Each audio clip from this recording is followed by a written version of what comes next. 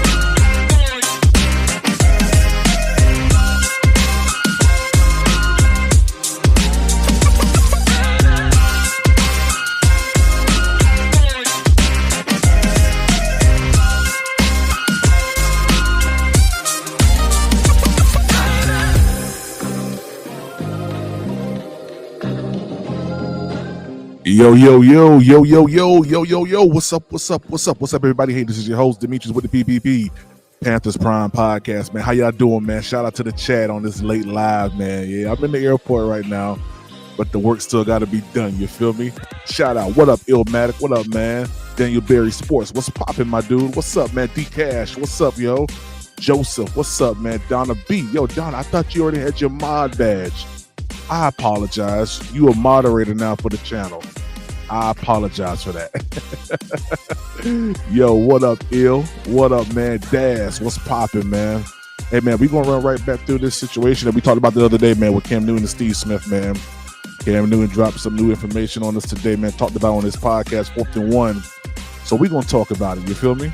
Yeah. We gonna talk about it. Yeah, let's get into this, man. Let's drop this music real quick.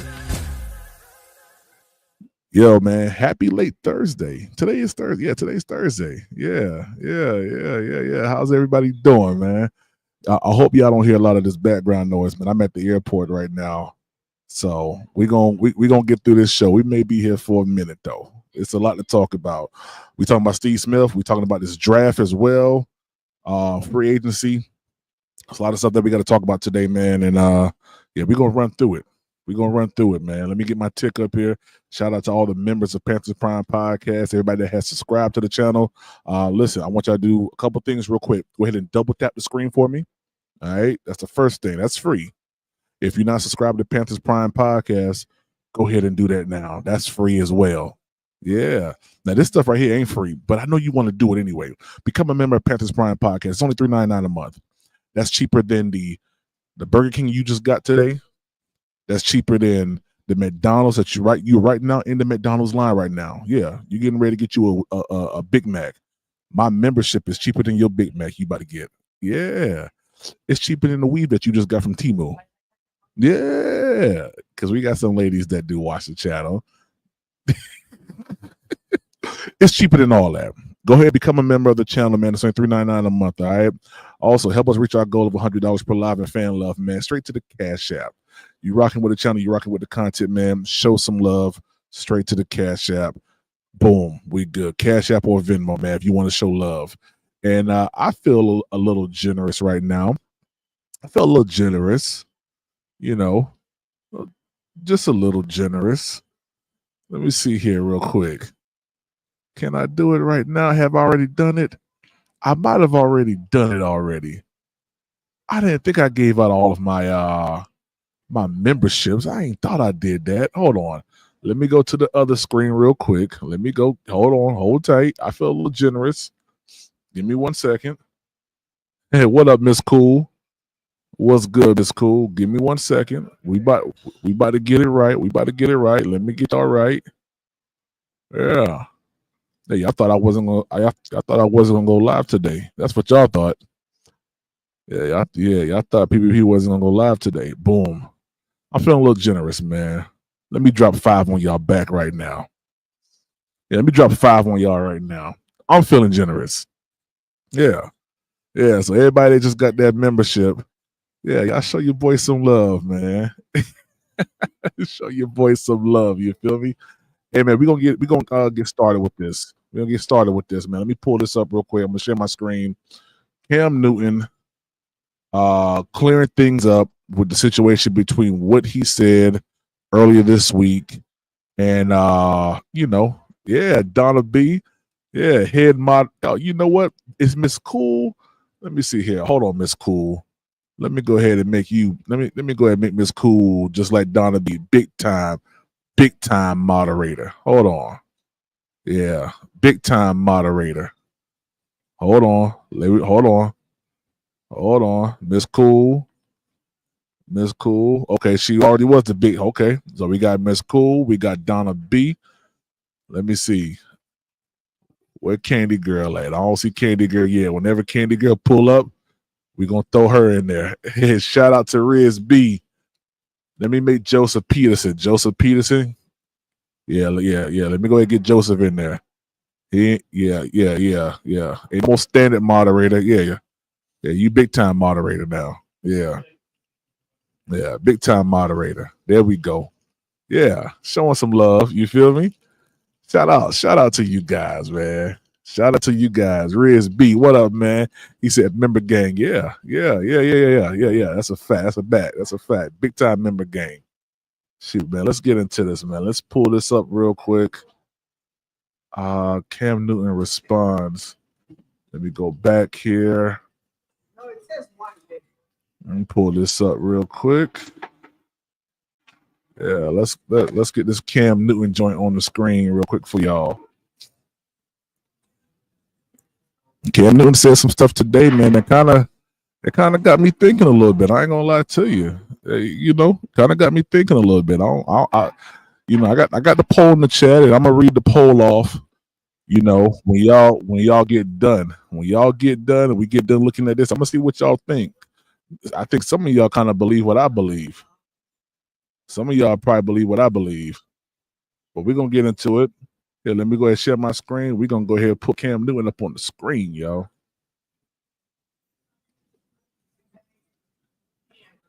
Boom. Here we go. Got a sound check. Let's do it. Everybody who tuned in for us while we was at Super Bowl, man, we got an exciting show here planned out and laid out for you, man, and let's get right on into it. You dig what I'm saying? First down. Viral moment of the week. Let's see what we got. As an athlete, I care about what I put in my body, especially when it comes to protein. Hold tight. Me, hold tight, because I ain't getting paid for none of that Cam Newton talking about. I swear it said I locker. I ain't getting paid for none of that. Hold on. Hold tight. Players. Hold tight. From the yeah, we almost there.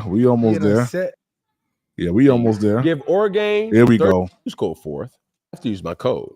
Super Bowl, boy, you done set some people's souls on fire. Man, they said when you walked in Carolina, you came into a locker room full of losers. And this is exactly what you said on Travis Hunter's show. When I was the first pick, I went into a locker room of losers. How did you handle the pressure of being the top pick? Let's put it in perspective. You're the top pick because what? Where you play? No. You're looking at it from a personal situation.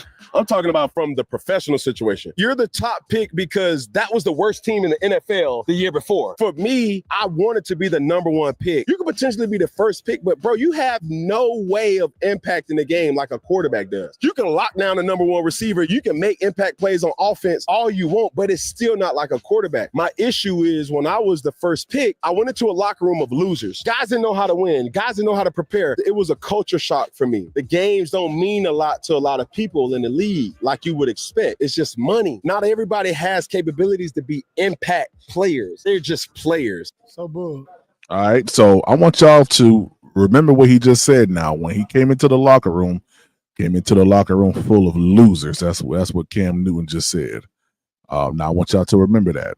I want you to remember that. Now I have the actual longer version of this whole entire little short that they made. Now remember, when people make shorts, they take the most engaging part of the short, to grab you guys. So I want you to remember that. Because when I show what Cam Newton just said, in response to what Peggy's getting ready to read, you guys are going to understand where Cam Newton is at to a certain extent. All right. Remember, shorts are there to grab your attention, to captivate you, pull you in. All right. Let's listen to this real quick. I mean, obviously they spliced it up. Some people had some responses. Steve Smith, Sr., all right, he said, I've watched and listened from afar as you, Cam Newton, talked about the Panthers. None of us are perfect. Yes, we were 2-14 before you blessed us with your presence. The way you have talked about the Panthers lately, I'm very disappointed. I wish you nothing but the very best. I'm done. 53-man locker room, -1, 52 losers. Wow, breaking news to 89. All right, cool. Now check this out. When we all saw this on, what was that, Monday? When we all saw this on Monday, we was like, what the heck is Cam Newton talking about, yo? 53, like he came into the locker room with 52 other players, and he's the only one that was good. That was the thought process, right? That was the thought process. That's what we thought. Then we started seeing people like Charles Johnson and, some other players, saying that Charles Johnson saying that he got stories or whatever. I ain't see the stories yet. I ain't see nothing that came out yet. So I don't know what's up with that. Charles could just be tight, but, a lot of people were saying certain things about what he said. Let's keep going. A couple of other players had different things to say as well.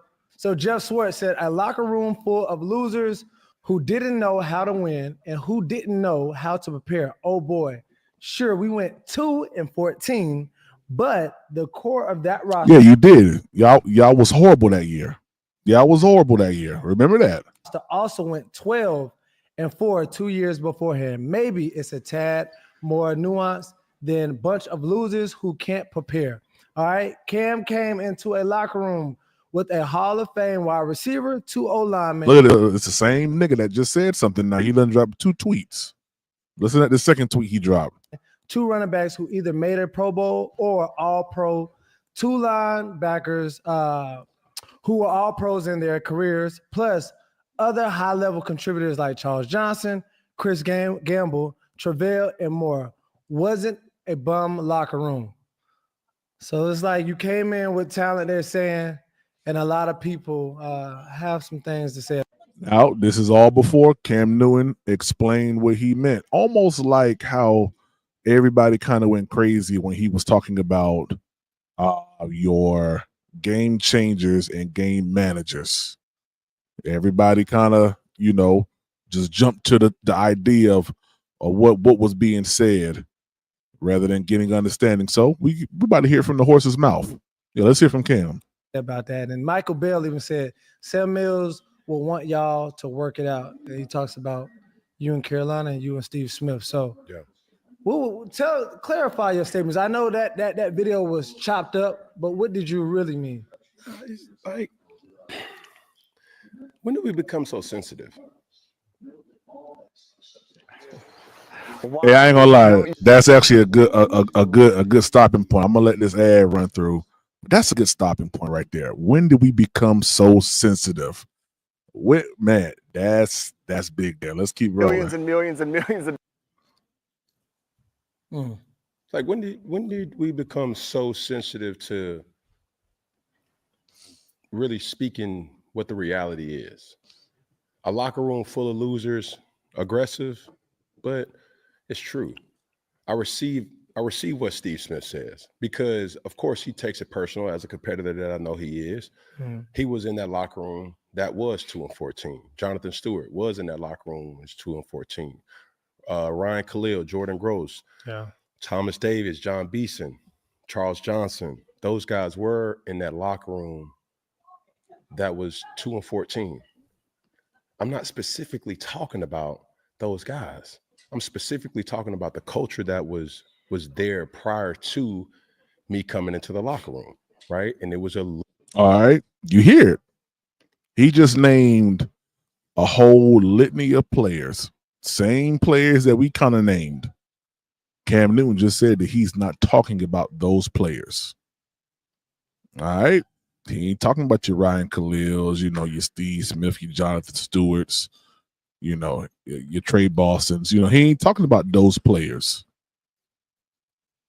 So who is he talking about? Yeah, those players know who he's talking about. He's getting ready to explain some more. Let's keep going. Losers mentality, right? Even the following year when we went 6-10, there was a lot of losing mentality that was in that locker room. And that was you on the team. Including me. Okay. You see what I'm saying? Like, this is the reality of what life has to be taken for. And a coach would always tell me this. You're not who you think that you are. Everybody think, man, I'm this, I'm that.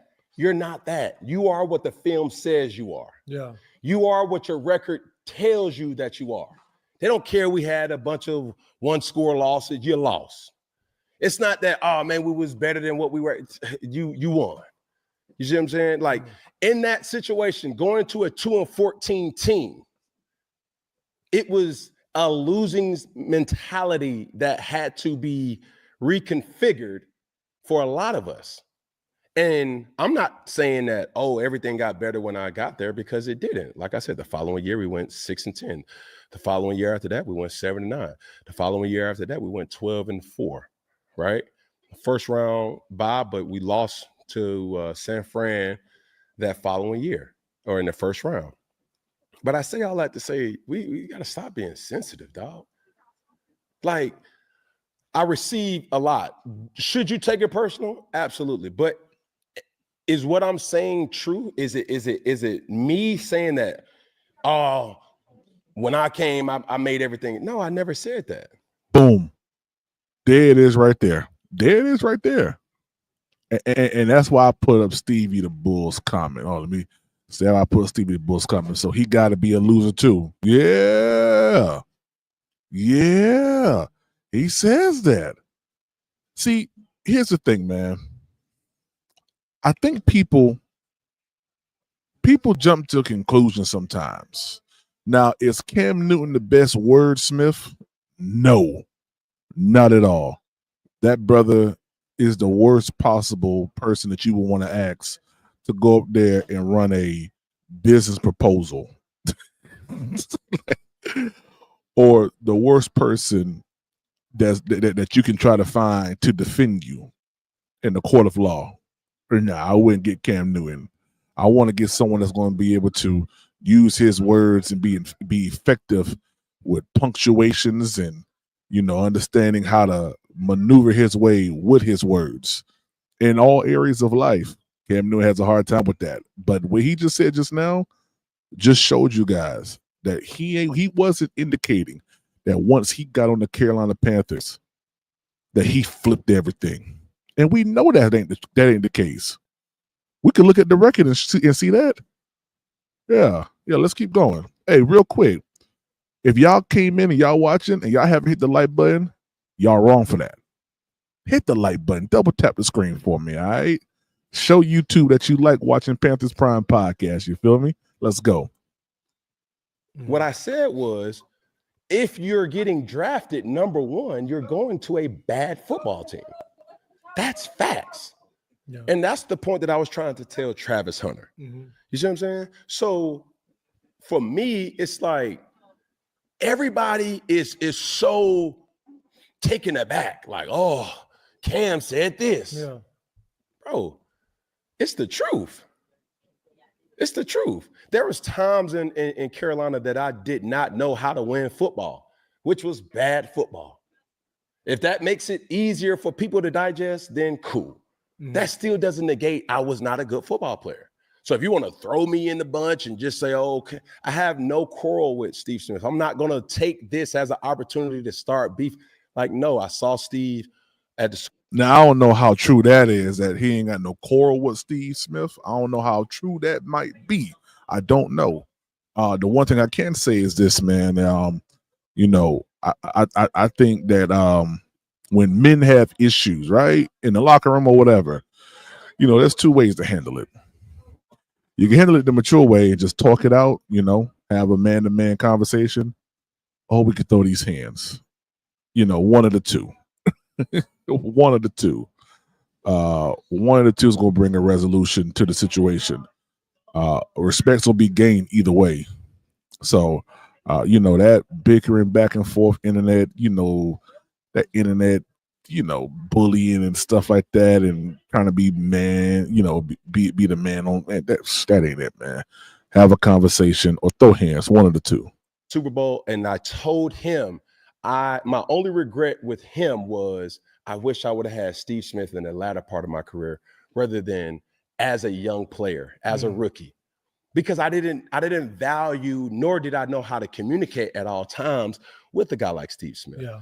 So I'm not going to take what he tweeted and say like, oh man, like, well, fuck, like, no, that's what some would want to come from this. We already ain't in the best situation right now in the stances of who and what I am in 704. Yeah. You dig what I'm saying? Now I'm gonna be honest with you. I don't know what he meant by this. You know, I let's go back. I don't know what Cam Newton meant by this when he said this.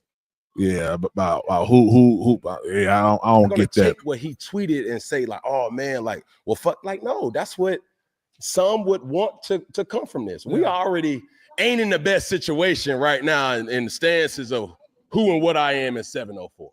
Yeah. Man, come on, man. Stop playing with me. Stop playing with me, Cam. Stop playing with me. You know the people love you here. There's a lot of people that don't, but for the most part, people rock with you for your football. Now, some of the other stuff, you know, maybe not. And you ain't done nothing crazy, you know, but people rock with you here in the city. You put the city on. So stop playing.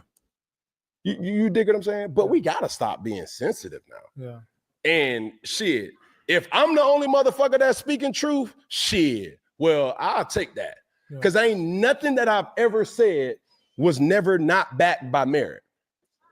I'm not going to bite my tongue. I'm not going to quarrel. I'm not going to sit up here and shrink and take what I said back because it's not. I felt how I felt and I spoke on how I spoke on. Yeah. This is the potentially first pick of the draft. Top 5, top 3, top 2 pick. And I wanted him to understand, just like I want everybody to understand. It's like, yo, professionally, not personally, you're going to, like the team who's awarded a top 5 pick is typically a bad football team. Yeah, historically. Yeah. That's a fact. And I hope people, y'all should know that. Y'all should know that if you're drafted number 1 through number 10, you're more than likely going to a trash team. All right. That team probably was the worst team in the NFL. And that's where you're going at. They're either rebuilding or maybe adding a couple pieces here. They probably had a little bit of a little bit of a push. You saw some competitiveness in the team, maybe a coaching change up or whatever. And, you know, they may make some moves, you know, going into this season. But let's be totally honest. If you're picking between 1 and, let's say, what, 15? Yeah. Yeah, you know what time it is. You know what time it is. Shout out to Nerve Vash, man, for that super chat, man. He said, if you listen to what Steve Smith said about the situation when Cam got there, it sounded like Steve didn't have the patience to deal with Cam from day one. That's a fact, too. And I think that's what kind of tailored some of this stuff down, because Steve Smith has been on record saying that he didn't have the patience to deal with a developing Cam Newton. All right. So, I mean, we saw the actual article. I posted it saying that Steve Smith wanted to go to a team or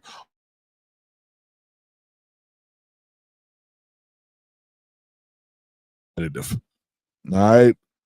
A very nicer way to say it than how Cam Newton probably said it, saying, you know, a locker room full of losers. But I mean, hey, tomato, tomato, it's the same thing.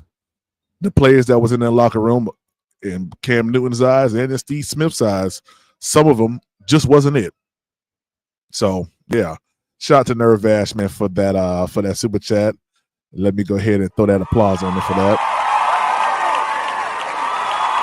Yeah. Hey, man, don't let Nerve Vash be the only one, man. If you're rocking with the channel and you got something that you want to say this out of a super chat. All right. Light the screen up. Let your comment be known. Let it be seen. All right.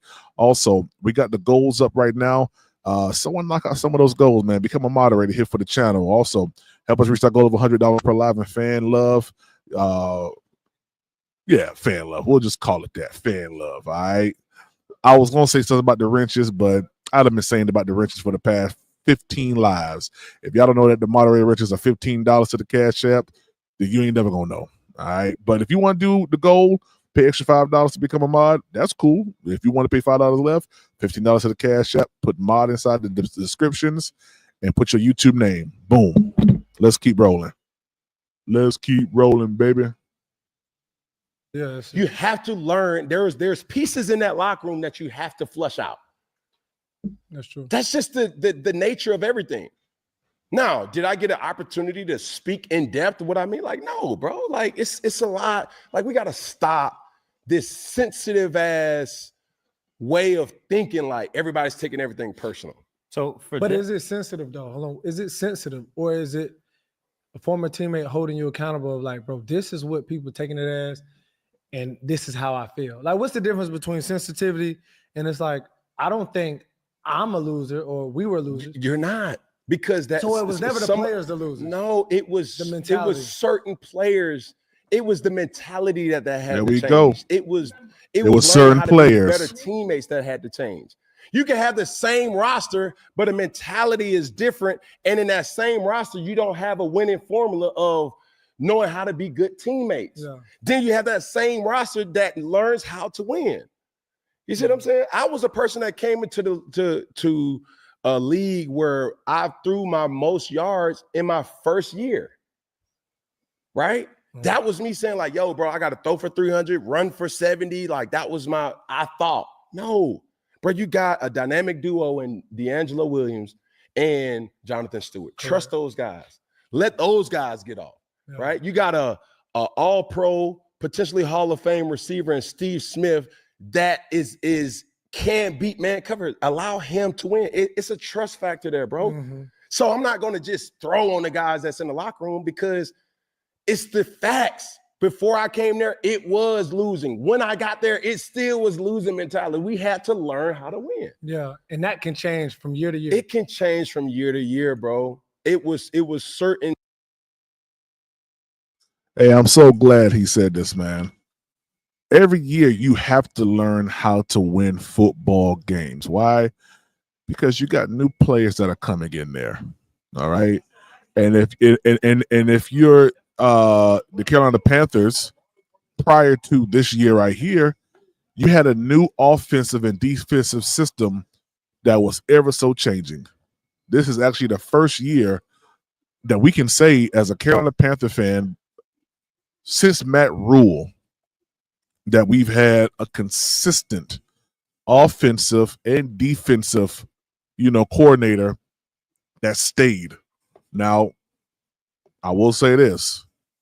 we still got to wait and see, and we're going to go and look at the prospects, that I think the Panthers should look at as far as, for the draft. I'm even more hitting that drum that the Panthers are not going to take a receiver or a tight end or running back with that first pick. I honestly think we're going to either hit the D-line or edge or linebacker with that first pick. Because, there's just too many signs pointing to that.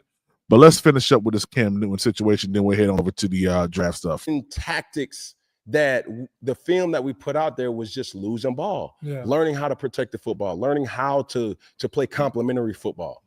And it's not one person's glory to say, okay, when we got this person, everything changed. Because I've had losing seasons, which was bad ball. Mm-hmm. And then I had winning seasons where it was good ball. Yeah. But that's not to say like, I would say that following year, it still was when I was on the team. It was still losing football that we had to lose. It sure was. The very next year, we only won 5 or 6 games. So it took them 2 years after they got Cam Newton for them to start winning games. Went 12-4, I think his third year. Then we went to the 7-8-1, if I'm not mistaken. That 7-8-1 season. And then it was like another little season up in there where we kind of won some games, lost against Seattle. And then we had the 2015 season. And that's when the floodgates opened up for us. But it took a while. It took a minute for that to happen.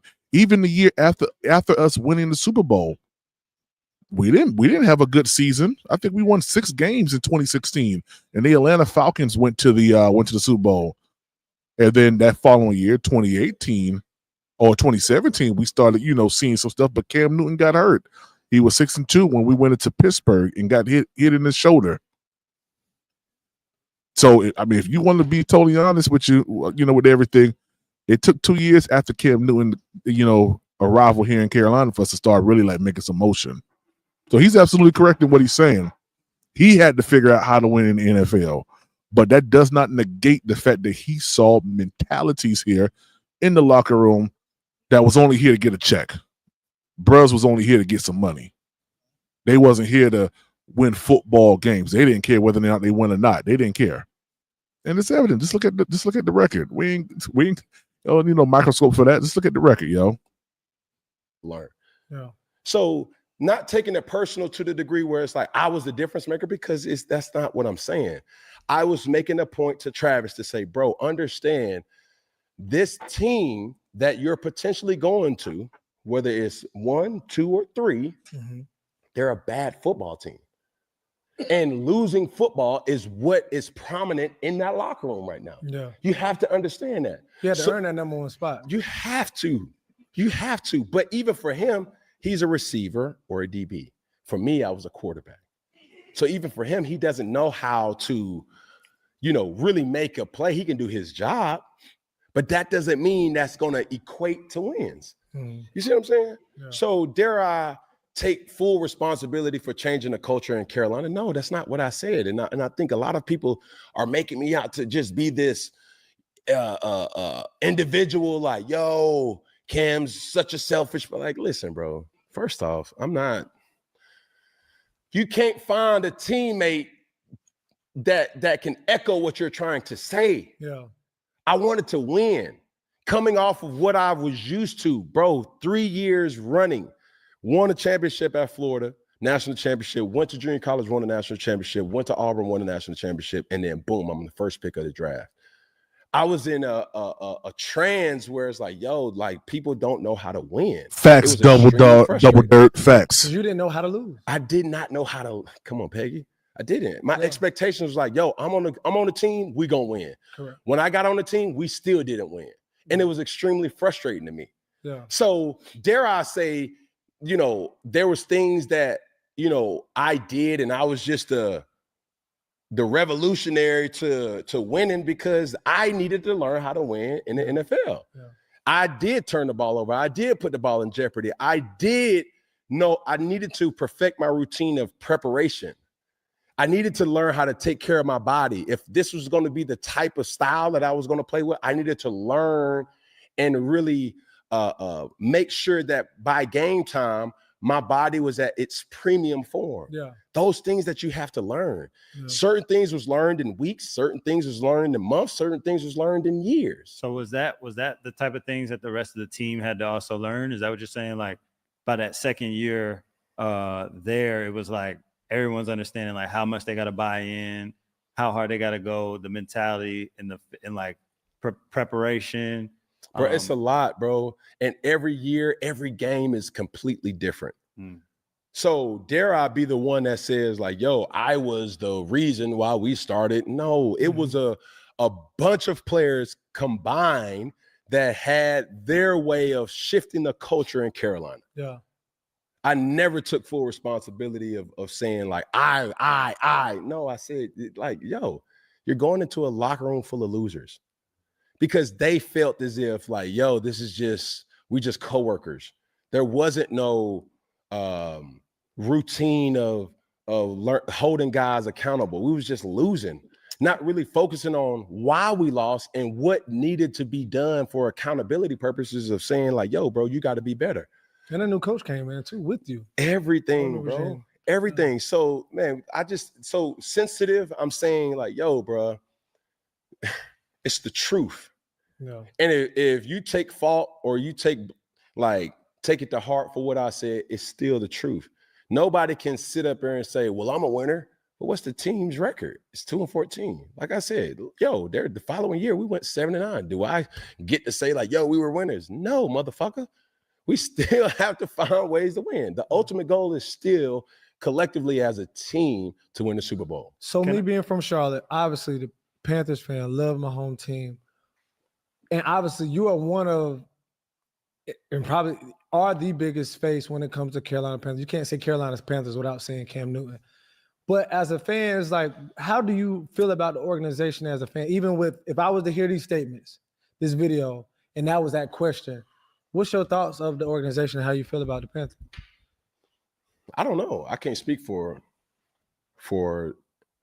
another person, but remove the emotions. But I'm saying for you, if I had a question of how does Cam feel about the Panthers, how do you feel about the organization and the Panthers? Man, that would always be a part. I mean, we talked about this in nauseam, bro. Like, there's no need for me to keep going back and speaking how I feel about Carolina because it's evident at this particular point in time. So no matter if it was in Carolina, no matter if I'm talking about Dallas Cowboys, no matter if I'm talking about the Philadelphia Eagles, no matter. I don't like this take right here from Cam. I don't know why he won't just answer the question. We know how you feel. We know you feel slighted by the Panthers. We know that. We know that. We know that there's some stuff that's been said organization-wise. There's some stuff that's been said, in my opinion, from Steve Smith. Let's just be honest. That's what I feel. And there's some stuff that probably Cam Newton, you've said that's probably burned some bridges with the organization. The biggest thing here, man, is don't act like it wasn't said. And that goes for everybody, whether it's the Panthers organization, whether it's Cam Newton, whether it's Steve Smith. Shoot, I just watched 4th and 1 while he was in the Super Bowl, and Cam Newton, right as it was going off, was talking to Greg Olsen and saying, man, why don't y'all invite me nowhere? And Greg Olsen was like, man, just give me her note. No, we ain't gonna talk about that. Like trying to like brush it away. Listen, anytime you see something like that, it's like, come on, bro. Like, you know why. You know why. Stop playing. And if I'm talking about the Kansas City Chiefs, bro, I only know one way to deliver the news, and that's by fucking truth. And if you take offense to my truth or what I deem, bro, I don't know what to tell you. So that's what I was gonna say. I can see both sides. Like Jeff here said, 2 years prior, they went 12-4. But the year you got there, the year prior, they went 2-14. So you said they were a team full of losers. Is a locker room full of losers? Is there like is there some sort of for you? Do you look at it like, hey, if y'all was losing last year, y'all are losers, or it's like you, in any locker room. That's what. Man, I don't understand what the heck he was trying to ask him, man. Yeah, Cam. Yeah, I don't know what he was trying to ask Cam. That's what the responsibility of upper management to assemble a winning roster. Mm-hmm. Right? You have missing pieces that you go out in free agency, you go out in the draft, and you acquire to say, hey, this person can be a difference maker in our locker room, whether it's an offensive lineman, whether it's a quarterback, whether it's a receiver addition, whether it's a linebacker, whether it's a D tackle, whether it's a field goal kicker, whether it's a punter. It's those people's responsibility to say, hey, we have to, this is our focus going into the off season, and we have to assemble it in that type of manner. And it doesn't matter if the person is all pro bowler, or a perennial, person who's really good at what they do. It just comes down to, are they a good match for this specific team? Because there's times where, even in 2015, when you ask yourself like, yo, Cam, were we the most talented team? Fuck no. Yeah. But I felt like every single game we were the better team, because guys on our team, we meshed good. We knew it, and it wasn't always about getting credit or this person, being the prominent piece. It just, that's the thing about team sports. It's like, yo, one game Stu may have 120 yards. The next game, C-Mac may come in and have 80. But then have another 30 and receive. It was like, yo, we just needed to find ways to win a football game, how that game required us to win. Yeah. And every game is completely different. So assembling a roster may not be on paper something that's easy to say, oh, we're going to win with that roster. It's still a losing roster, because when you have matchups in a given game, it comes down to being able to say, does this team work great together for us to be in the best situation to win this football game? And when you're looking at a situation where you're 2-14, 7-9, 6-10, no, it's not good enough. Yeah. But still, my one question, I'm just trying to clearly get, like, if the year before or 2 years before they played well, and then They lose last year they lose that 1 year, for instance, does that just equate to them being losers, or could it be a fluke, or is that just how you see it? Okay, Every season you earn, if you're a winner or a loser. But just because that roster was good for that year, that does not necessarily mean the carryover means that you guys are going to be a good team. Facts. A la the Dallas Cowboys. Facts. So that's why for me personally, I hate when people say, well, PPP, you say he elite, you say he this, you say he that. Why don't you get him some help? Or why he can't do it? What he got? Why we gotta get him some help? That don't make any sense. Every year, all 32 teams are trying to improve on what they ultimately did not do well last year with. I'm sorry if y'all hear some beeping. Yeah, I got like a little thing over here going past me. But every team is trying to figure out how to win and what they need to do to get better at what they're doing, whether or not that could be run blocking or pass blocking or, help safety wise. Guys, we had an issue in the 2022 season with cornerbacks. That was horrible for us. I mean, we was horrible. Every year you see where your weakness is at. And I know y'all remember this quote from what's his name? I see his face, from Scott Fitterer. Scott Fitterer said after the draft that there was one area in which he felt, we needed help in. Just one area, just one area. Every year you're trying to increase and enhance and beef up that roster so all facets of that team can operate on all cylinders. Real quick, man, let's read this super chat, man, from Nervash. Shout out to Nervash again, man, for that super chat. Nervash said, let's see what he said. Let me pull it up here. He was asking Cam basically how exactly he defines that locker room of losers, because some of those players were around when the team was good. Oh, okay. Yeah, it flew over my head. I didn't get that question. Cowboys. The Dallas Cowboys made minimal gains in their roster because the year prior they went to the playoffs. This past year they had pretty much the same roster, same receiver skill set, probably added, 2 or 3 pieces, but it still didn't mean that roster was going to be in the same position. Yeah. With the year before. You had to I see what start you're saying. over. You see what I'm saying? Yeah. Every year is a different year. Every game is a different game. So no matter what you may look at from the skill set or the talent on paper, it still comes down to, did you win? Yeah. Yeah, I see. And if you don't win, bro, you're a loser. You see what I'm saying? Yeah. And there's not times where I can't say that, yo, Cam, like, bro, I remember I was at an Under Armour event in Baltimore. True story. And I just thought about this. And Wes Welker was there. It was a horse racing event by the name of Preakness. Kevin Plank would have, multiple different people and personalities from all types of walks, from entertainment, movie stars, whatever. It was a dope event.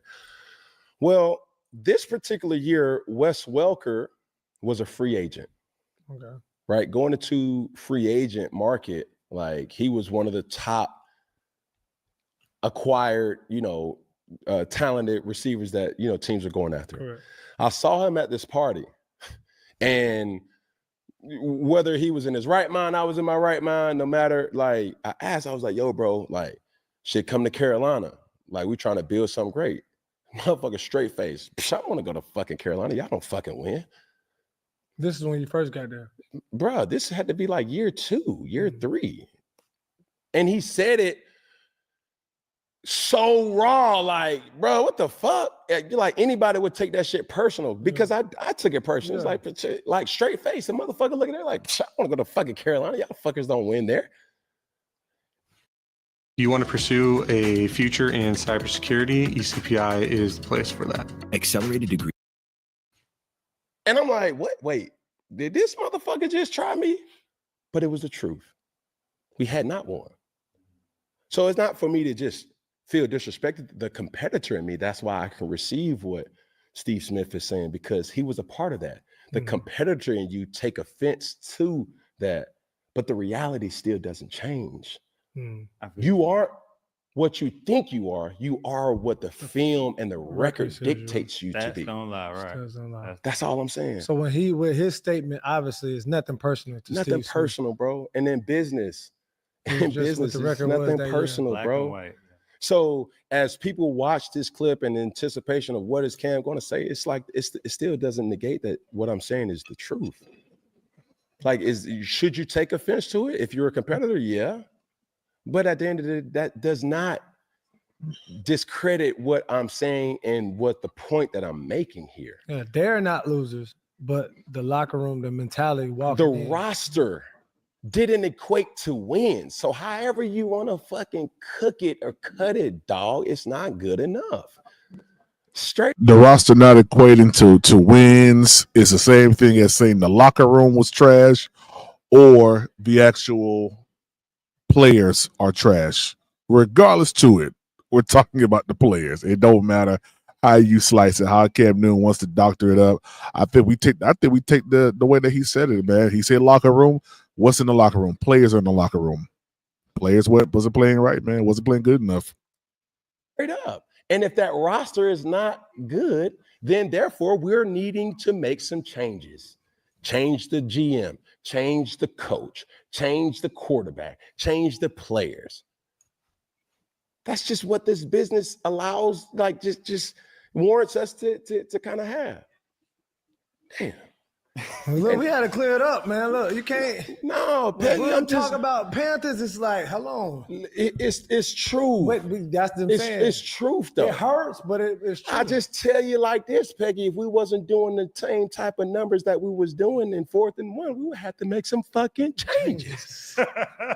But on this show, shit, I dropped back and that motherfucker looked for motherfucking player P. Alpaca Peggy. I'm up for that.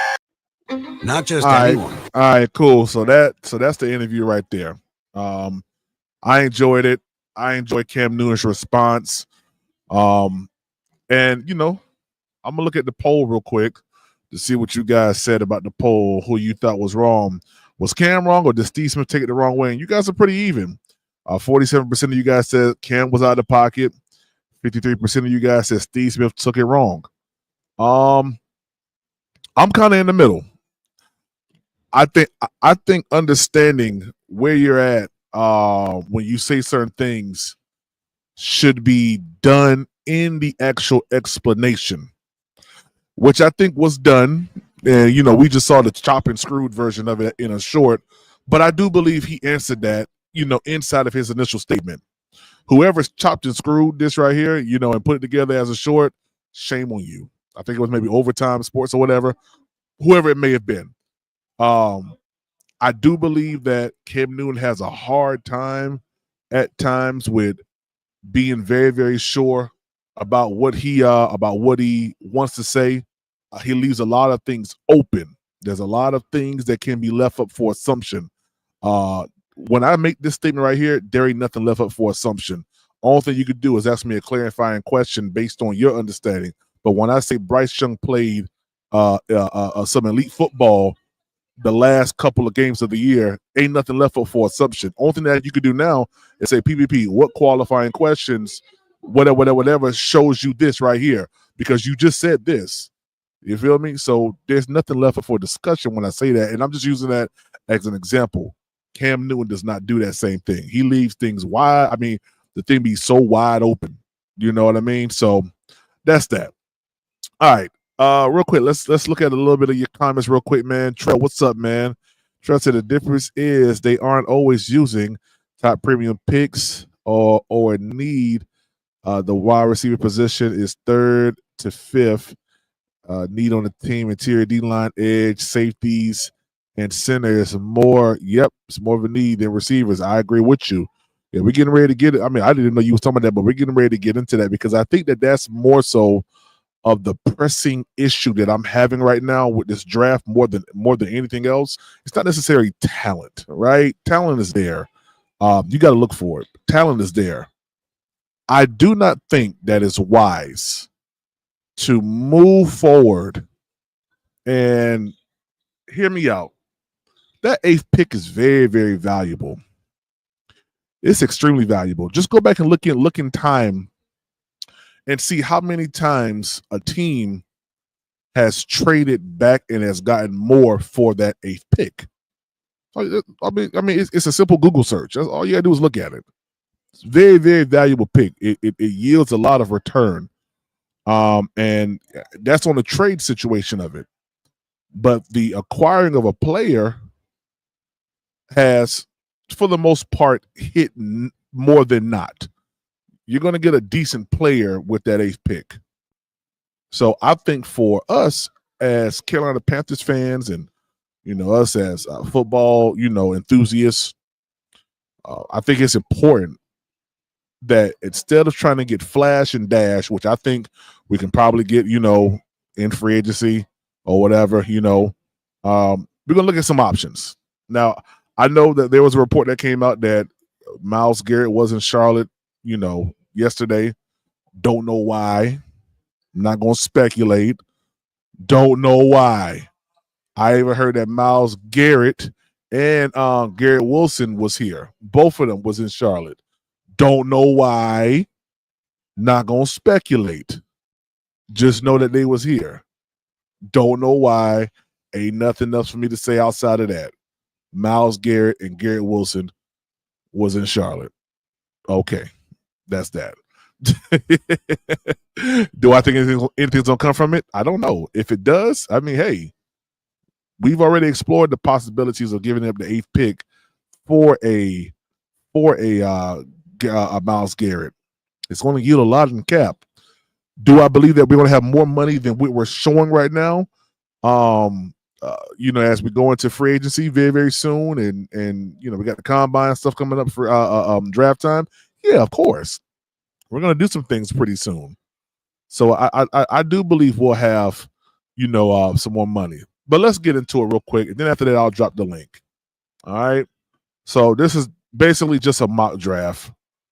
I just want to show you guys oh my goodness, whoever that baby is, please stop crying. So I just want to show you guys. Okay, please get the baby away from me. Thank you.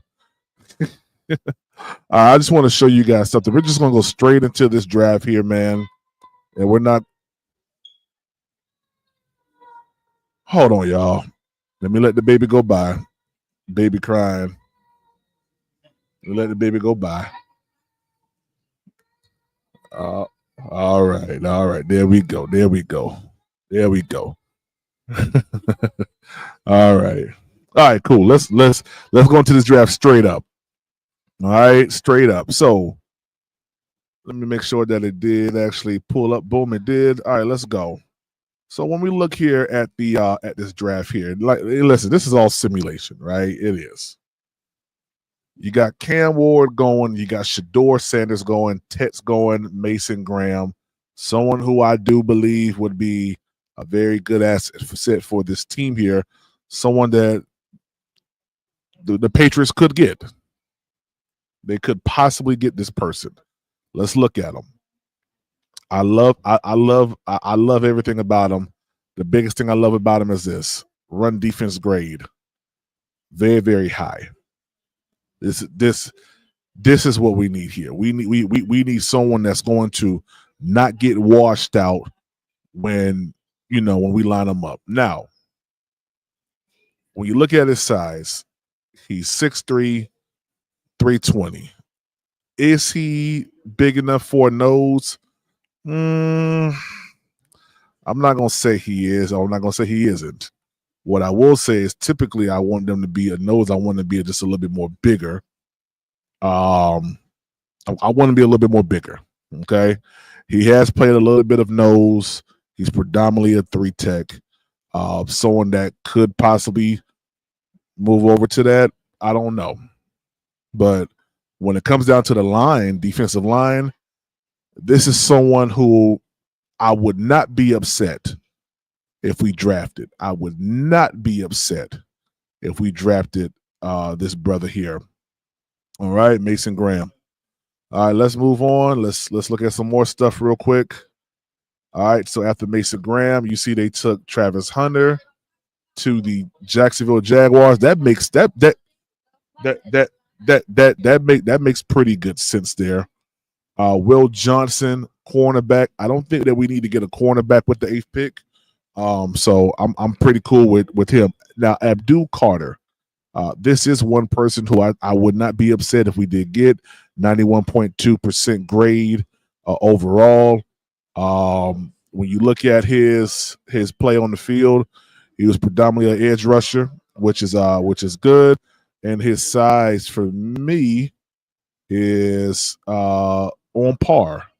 6'3", 250, 260, 270, 280. Somewhere up in there. Somewhere up in that 40-pound, average is where, I definitely would want, my ish to be at, okay? Somewhere up in there. 21 years old, young guy, got a pretty good motor. So someone that I would like to have. Run defense is okay, 78.2. That's fine. Pass rush win rate 22.8%. True pass set, pass rush grade 93 point even. I mean, just very good. Run stop 7.6. This is what you want right here. I mean, this is the ideal edge that you will want. So I would not be upset if the Panthers got Abdul Carter. Now, we're left here with a conundrum because I like Ashton Genty, I do, but I'm not looking at anything offensively. Now, Malachi Starks does fit a need that we have here in Carolina, I feel, at the safety position. Why? Because all we have is Damani Richardson. And who else? I think old boy is on as a free agent, if I'm not mistaken. Jordan Fuller is a free agent. I think we just got Damani Richardson and one other person. I can't remember his name right now.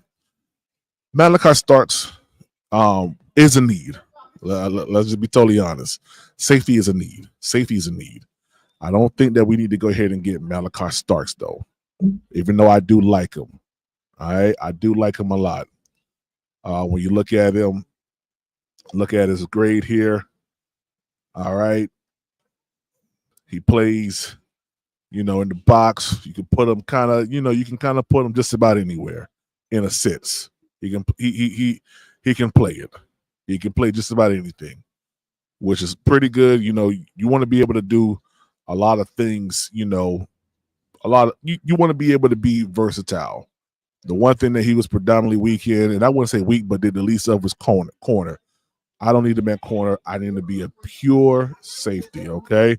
That's first and foremost. Now, when I look at his size here, I like it.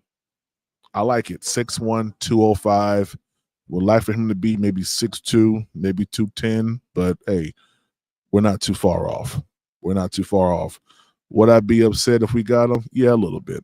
I would be. If you guys have been watching me for any length of time, you know that my pick is either James Pierce Jr., Mike Green. Just right now, us looking on the screen just for the 8th pick right now, okay? Let's take a look at James Pierce real quick. All right. Good run defense, 84.1. Pass rush rate, 23. His run stop rate is 10.1. I mean, just electric, high motor type of guy, right? When you look at his snaps by alignment, definitely a bona fide edge rusher. Definitely. Let's look at his size here.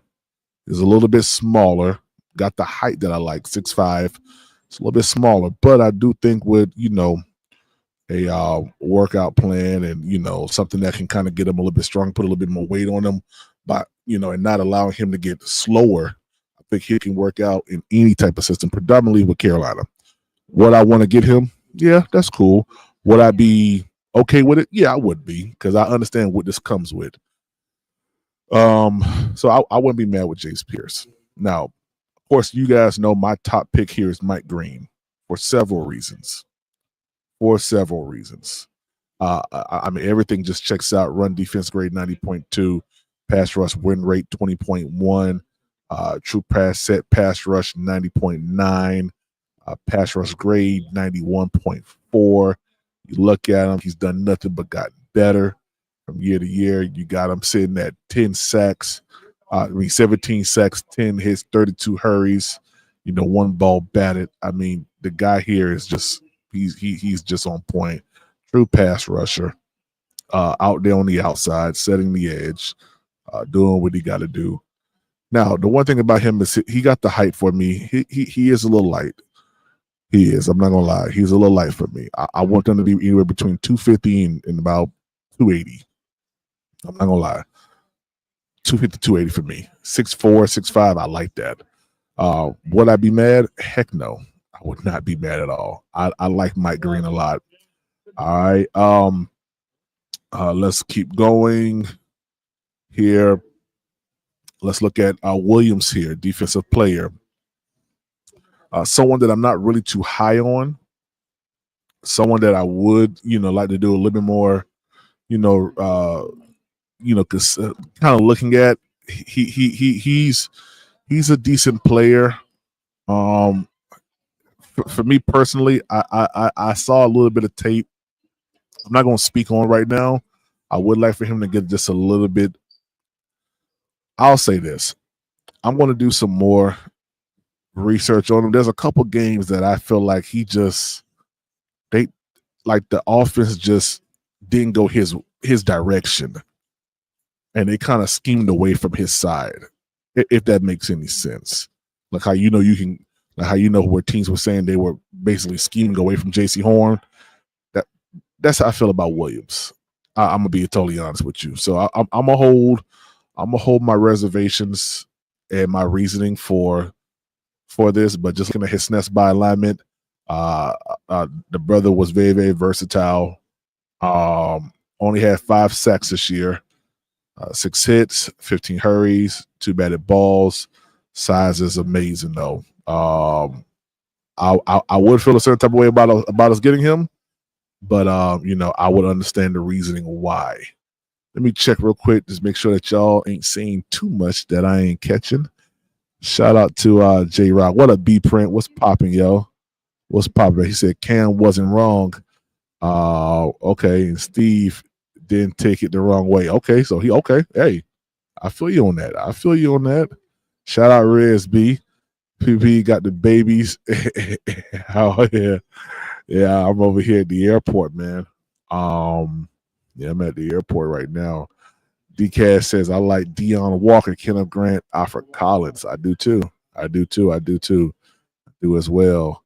And shout out Nervash.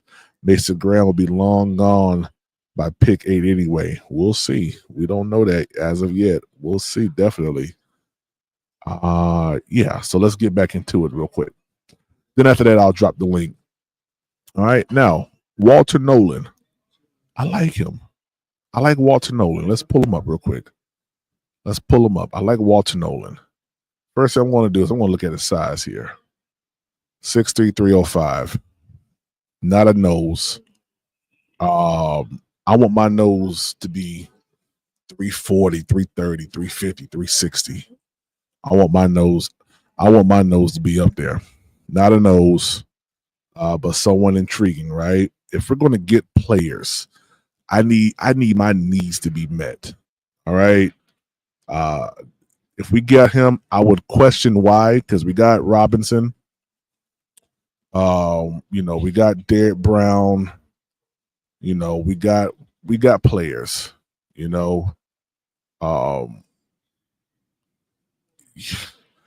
We got players. I need someone to come in and fill in that nose. I'm gonna be honest with you. That's just where I'm at. Now, Shamar Stewart, another person that is high on the radar here.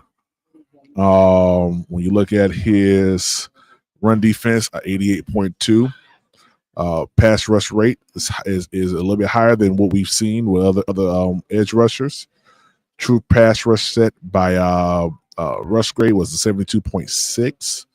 He's gotten better over the year, 40 to 69 to 79. So that's good growth there. I like that a lot. Only had 2 sacks. So that could be kind of, why he's where he is. All right. Kind of a, guy that can kind of play everything, not a true edge rusher in a sense or whatever. He can be kind of multiple in a sense, right? He can play maybe linebacker, fill in wherever you got to fill in that. You won't just use him straight as an edge rusher. And then you look at his size, he's cool. 6'6", 290. I like it. I like it a lot. 290. That's a big boy. That's a linebacker for me. That's a linebacker. But let's move on. Jack Sawyer, another guy who I like a lot. Very good prospect here. 17.7 pass win rate. Run defense is an 82.5. Pass rush grade is a remarkable 89.4. And then you see his true pass set rush grade is a 90.7. I like him. I like him a lot. I really do. Has done nothing but gotten better over the years. You see he has 10 sacks, 16 hits, 38 hurries. True pass rusher. True edge. You look at his intangibles here, 6'5", man, that's right there where I wanted at. I mean, that's right there, corner pocket right there, 6'5", 260. Love everything about it. I would not be mad if the Panthers went Jack Sawyer with the number 8 pick. I would not be mad at all. All right. Now, Kenneth Grant, another guy here. Look at this right here. Let's look at his size. Okay. 6'3", 339. Yeah. Okay. We're getting into a size that I like a lot. Yeah, let's go back to it. Win rate 9.4. Run defense at 87.5. Okay. All right, my brother. 3 sacks, 1 hit, 23 hurries. That's good there. All right, let's look at this. This is a true edge. I mean, a true nose. Nose in 3-tech. That's what you got right here. Nose in 3-tech. That's what you got right here. I like this. I would not be mad. I would not be mad if we get Kenneth Grant. I'm going to just be honest with you. I would not be upset at all. Would not be. Okay. All right. Going down here, you got Nick Scorrington. Yeah, you got an old Nick. I like Nick. 17.4 win rate, 80.6 pass rush grade. He's in the 80s. Took a little step down, but still 80% overall grade. His brother here is an edge. I mean, he could play over the tackle. You know, he could play in the B gap. That to me resembles someone that can also play linebacker. And his size to me is right there on par. 6'4", 285. That's a big boy. So I would not be mad about the Panthers getting Nick Scorrington, but I would want us to lock in. If they're going to be a pure edge, or if they're going to be an edge rusher, let them be just a pure edge. If they're going to be a defensive, lineman, I want them to either be a nose or a 3. I don't need anything else past that with the 8th pick. Someone that could be versatile with both, or is just strictly just a nose. That's what we need. Okay. And let's see here. Talik Williams, like him a lot as well. Seen a couple games. I saw the Oregon and the Nebraska one. I like him.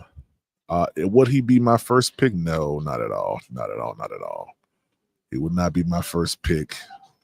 But hey, 327, 6'3", to me, not someone that I would think about picking with that pick, but someone that is a pretty good player. 3 sacks, 1 hit, 17 hurries, 1 batted ball. This here is a 3-tech all day long. Yeah, I wouldn't pick him with number 8. I don't see a lot of upside for Carolina. All right, I think we're almost done here. Yeah, we are. That's about it right there. So you asked me, PPP, who would you want to get with that number 8 pick? I'll tell you right now, doggy, I'm taking Mike Green. I'm taking Mike Green. Okay, I'm taking Mike Green because I want someone that's going to be able to be a bona fide pass rusher. Okay, I need a bona fide pass rusher at 8. If we're going to stay at 8, that needs to be pass rusher or that needs to be defensive interior, preferably nose. Now, because I did that, I have to go with a defensive interior person. Let's see if we can find one. Now, I like this brother a lot. I don't like his size. His size is a little small to me. A little small, a little light in the behind for me to be a nose. But I do like him. I like him a lot. Let's just pull up defensive interior, and I'm only going to do just these 2 rounds real quick. I'm just going to do these 2 rounds, and that's it. So now you got, we'll look at Darius Alexander from Toledo. I like him. 90.2. Let's go right to his size here. 310. Not a nose to me. Not a nose to me. Not someone I would be happy with. 3-tech guy. I'm not impressed. Not impressed for what I want. All right. Now we go Alfred Collins. Let's take a look at him. I'm going straight to his size. 320. We're getting there. I'm gonna drop the link right now. We're getting there. We're getting there. Do I like Alfred Collins? I do. I've seen a lot of tape on him. I was actually looking at him today. Someone who I feel comfortable with. Would I be okay with him, with us using the 58 on him? Probably not. Probably not. But then again, I'm narrowing down my 58 pick. My 8th pick is already solidified. I want Mike Green. I'm not gonna lie to you. Either Mike Green or Jack Sawyer is my 8th pick, and I'm not changing that at all. When you watch him, look at Alfred Collins. He can play nose. The majority of the time, he did play the 3, but he can play nose. I would consider this. I would consider this. Okay, I would consider this. Now, you got Deion Walker here. Let's pull Deion Walker up. Let's go straight to his size. Boom. Boom. This right here. This right here is what I want. 6'6", 345. Just a run stopper. 6'6", 345. I mean, he's gonna do something in that hole. Pause. He's gonna do something there. I like everything about him. 4 sacks, 18 hurries, 3 batted balls. Hey, listen, I know he's done more in 3, but listen, let me tell you right now, with that size right there, I'm putting that big dude right there at nose. I'm putting him right at nose. No questions asked. No questions asked. Put him right at the nose. I like him. I like him a lot, man. Like him a lot. So that's another viable person right there for number 58 at the moment. All right. Jordan Phillips. And then we're going to get to another guy who I think is pretty good, and JJ. Let's go straight to his size here. 320. Just a little light for me to be a nose, but he's more than likely going to be that 3 guy. No, he played nose. I don't like his size, though. I don't like his size. I'm going to be honest with you. I don't like his size. I need 330 and up for I need 330 and up.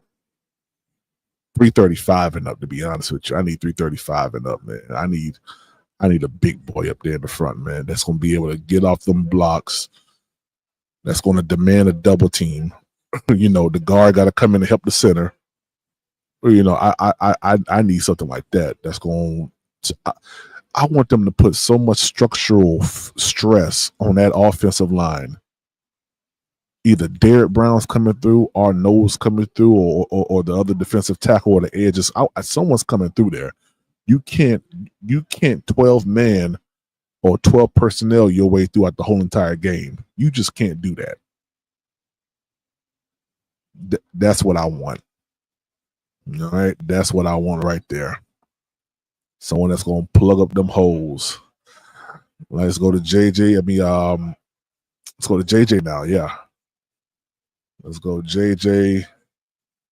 Riz B, what's up, Riz? What's good, PPP? Hey man, just up, man. Trying to put the paint where it ain't. You feel me? I see. I had to move away because all the paint splashing everywhere. Yes, sir. Yes, sir. How you feeling, man? Hey, I'm feeling good, my G. I'm feeling good. Yes, sir. Yes, sir. Hey, I got a name for you, though. What he said? He said, PvP, you got to stop. You going to get exposed. What you mean by that? What you mean by that, Joseph? What you mean? What you mean I'm going to get exposed? PvP, you got to stop. You going to get Mike Green take. I don't know. I'm going to get exposed. What that mean, Joseph? What that mean by that? You know what he said? Oh, your pause moment. Big pause moment. Yeah. You need to stop, PvP. You tripping. Hey, I'm just saying, I didn't know what he meant by that, but I got you now, man. I got you now. Okay. Yeah, man. So Riz, what's your thoughts on what I talked about as far as the draft, for the Panthers, and also your Cam Newton and Steve Smith take? What's your thoughts on that? All right, so I'll start with the Cam and Steve. See, I'm still angry at what Cam said about that whole fucking MVP versus Super Bowl take. But if I put that aside, right, I get where Cam is coming from for the most part. And I'm with you, he's not the best arbiter of wordsmanship. You know what I'm saying? He really isn't, man. He always stumble with things that he tries to say, and he always means well, but you'll take what he says out of context a lot of the times if he doesn't like break it down and explain what he means by it. Almost So almost like the when he brought up the whole game changer and game manager situation. exactly. Yeah. And so like I just wish that what he said on his podcast, which again I get it because it's his podcast, which he has the time to like explain what he meant as far as opposed to being on another person's podcast with the limited time that he probably had to say what he had to say. But I just wish he delivered it better to where none of this would be even in the topic of discussion at all. Like I just wish we didn't have to talk about it pretty much. Right. And but again, Steve Smith, he's right. He of course he felt some type of way because like hello, it's Smitty. Like he takes everything personal. Like Yeah. you can say that anybody that wore a Panther on their helmet looked goofy and he'll like go off on you about the shit. So he just is who he is, and I appreciate Smitty and Cam both. It Yeah. just shows that they're both that I wouldn't say that. Well, yeah, they're both passionate about the Panthers, but you know they're both passionate about their time as a Panther. You know what I'm Mm-hmm. saying? Okay. So I appreciate that. I appreciate that. Okay. And as far as the draft is concerned, Mm-hmm. now look, you know, me and you, we ain't on that TW train. We just not right. Mm-hmm. Um, but now I gotta break with you a little bit because you know Oh boy. I'm Mason Graham all day. You know, Okay. listen, he's the best player in this draft for me. My opinion. This is not. I do not represent PPP or anybody else on the panel when I say that. That is my personal opinion. That's what Mm-hmm. I think. My sole person and individual thinking about the draft as a whole. I Mm-hmm. think Mason Graham is the best player in the draft. That's just me. Okay. Now I don't think he'll be there at 8, nor do I think Abdul Carter will be there at 8. Those are the only two people I would take over Tet. Okay.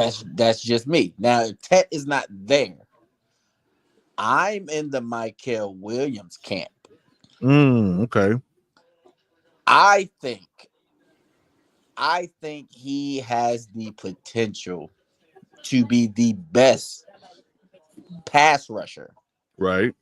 in this draft. Now, I can be totally wrong. He could be another what was the kid's name that went to Jacksonville? Trayvon. Oh, you talking about The one that went uh before Aiden Hutchinson. um Why is his man. name escaping me? But basically, you know who I'm talking about. You talking Yeah. about Trayvon Walker? Yeah, Trayvon Walker. Trayvon Okay. Walker. Yes, thanks, There we Steve. go. He has the potential to bust like that. Who? Michael Williams. But he also has the potential, and I've said this to you before, PPP. When I watch him on tape, and he's being unstoppable, because sometimes some games, you know, like you said, they go away from him, and Mm-hmm. he's not impacting the game like his physical Yeah. traits would Right. call for. My kid pretty nice though. I don't He know. he is. Because He like you were saying, reminds they were me. scheming away from him. You know what I'm saying? So Jalen Walker, the other one, he was He was really the cleaning up beneficiary. Yep. everything. You know what I'm saying? Yep. Hey, I'm with you, Stevie the Yeah. Bull. And but when I But he watch him got on some tape, traits though. He got he some traits. he And he reminds me of will. Javon Curse, PPP. I'm telling you, Yeah. I'm telling you, this man screams Well, Javon Curse I got him up on the 2.0. screen. I got him up on the screen here. You know, let's take a look at him. So, And he was hurt last year. Don't forget that. Yeah, he definitely was. What did he hurt again? What was his injury? I think it was an ankle. So he was Was hurt. it an ankle? I thought he tweaked But it like a won't, I don't hammy or think he something. tweaked it. Like he just probably rolled it real bad. You know what I'm saying? One of those or Okay, something. But it won't nothing. It won't nothing too major. I don't think. right. Okay, Because well, he was six playing. He five. was playing through it. Well, I mean, he's 6'5". He's 265. Yeah, you can't That teach that. I mean, listen, And he he a he freak has athlete. he has the Well, I height. wouldn't say freak. He has the height. He has the size. That's traditional for that. Maybe a little bit light. Maybe around 270 would be ideal for edge, in my Yeah, opinion. for But I his mean, size, he got the motor though. But yeah. and he got the frame to put on more weight if He needed. remind me of Sweat a little bit. Okay. Okay. Real quick before I get you in, Stevie the Bull. Hey guys, if y'all rocking with the channel, man, make sure that you double tap the screen. All right. Make sure that you're not subscribed to Panthers Prime Podcast, that you do that. Also, help us reach our goal of $100 per live and fan love, man. We haven't even hit that yet, and that's cool because I don't do this for your money. But if you're enjoying the content, your money will be nice. That tell me that you're rocking with the channel. So help us reach that goal of $100 per live and fan love, man. Also, light the screen up, man. Purple, pink, green, red, magenta, whatever colors are in there in them super chats, man. Throw it up on the screen. Give Riz B a octopus. Give Stevie the Bull a fishing rod. Drop me some balloons. PvP, what are you talking about? I'm talking about gifts. The gifts down there right I'm next about to the say, super what the hell? chats. You said give me a fishing rod. Yeah. All those different gifts Yeah. down there. You guys can't see. Well, you guys probably can't see because you're in the studio. But those who are watching the podcast can see that there's like gifts down there that you can give. They got fishing rod. They got a octopus. They got a teddy bear. They got balloons and stuff like that. Get the big boy stuff. Throw it on the screen. You feel me? Just show some love. Go ahead, Stevie the Bull. How you feel about what Cam Newton said? Because I saw you had some strong opinions in the chat. Man. And I fuck with Cam too. and, But I used and to also let defend me the know what nigga, you bro. and also let me know what you think about the draft. Go ahead. Yeah, I mean, I fuck with Cam. You know what I'm saying? I used to defend the nigga in the Super Bowl and everything. You know what I'm saying? Like, but it was just like after the like Brett said, after the shit he said on First Take about winning the MVP over Super Bowl, it just Mm-hmm. that right there told me like, granted, I felt where he was coming from, but me personally, like I play sports too, but like Yeah. it's all about the team, bro. Like it's all about the fam. You know what I'm saying? Like, Mm-hmm. and it's just like like one of them family members that's just like you can't tell them nothing. But you Right. know what I'm saying? But you gotta love them from a distance. You feel me? Type shit, like Yeah. because you know you can't tell them nothing. They Mm-hmm. always gonna play the victim. You feel me? Type shit, like he one of those. You feel me? Don't get me wrong. He talented and shit or whatever. Like, but it was just like you feel me? Like Steve Smith saying like you feel me? Like the rookie not listening to him. You know what I'm saying? If he telling the rookie, give me the ball, you know what I'm saying? Why are you Yeah. bumping heads with somebody that was just a triple crown? You know what I'm saying? Like Okay. the best player on the team. You feel me? You a rookie. You supposed to be learning, but you come in because you got the Heisman, you got all this. You can't tell him nothing because But also he all about the accolades, and he feel like, oh well, I'm breaking records, I'm doing this, I'm but scoring also touchdowns. but also Stevie, there was a lot of reports saying that Steve Smith would be in the huddle trying to change up the play.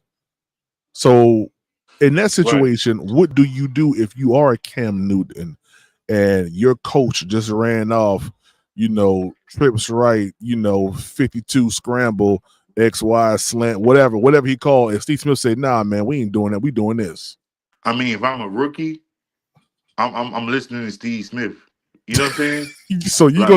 you're gonna overlook what the head coach says, and you're gonna overlook what the head coach say. I wouldn't say that head coach, but the offensive coordinator. You know what I'm saying? So But okay, go ahead. I'm I'm listening to pretty you. sure like Cam be doing shit that he ain't supposed to be doing anyway. You know what I'm saying? You feel me? But it's just like, I think that's assumptions, but yeah. go ahead. But that shouldn't be a problem between Cam and Steve Smith because they players. Y'all working together. If Steve like give me the ball, we losing, da da da da. You know what I'm saying? Give me the ball, then you need to give him the ball. You feel me? Like Right. that's it. And that's just because y'all teammates. You a rookie. Mhm. He know this.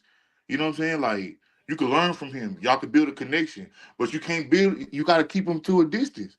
It's them family members. You can't tell them nothing. Oh, well, I did this, I did that, and it's just like, but I'm older than you. I got experience in this. You know what I'm saying? Like this different. You can't just come in NFL. You can throw for all them yards. You know what I'm saying? But you can't come to the NFL and think you're gonna do what you did at Blaine and Auburn and shit. You feel me? Like it. I You couldn't do that. You feel me? So I hear I just don't I like hear what that. I hear He's what not you're a team saying. player, and then with the Super Bowl, Uh-huh. that's Go ahead. that's just show you. You know what I'm saying? Like that's No, a losing I don't mentality, know what bro. you're saying. I don't Like see. I don't get nothing at all that you talking about. I don't. okay, so basically, like what I'm saying is like the nigga he not a team player, bro. Like he not a team player, and he not humble enough, bro. You feel But me? what Like does that have to do with Cam Newton coming out saying that when he came over to the organization that that the locker room had a culture of losing? Like what does that have to do with the Super Bowl? That's okay, so first of all, like we're 4 years removed from that. Like we're not even at the Super Bowl. We're talking about when he first came over to Carolina. okay, so when he first get there, check this out. Yeah. It's a new coach. It's a new coach. It's a new quarterback. It's a whole new year. You worried about some shit that happened last year before you weren't even there. You know what I'm saying? That's No, what you no, coming in thinking about. no, Because sir, you're no, thinking sir, about no, sir. how much you gonna shine and shit. You feel me? Uh, But what you should be thinking about is building that foundation, you know what I'm saying, and becoming a leader, you feel me? And building that chemistry with your teammates. But instead, okay. you worried about, you know what I'm saying? Because you worried about how much you gonna shine, what you can do, you know what I'm saying, what you can get. You feel me? Like, I hear you, Stevie, but that ain't got nothing to do with what we talking about. but it do because it's just like you don't understand, like You talking this true, PPP? you know what I'm saying? Like I don't I'm not know. disagreeing. Like I understand how you see it. Like because I Okay, feel him when he say losing, but when what he thinking is like you got to think he went to Blinn. That was one of the top schools in JUCO, and you went 8. You was really a Bryce. You know what I'm saying? Then you went to fucking Auburn. That's a fire school. They just never had a good quarterback.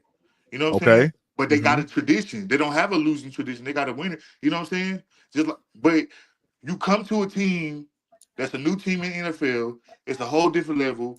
They don't have that glow. You know what I'm saying? You feel me? Okay. But that don't mean that they lose. That don't mean that we can't become that. You see what I'm saying? Oh, You think oh, Jaden Daniels came in the season thinking about what they did last year? You know what I'm but saying? but but hold on. But I want you to tell me where in what Cam Newton said inside of that interview with Travis Hunter that he was doing, that he was looking at anything that happened prior to his arrival in Carolina. He said once he got to Carolina and saw how the locker room presented itself to him, that there was guys that was there, and the link is inside the community section now, that when he got here, that he saw the mentality of the people, that they was only here for a Okay, well, check. Now, I can't speak to their mentality, but I can speak towards Cam mentality because he said it later on in the interview. He ended up saying how he wished he met Steve Smith when he was older and not younger because his mentality when he came in, you couldn't tell him nothing. So whatever mentality he had going on in there, he didn't give a fuck because he thought he was higher than it. He thought it was better than it because it's the that Carolina Panthers. But that you that wouldn't could have go up to been the that could have Patriots been doing that. You know what I'm saying? that could have You been wouldn't that go up could to have the been other true. teams. You know what I'm saying? You feel me? The Patriots humbled him after he left. You feel me? They humbled Okay, him. But okay, Whooped his well, ass, all that well, other shit. remember it took Cam what 2 years, if I'm not mistaken. Nigga talking He about didn't. something He MVP wasn't more voted the important than the captain, Super but Bowl. he really didn't have the Wonder respect why he didn't jump on it. But if it was an until MVP, he like the would have jumped on third it. year, right? oh man, why you doing that, man? That's real talk. That's Why real you talk, bro. I why you fuck with doing that, Cam, bro, but man? that's real talk. It You, makes sense. It add up. 1+1 = 2. A nigga who would say an MVP is more important is a nigga that's not gonna one die plus one equals for a two. fucking. That's You know funny. what I'm saying? See, we doing Okay, work problems now. Come I, on, I mean, I hear what he's saying. Trust me, I get it. I do. Yeah. I think when it comes down to this situation, I don't think Cam's wrong in his assessment. He should have Um, just apologized. He said all that why? and didn't apologize. Why? Why would he If that's not apologize? now, Stevie, you know Cam would never Right, but at the But same why time, would Cam would never apologize. And if Cam felt like he was right, he would have had a whole different demeanor, a whole different energy. But because he know but he why wrong, would he he? want to try to say, you know what I'm saying, try to take the high road type. You know what I'm saying? But but he not gonna apologize though. But That's what I'm Well, saying, bro. Not humble, why would he? Why would he apologize? bro. You cannot come in and say you got drafted to a team in NFL and say it was 53 losers, right? He didn't say that. You see, you see what I'm What he saying? say? but What he say? see, but that's What what he that's what say? I said when I first He said explained, he got how I he said felt. he got drafted He to a team with he losers, right? just didn't word it right. He didn't He explain didn't himself. word it right, bro. Like, Okay, he okay, said he got so drafted to what? What did he say, PPP? yeah. He did not say what you just said. So He what did he not say? say that he got drafted to a 53 team with 53 losers on it. He said that he got drafted to a team. The locker room was a locker room of losers. Now when he made that Okay, statement, so if the locker room is of hold on, losers, is that Stevie, not a team of losers? Stevie. Let me finish, my brother. He I'm just clear. confused. I know you are because you said the wrong thing at first, so I know you are. Let me It's the give it to same you. thing though. No, it's not. Let me give it to you. Let me give it to you. Okay. This is what Cam said. Cam said that he understood that those players like a Steve Smith, or Khalil, Jay Stu, Jonathan Stewart, D'Angelo Williams, all these guys. He's not talking about them. He's talking about the guys that were only there. And he said this in the podcast. The guys who are only there for a paycheck, that don't care if they win or if they lose. Those are the guys that he's talking about that can't prepare for games, that have a losing mindset when it comes to preparing for games on Sundays. That's what he's talking about. The problem that I have with Cam Newton's statement is inside of his initial, point of saying this, he should have clarified that, because that opened the door for assumptions. That's why I made the point in saying Right, and when that's people why he should have apologized because he ain't no, clarified. you don't have to apologize for that. You don't All you do speak is broadly about a group of people but and but then but come back and say I didn't mean to include them, and you spoke broadly about it. If you didn't mean to include them, then you should have said that the first time. well You on a talk and show, like But and that's what I said though. They get too sensitive bro, about it's not things. That's sensitive, what it bro. is. How No, you yeah, a yeah, yeah. team? How you on a Hold, cuz, team? And the same niggas that you throwing the We been ball hearing what to, you. the same niggas that's blocking We been for hearing you, what you saying. You the been same trying to niggas make the that's point the working whole with you, time. you calling them losers. That's weird, bro. That's weird. He didn't. He said when he walked into that team, it was a locker room full of losing. Meaning it was. yeah, it was. We picked first. We picked number one overall. See, Yeah. and then see the Carolina fan gonna hear that. Who the fuck you mean? Yes, it is. Just like he just told a story about Wes Welker. See, he can probably tell 100 stories. Nah, Wes we Welker on said, Wes "What he say? Welker ass, What the coach. fuck he just said? We on But his what the ass. fuck did he say? Wes Welker said though. What did he say? Wes Welker said, "I ain't coming over there." That's the way But motherfucker feel but y'all now. missing the fact that this nigga said that, and then he came back and said, "What? Okay, I didn't know how to win. I had to figure out how to win." You see what I'm saying? he In the knew how to NFL win. though, He just that told he you how. but Right, He just right. In told the you he NFL, won yeah, I at know that. yeah, in the Florida. He won NFL. at a JUCO, and he won at Right, Auburn. He right, just right. told you he was a winner. The nigga told you you could see it all in him when he was there. The nigga hated to lose. Watch Ron this Rivera just PvP. said he hated to lose. But Kind of I, like I That's Bryce. what you He yeah, I was want. a guess winner and he That's I came what guess you into a when want. nigga losing win, situation. just like it's a losing mentality, it's a winning mentality, and he That's ain't what had you that. want. He didn't have no winning mentality just because he won at every level What? that he went What? to. What are you? What are you It's saying? a mentality, so it's not actually physically. It's not something that you can The obtain. It's something dude that's in your never mind, lost. Cut your mindset. when he came to the Panther organization in 2011, he won on every level that he was already Right. on. He went to Blinn. Was that not one of the top schools in JUCO? Yes. Yes, they He won went to national Auburn. Was championship. that he went to Auburn? Was that not a loaded defense? They won a Hell national no. championship. They Hell, had hold on, Nick. hold on, They hold on, had hold on, Nick hold on. Wait, wait, wait, Farley. They had a wait, wait, couple wait. of guys on that defense. Auburn had What am I two man talking players about? that got drafted. Like we got to I'm remember that. The Cam carried that team. Okay, but we're not Cam, gonna act like back during that time Auburn wasn't wasn't good. You know what I'm saying? Before No, Cam, they was not when like they not until an Cam got established there. They winning hadn't been school. good since Hey, to Teal listen, hey Spikes. Stevie, I'm an LSU fan. Auburn was Yeah. not good at that time until Okay, Cam but got there. Auburn got more respect than what Carolina do. You see what I'm saying? Like No, for we don't. what field they in, No, no, no, no, no, no, for what no, level they no, in. not at that time. Not in 2010. No, they did not. Auburn didn't have respect in 2010. No, no, they did not. Nobody expected them to go undefeated the way that they did, and the way that Cam dominated the college. Nobody expected that. Nobody. Okay, but my point is like he in NFL, he posted well. You know what I'm saying? Cool. You know what I'm saying? But a winning mentality is not. You don't have a winning mentality just because shit is going your way. Whether it's going your way, whether it's not, you're gonna have a winning mentality. And he don't have that. He don't have that. I disagree with you, my And he man. gonna I say they had a disagree. losing.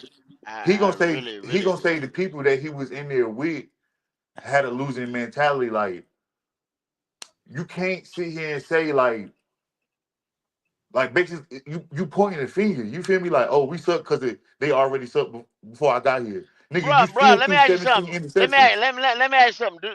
Don't you think there's a losing mentality in Cleveland where in the last umpteen years they when Baker left, that was the first time they had consecutive winning years in like years. You know what I'm Yeah. saying? So there's a losing mentality in that organization. Yeah, I That's just what don't. he was I don't saying. think. I don't think a year a new coach come in and shit. Niggas just like, oh fuck it, we suck. Boom, boom, boom. Like fuck that shit. You got the number one overall pick. You got a fire ass nigga. You got a hot new coach. You feel me? Like Well, Ron Rivera y'all was just wasn't the 12-4. hot new coach. Yeah, You he know, wasn't. You said what? Ron Rivera wasn't the hot new coach though. Like we got to Wasn't that his first remember year that time and coaching? the narrative going into it. Because what was he, the DC for the Bears, right? Or was it And the Bears the defense was Chargers at fire. the What are you time? talking about? Huh? No, he played for the Bears. He was a He played for the Bears and DC. he coached them. Who was he He the DC for? he Go. was a San Diego. DC. Yeah, it was San Diego. Okay, it was Yeah, San San Diego. Diego. San Yeah, Diego. he Okay, San they played Diego. had for a the fire Bears, and he defense was a. too. Yeah, but he wasn't the hot new coach though, because he was Well, he replacing got the John job. Fox Okay, after so and he it was after his he first year. got he didn't get his contract extension and he was a lame duck. So, like we got to remember that time frame and what was going on with the Panthers at the time as well. There Yeah, was I a just losing mentality that year, why do especially you think it with was a Jimmy losing Clausen mentality? at the helm. It, Yeah, it was it was a bad year, man. It was a bad year, yeah, it and was a it losing mentality. it I it, mean, it was. I he mean, if didn't you say going nothing. He through didn't it, say nothing wrong. It's just the way I don't people think took it. 53. He didn't I say a don't think damn the thing men in wrong. that locker room walked into the season talking about something they want to lose. Oh, we know we're gonna lose. They were trying to, you feel me? Play. They were trying to win. It won't no, bro. Like that's some shit. Like that's some excuse shit, bro. Like that's just some. I mean, Just, where's the excuse coming from though? Because Cam Newton. Listen, I I getting what he's saying. like we all know Cam Newton's character, but he's talking about when he came in. He came in from a place of being a winner, right? Wherever he was at, he won. When he saw the preparation at the NFL level with some players, i.e., them being, in a position to draft someone number one, means that they lost last year. They was the worst team, 2-14. They had losers on the team, bro. And That was still up under and, contract. and Prime, you got to think who he was talking to. You got to look at Right. the other conversation. He was talking to Hunter by Talking to him Hunter. saying, "Yo, you getting ready to go into this because you getting ready Yeah. to go into a team that's picking in the top 5, top 10." Yeah. Because let's just be real. Everybody in that top 10 right now, they're not winning. They're not sitting down there at 32, 31, 28. Right. You know what I'm saying? Mm-hmm. So that organization that you getting ready to go into, see that's what you got to take the whole scope of the right. conversation what he was I saying. get that. I get that. You say the team won't good. You know what I'm saying? But to take a shot at the whole locker room, bro, like that's just Well, I don't fuck with that. hold on. And to what Gold is saying, even Travis Hunter's answer. Travis Hunter thought the reason why he's going number one is because he's the best player. They That didn't is need to true be. too. That's very much true. No, It can be both things. but that's not the reason why. That's not the ultimate reason why he's being drafted one. He's being drafted one because the team that has the worst record wants him to improve their team. The best players that are in the college go sometimes to the worst teams. They're gonna go to the worst. Yeah, they're They're going gonna to. go to the worst That's just teams. how it's set Not up. unless That's just somebody how it move is. up But and if it say, was a good I team at the need, top and they didn't have a quarterback, or they quarterback old or some shit, they leaving, the quarterback got hurt, they would have drafted Cam too if it was a good, if it was opposite. You know what I'm saying? So Yeah, I hear you, Stevie. I mean, we just got difference of opinion with it. I think I just me I think personally, like you're seeing it from a to have different been a lens. teammate, to have been on the team, bro. Like, you know what I'm saying? But Like, he's not talking about those teammates that actually were worth something. Because if you think now, just think about it. Who outside of Cam okay, stayed? so my nigga apologize and say that. you ain't got to But it's apologize. Hell, fuck You ain't no. got to. No, You ain't got hell no. to. You don't okay. apologize. Nah, you don't gotta He apologize. It's can't. just He some couldn't shit. sit It's there, just some Stevie. shit. He couldn't sit there and say like you having a conversation. I can't sit there and say, "Oh, go through the whole right. Oh, Steve Smith was good. Oh, Wesley Walls was good. Oh, this Right. guy here was good." No, he's telling this young man right here that's getting ready to go top 5, top 10. You know what I'm saying? You're getting ready to go into a locker room NFL situation where the Yeah. team that you're probably going to go to has a loser mentality. That's all he's saying. That's it. Ain't nothing else to read into it. Yeah, Yeah. 53 losers is crazy though. No, He he didn't call he 53 didn't losers. he didn't call him. He He didn't didn't say say that. 53 losers. He didn't say that. Well, losing the whole locker room is losers. That's crazy. No, it's not crazy. When he came in, that's his observation. And That's that's some just like niggas that you don't work with, grind that's on your team. Like that's what the fuck. you That shit can't is crazy. no No, that I hey just don't Stevie. agree with it. You know what I'm saying? Like I respect y'all team, but me personally, I just don't agree with it. But Like, I agree with Cam. and we out here Why sweating, busting our ass, doing shit why are we together. I'm so gonna always have that respect for you. I say the yeah, team won't good, but I most definitely won't label you as a fucking loser. Like, bro. hey, is CJ Henderson a loser? Man, I'm going to tell you. And A then it's big like the loser. best. You remember how Kobe Bryant used to tell the rest of them niggas he was, and just like, and Ron just said it. Ron just said it when you seen that That's interview with Ron, Greg, Jonathan Stewart, and Cam was up there. They were saying how Cam was when they were doing their sets, and Cam would run his all the way out, Yeah. run back, run his Hmm. out. The best player on the team is giving 110. So Yeah. guess what that is? That's contagious. Yes, it That's is. contagious. So Mhm. that same losing mentality. Guess what? The other nigga with his hand in his pocket, man. Fuck that shit. I Yeah. ain't running all this hot, man. Yeah. Hey, guess what? And you probably the worst player You probably the worst because you player. ain't giving the 110. But the best player on the team giving Yeah. 110. Nigga, please. I don't even think So my I man, don't when you even think saying that, he backed it up. You see what I'm Yeah, he saying? did. So pretty right. But much he can say what he wants that because come he backed easy it for up. Cam. Cam ain't never had no problem It's not. Oh, performing and doing Don't shit. matter. but That here's ain't the the thing. But here's the issue. thing. But That here's the was thing, never though, the issue Stevie. with Cam. But It's Stevie. the But see, accountability with Cam. no, It's it's not. about being a But good Stevie, teammate with Cam. Stevie. It's But here's the about being thing, a though. leader and not immature. That's what Stevie, it's always Stevie, about. Stevie. The easy things normally are the things that we neglect, right? If I can do something easy, I'm not going to do it to my full potential because I know I can do it. So you slack off in there because you know you can do it. This dude said he'll run a play all the way out, go all the way to the end zone, and run back. Greg and Ron would be like, "Come on, man, we got to hurry do this." But what that did was when the game was on the line and when we're in the game, they knew Cam knew he could do that same thing because he's been doing it in practice, even though it was easy. That's what I'm saying. That's worth ethic. That's what that is, bro. Nothing but pure work I ethic. mean, I could argue that it's talent. You know what I'm saying? But I don't know how hard he worked, how hard he didn't work. You know what I'm saying? Because I won't It there. can't be talent. But all I can It say is can't just only be based off talent because his choice of words. if it's only talent, that means that you're not going to have the drive to really do it. If it's only talent, But that's you can work still do it ethic. though, because But You remember? but he's that's talented You enough to remember? do it. You remember Prime when he used to have like they used to have all them pictures and all them videos before camp where when he would get in a weight room and then the rest of them boys would just get so hyped and they have a like a lift day. You see, Yeah. you got to have somebody in that locker room like that. You know Yeah, what you I'm saying? do. You Pushing do. the rest of them cats. That's why this nigga here was special. Yep. A lot of people don't want to give him his props, man. But Mm-hmm. Cam Newton came into the Carolina Panthers at that time so that's 2011. So that's another 10.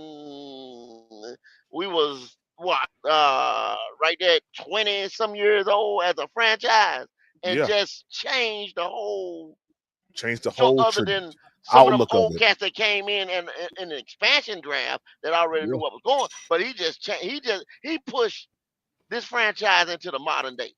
Yes, he Yeah, he did. And you put got his to get own into it. shit. The nigga won 15 games. The nigga was like that with nobody. He With was. nobody. He did that shit with nobody. He did. He did. And So and that's why for me, when it comes down to when we talk about Cam Newton, you cannot say that it's purely just talent or nah, man. That dude was doing stuff Yeah, that I don't know about how good of a leader you is. You calling your locker room losers and shit, but what? on the Oh, field, Hey, that nigga best did. He of all led on time. the field and with this three is and replays. this is Up. after the fact. Now this is after the fact. Now when he just said that. Now take that yeah, into this is after the fact. I don't think yeah, he did it when he came. He didn't just come in and say, "Hey, y'all a bunch of losers, man. Fuck y'all." yeah, I don't think he yeah. came into the The locker sore room and actually loser. stood in the middle of it and said that. You know what I'm saying? Right, This Exactly. is after the fact. He talking but to he somebody probably in the thought it interview. though. He probably thought it. Well, of course he Okay. did. You Okay. can't crucify me for my thoughts. Yeah, But but you he gotta didn't say think though, Cam despised losing. Like it bothered him to his Yeah, core. everybody most of the does. great Everybody ones do. does. Most of the It great ones do. fact.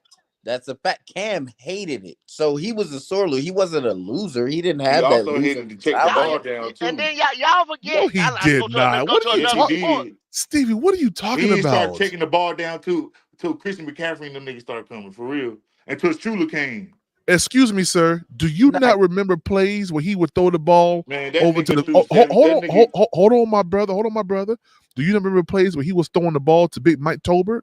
Was Mike Turbot out or That Tolbert out wasn't there? in the beginning though. That wasn't Was in the beginning. excuse me, sir. That Was was with Shula. I said it with Shula. Didn't I say it with Shula? I no? thought I You did. said no. You said once I Christian said with Shula. McCaffrey came. I'm talking about That's what you Shula, the said. offensive coordinator. You said once Christian McCaffrey came. Yeah, Christian McCaffrey and Shula. I said Shula too. When was Christian McCaffrey and Mike Tolbert playing at the same time? no, No, That, but no. and Christian was McCaffrey Shula didn't get drafted in and was Shula and 2017. Christian McCaffrey there at the Hey, same time? bro, No. listen to what I'm saying to you. He was checking the ball down when we had Mike Tolbert. And that's one of just the earliest thoughts that I have in my mind. But that was way before Christian McCaffrey. Yeah, Tolbert Mike was a bull Tolbert back. and No, Okay, Tolbert Fozzie came. Whittaker. Yeah, Chris Mike McCaffrey Tolbert came and in how much Fozzie longer Whittaker. was it after that? 2017. Mike How, Tolbert ain't going out there on no on no dig route. the heck? Nah, he a I didn't bull say that. back. I said how long? How many years? It wasn't that many years in between. But my point is, his rookie year, up until he got Shula, like I said, that's when he started checking the ball down more, and he still could have done it a lot more. Well, I would say Because this the though, nigga had an but interception but problem. his rookie year, he had Chudzinski, and they ran that double tight end set a Yeah, lot, which is why Cam had and his he best had Steve passing Smith. Shit. Stevie, I don't know why you upset right now, Stevie. But I fuck with Cam. It don't sound But like you do. I do. But You this sound nigga, mad he and he upset. childish, bro. He childish. He got some childish ways. He do. That's just my opinion. But I Cam ain't taking nothing from did him, though. but But if you got to think about his and it personality, makes sense now. Hey, Like hey, hey. When was Mike Tolbert drafted to the or signed to the Panthers? after he left San Diego, right? and When hold no, What, like Risby, no. 13? He Stevie, was what That's you here like with say? 2013. Jonathan what was it? Stewart 13? Nope. and It was he there with 2000. Jonathan Stewart? It was 2012. Yeah, 2012. 12. Okay. So Okay, so so oh, my brother, he just said Christian McCaffrey wasn't here until 2017. Stevie, all I'm saying is if you gonna make a statement, please make I sure didn't it's say Christian McCaffrey verified. wasn't here till 2017. What you talking about? Yeah, when did we let D'Angelo Williams go? Was it Oh my 11? gosh. I think D'Angelo Williams left in 14, maybe. Let Oh, me was it see. 14? Yeah, He was yeah, still on the team? 2014. Okay, Yeah, okay. 2014. Let me make sure. D'Angelo Williams. 14 or that 2015 year. It was sometime like that. Nah, he left before the I Super wish Bowl. he rekindled back with D'Angelo Williams, man, because, man, listen, that's what we need to be mad about. I'm gonna tell you one thing. When D'Angelo Williams left and went over to the Pittsburgh Steelers, I was so pissed because he lost weight and he got quick, bro. He was hitting them holes and going crazy, yo. Yeah, I never understood why they didn't give Cam weapons, but I mean, we had Ron Rivera, he was defensive minded, but we never got nobody in free agency either. I guess nobody. Yeah, he left. Yeah. D'Angelo Williams left in 2014. 2015, he was with the Steelers, and 16 he was with the Steelers, and he retired after 2016. But I know he was tight. I know he was tight, man. That next year when we made it to the Super Bowl without him, oh my gosh, dirty work. Yeah, bro. You said who was tight? D'Angelo Williams. He left in 14. What you had just said though, Prime. Mm-hmm. You see, you said he lost weight. He was running harder. You feel what I'm saying? See, a lot of people get complacent. Yes, sir. When they already there. I think in that same interview I was alluding to, Cam said, hey, when he got cut or released from the Patriots, he said never. He always think, I don't even remember cut day. You know what I'm saying? Because I know I ain't getting cut or anything like that or released. You see what I'm saying? And see, a lot of the top-notch players like that, when they get to shelf life for a running back, you know what I'm saying, 3 to 4 years. So, okay, when I'm there now, now I know I'm the feature back around here, right? I'm not going to do that extra rep. I'm not going to come in. I'm going to take me a vet day. You see what I'm saying? I get complacent. Yeah. Now I get my black ass cut. You see what I'm saying? I go to Pittsburgh and it's like, damn, boy, look at D'Angelo. Because I get on my shit now. You know what I'm saying? Sorry to turn this conversation, but that's why Bryce being benched was so powerful. What's up, Candy Girl? I finally can go ahead and I'm Candy Girl. I'm gonna make you one of the top moderators over here, man. I thought I did, but I don't think I did. Let me do that right now. Go ahead, Rizby. Talk your talk. No, I'm just saying, and that's why I think Bryce getting benched was so powerful, because it was what Goat was just saying, that these players get complacent, they get in a sense fat and lazy, and not thinking that they're trying to improve on their craft year in and year out, week in and week out. Probably couldn't tell them that. But when it hits you and your football immortality is challenged, you find out you're human. Man, listen, it put an extra gear in their head, and that's what D'Angelo Williams did. That's what Steve Smith did when we cut him that year. When he went to the Ravens, and listen, Cam did it for a game of 3. And listen, and Bryce, man, I'm telling you now. Let's put it back on Cam. Let me turn the conversation back on Cam. I just I didn't even tell you about the draft, BPB. Huh? I didn't even tell you about what I thought about the draft thing. The second question you asked me. Okay, hold on. Let Riz finish, and then you go ahead after that. Go ahead, Riz. I'm done. Yeah. You see what Trail said in the chat? What he said? Let me see. Trail. All right here. He said, gotta wait. Yeah, we do. What up, Mello? What up, Mello? Mello, you got your 45 minutes free? Go ahead, Stevie. Oh yeah, so I mean, shit. With 8, I feel like we could trade back. Like if Mike Green, Jalen Walker, Michael Williams still on it, I feel like we could trade back to like 12, no later than like 14. You know what I'm saying? And get one of them. Okay. Now your reasoning, or I ain't gonna lie, I was listening to 2020, and bro was talking about Tyler Warren. I do like the idea, only if we get a high, like not a higher second round pick. You know what I'm saying? You talking about trade back? That's like, bro, we not drafting a tight end. Your defense. How long are you going to neglect the defense? How long are you So going to like, so take the like, defense? so this is a scenario where like in free agency, we get a lot of pieces in free agency, like You we don't did with have the the offensive money, line. cuz. No, so Even what I'm saying even if you is go, even if people do, see, it's a lot of moving parts that have the people have the contracts that's out there that need to be restructured. Those guys are gonna have to restructure. Then Yeah. we looking to say, okay, well we gonna say we don't hit. Let's just say they restructure, say everybody's cool, and say fuck it, we restructure. Then let's say you don't hit on those fix because let's say Mikael Williams, okay, and PPP, you want your edge rusher in. I like them anywhere from 6'4", 6'6", but what if 255 you get to your edge rusher in free 265 pounds. agency? Oh, What if you get Who you say go ahead? say the wait one more time. Go. What was? you said prototypical size 6'4" to 6'6", 255, 265 pounds. The best Yeah. guys in the league, that's who they are. JJ, Bosa, you know what I'm saying? Josh Sweat. You see what I'm saying? You looking at those, Hmm. those are Miles Garrett. You see what I'm saying? That's where you Yeah. want them niggas to be. Now when them niggas come in, they were the size of Pierce. Well, Bosa was 260 when he came in. Hmm. Bosa, like, that's why I always call him a balanced breakfast. Both are different. You know what I'm saying? Both are a balanced Ain't Bosa breakfast. like But 270?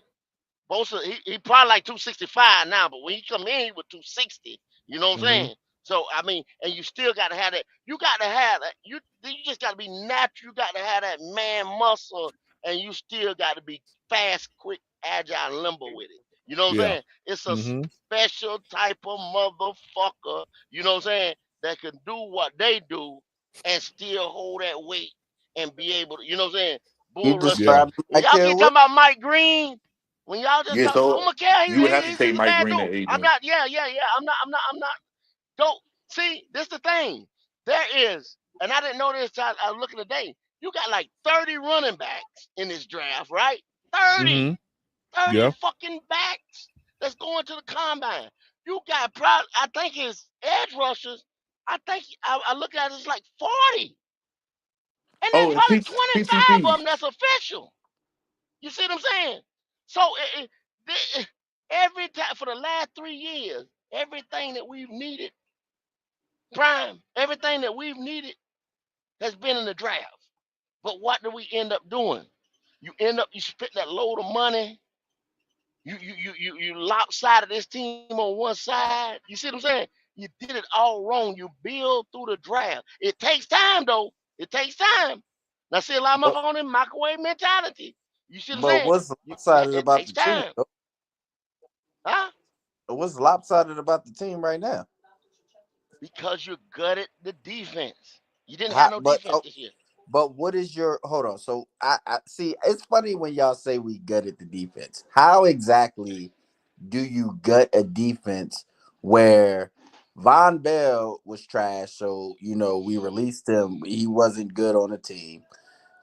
Frankie Louvu didn't want to be here because he wanted to play in the 4-3. Yeah, I wouldn't say No, we Brian Frank. Burns. gutted. We just changed the Now Hold hold on, scheme. with hold that on, right hold there, on, Rizby. hold on. Hold with that. We Brian changed the Frankie Burns. scheme. Louvu, Frankie Louvu should have been signed the Oh, year prior to. but he didn't want to play in the 4. He didn't want to play in the 3-4. He He wanted to would have play in the played four it. three. So That's he after chose to he leave. became.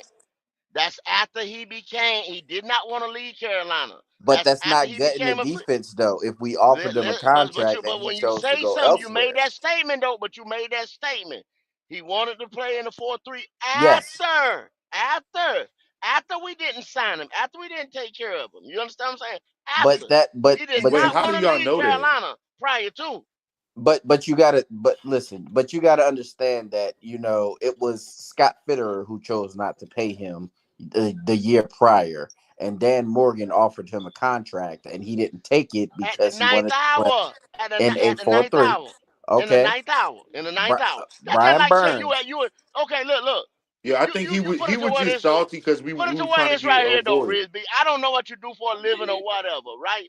but you gonna wait on your job, right? When you got an offer somewhere else, you gonna sit here and wait. Your family, you gonna put them out there. You gonna wait on your job. You gonna wait. Maybe. When you got one right here, what they say? The bird in the hand, the bird in the bush. You see what I'm saying? Mm-hmm. So you don't do that. And look, and this is the thing too. He brought his family. You know he's Samoan. He brought his family over here. So that's why I use the family example. He But brought his family, his Yeah. mama, and I all them over mean, here. but hold on, hold on, That hold man ain't on, got hold on, time hold to on, sit hold on, here and hold wait on. on See, us. I get what you're saying, but like we gotta remember that he came from the Jets where they were not playing him, and he worked his way into a Yeah. starting role It's here because we What gave him a chance. Hold so on, are wait you a minute. saying we should have So we what? should So have what? So signed what? Frankie day He's one? supposed But to have hold a on, loyalty but to. He's supposed to have a okay, loyalty to us. but See, that's what listen, y'all y'all be. That's what listen. y'all be getting But fucked listen, up. y'all tell me all the It's a time business. that y'all tell me all the time. Yes, shoulda, coulda, woulda, but it takes two to tango. So Hey he has. Riz, let me jump in real quick. Riz, shout out to Mello. I'm sorry, man. I had Nah, you people good. talking to me. Let me get this real quick. Shout out to Mello, man, for that members message. He said, PPP appreciate the content, man. Keep giving us that fire, man. Shout out to Mello, man, for being a member here at Panthers Prime Podcast for 9 months, man. Appreciate that. And shout out to our head moderator, Candy Girl, man, for that big time cash app. She said, keep pushing, man. I appreciate that, guys. Don't let Candy Girl and don't let Mello and Nerve Ash be the only ones that like to screen up and show love, man. Y'all rocking with the channel, man. Do the same thing. Hit the cash app, subscribe to the channel, double tap the screen, man. Go ahead, Riz B. Facts. So what I was saying is, like, y'all tell me all the time, it takes two to tango. So just because y'all feel like we should have signed him earlier does not mean he would have agreed to a contract extension. That's just that, right? Oh, So okay, Reg. it's no guarantee. Do you follow Frankie Louvu? Now let's see what line. I follow Frankie. I got the jersey. Frankie was one of my guys because of what you just said. When Okay. Frankie come over here, when Frankie came over here from the Jets and was on special team, I'm like, God damn! Every time this nigga coming down on kickoff, you know what I'm saying? He round the Mm-hmm. ball. I'm Yep. watching him. You understand what I'm saying? Then when Yep. he do get in 2 sets, 1 set, you know what I'm saying? As a linebacker on the defense, man, Okay. this nigga's round the ball. Every time Okay. this thing, Phil Snow say the same thing. Then Frank Phil say, we got to find a way to get this guy on the field a little bit more, right? Okay. Like you said, he worked his way in. Everything you just said is true. Okay, now this right here. That mentality, that dog mentality, you talking about a dog, heart and soul of a team, boom, boom, boom. Now, like I said, that's one of my favorite players, right? Mm-hmm. I follow Frankie. Instagram, all type of stuff like that, I follow. Now, the man said on his post and things like that, he brought his family over here from God damn it, I forget now. Wherever the fuck they Samoan and they was in Holiday. Hawaii, Honolulu, Yeah. or They somewhere they probably was at. Yeah. Somewhere they was at. Brought them over here. Them bought a house in Carolina. He was ready to be here. He should have been signed prior to the year going into free agency. All right. We'd have locked him up. You see what I'm Let me. saying? Right. And so it wouldn't matter which. Now he was forced to play. When people say now, he say, "Well, I can play in my natural position," but he was forced to play middle linebacker because why? Shaq got hurt. Mm-hmm. You see what I'm And saying? That's when his numbers that's went why down he because started he to can't play. freely flow. You see what I'm saying? Like he's used to on the outside. But That's all that was. what does that have to do with It's Trey's birthday. contract extension though?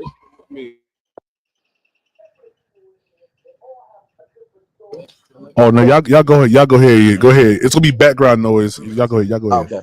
So, Yeah. but what does an Instagram post and him bringing his family to Charlotte and buying a house have to do with him agreeing Well, to a contract everything extension? that he said on his personal posts and stuff, he loved to hear it. And like you said, they gave him. But He Yeah. said, and he Hold on. said the same thing what you said. They But, I gave him mean, a I chance. think They believed in him. hold on, This let and me that. say something. He hold on, wanted to Stevie. be here. Hold on, Stevie. I think he Brian wanted to Burns be did the same here, thing. but But like y'all Brian said, Burns did like the same thing. Hold on, Stevie. But Brian Burns did the same thing, no, and he we was was on some other offering shit. him 27 mil. What how much was we offering him?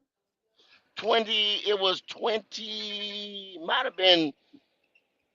Ah, damn, I I thought did they have that offered the number. same It could have amount. been 20, 20, 27, 3, Yeah, it was 20, 20, 20, 27 20, something. 20, 20 something, 20 and something. and and he had his family out here, and he was saying how much he wanted to be in Carolina, and we drafted him, and how he wanted to finish his career here, and all that good stuff.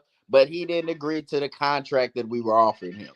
So I say that Exactly. to say it takes two to make a contract extension work. So just because he brought his family and just because he But bought but a but house but out here, that does not guarantee under Scott Fitterer that he would mhm. have agreed to a contract extension, even though at the time we were still looking to extend Brian Burns because we did decline a 2 first round draft pick trade for Brian Burns at the time. So therefore, now when you say that we gutted the defense, which goes back to my original point of this whole matter, is Frankie Louvu wanted to play in 4-3, and we offered him a contract, and he chose to sign with the Washington Commanders, and so that's one player.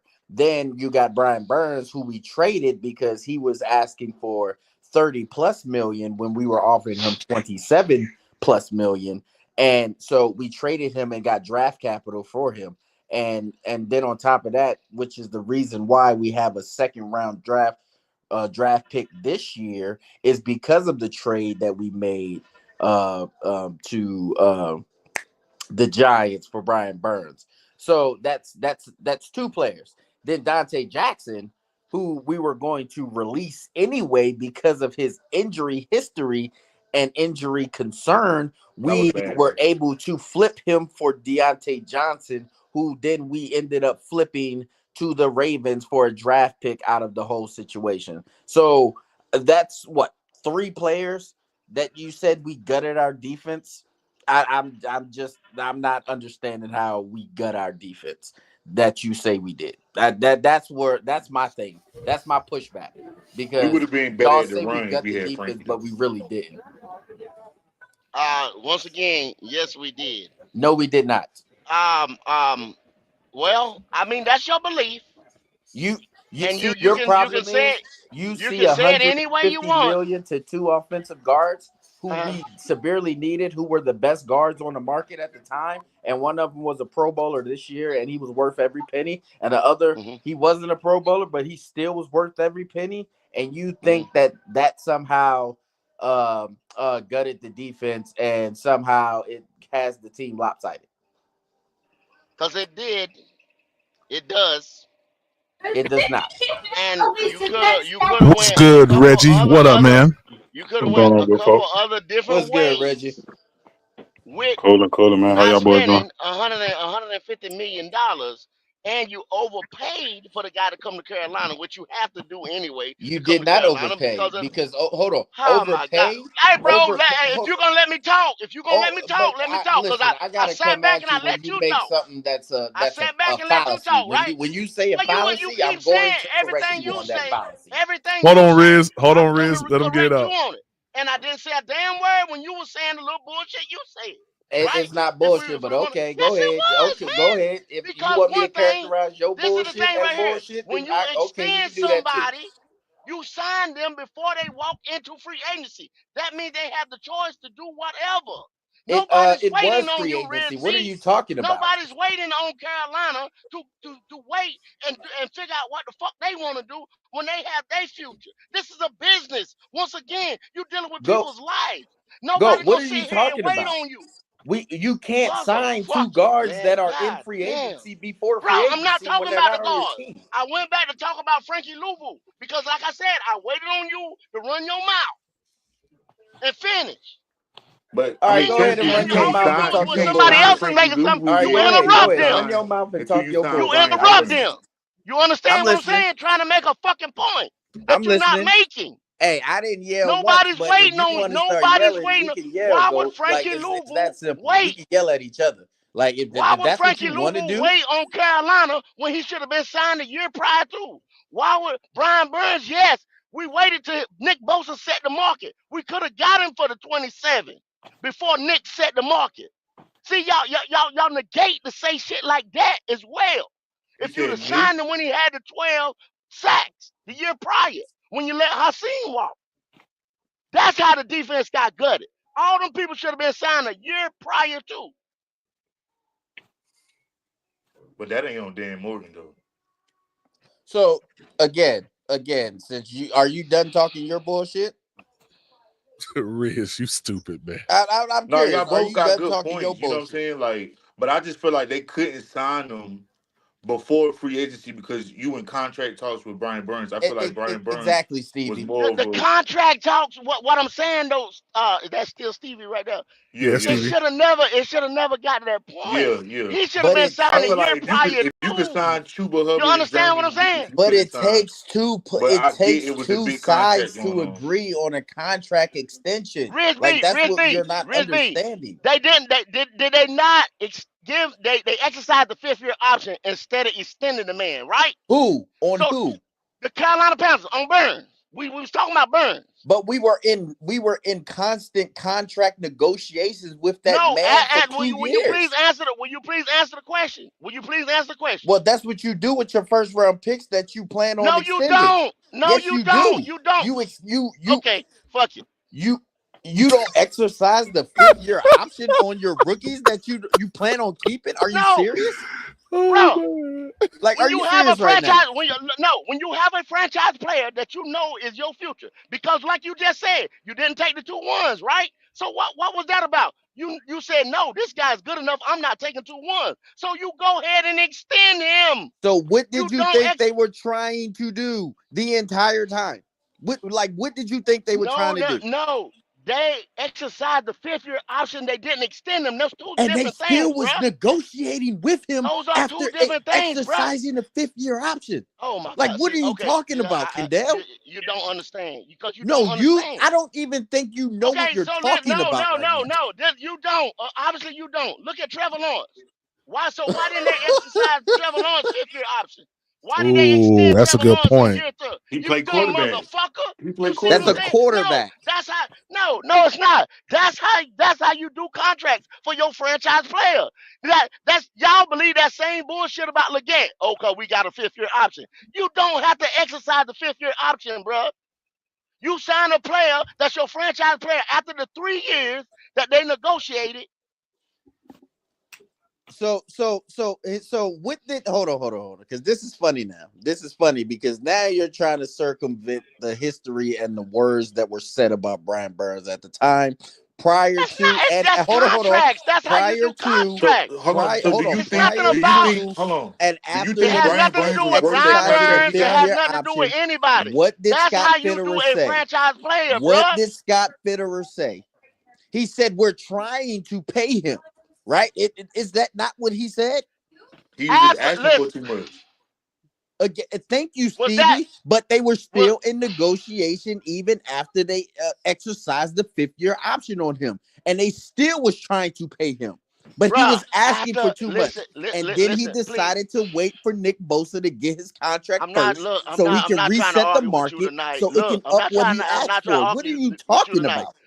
When a player, Nick Bosa, Okay, in your He not same Nick Bosa position, though. He not comes Nick in. Hold, he's hold Bosa. on, hold on, God hold He on, damn. not Nick guys, Bosa. guys, God guys, damn. guys, guys, guys, guys. You gotta let him answer, all right? You gotta let him answer. Go ahead, go. Nick Bosa is an edge. Same plays the same position. He got paid first and got paid last, correct? He reset the market. So when the next player comes up that everybody consider is the guy who's valued to the guy that just signed, you have to get the same or at least next to money. And so that's the negotiation that him, that Brian Burns and his representation took. That's the position they took. That's just business.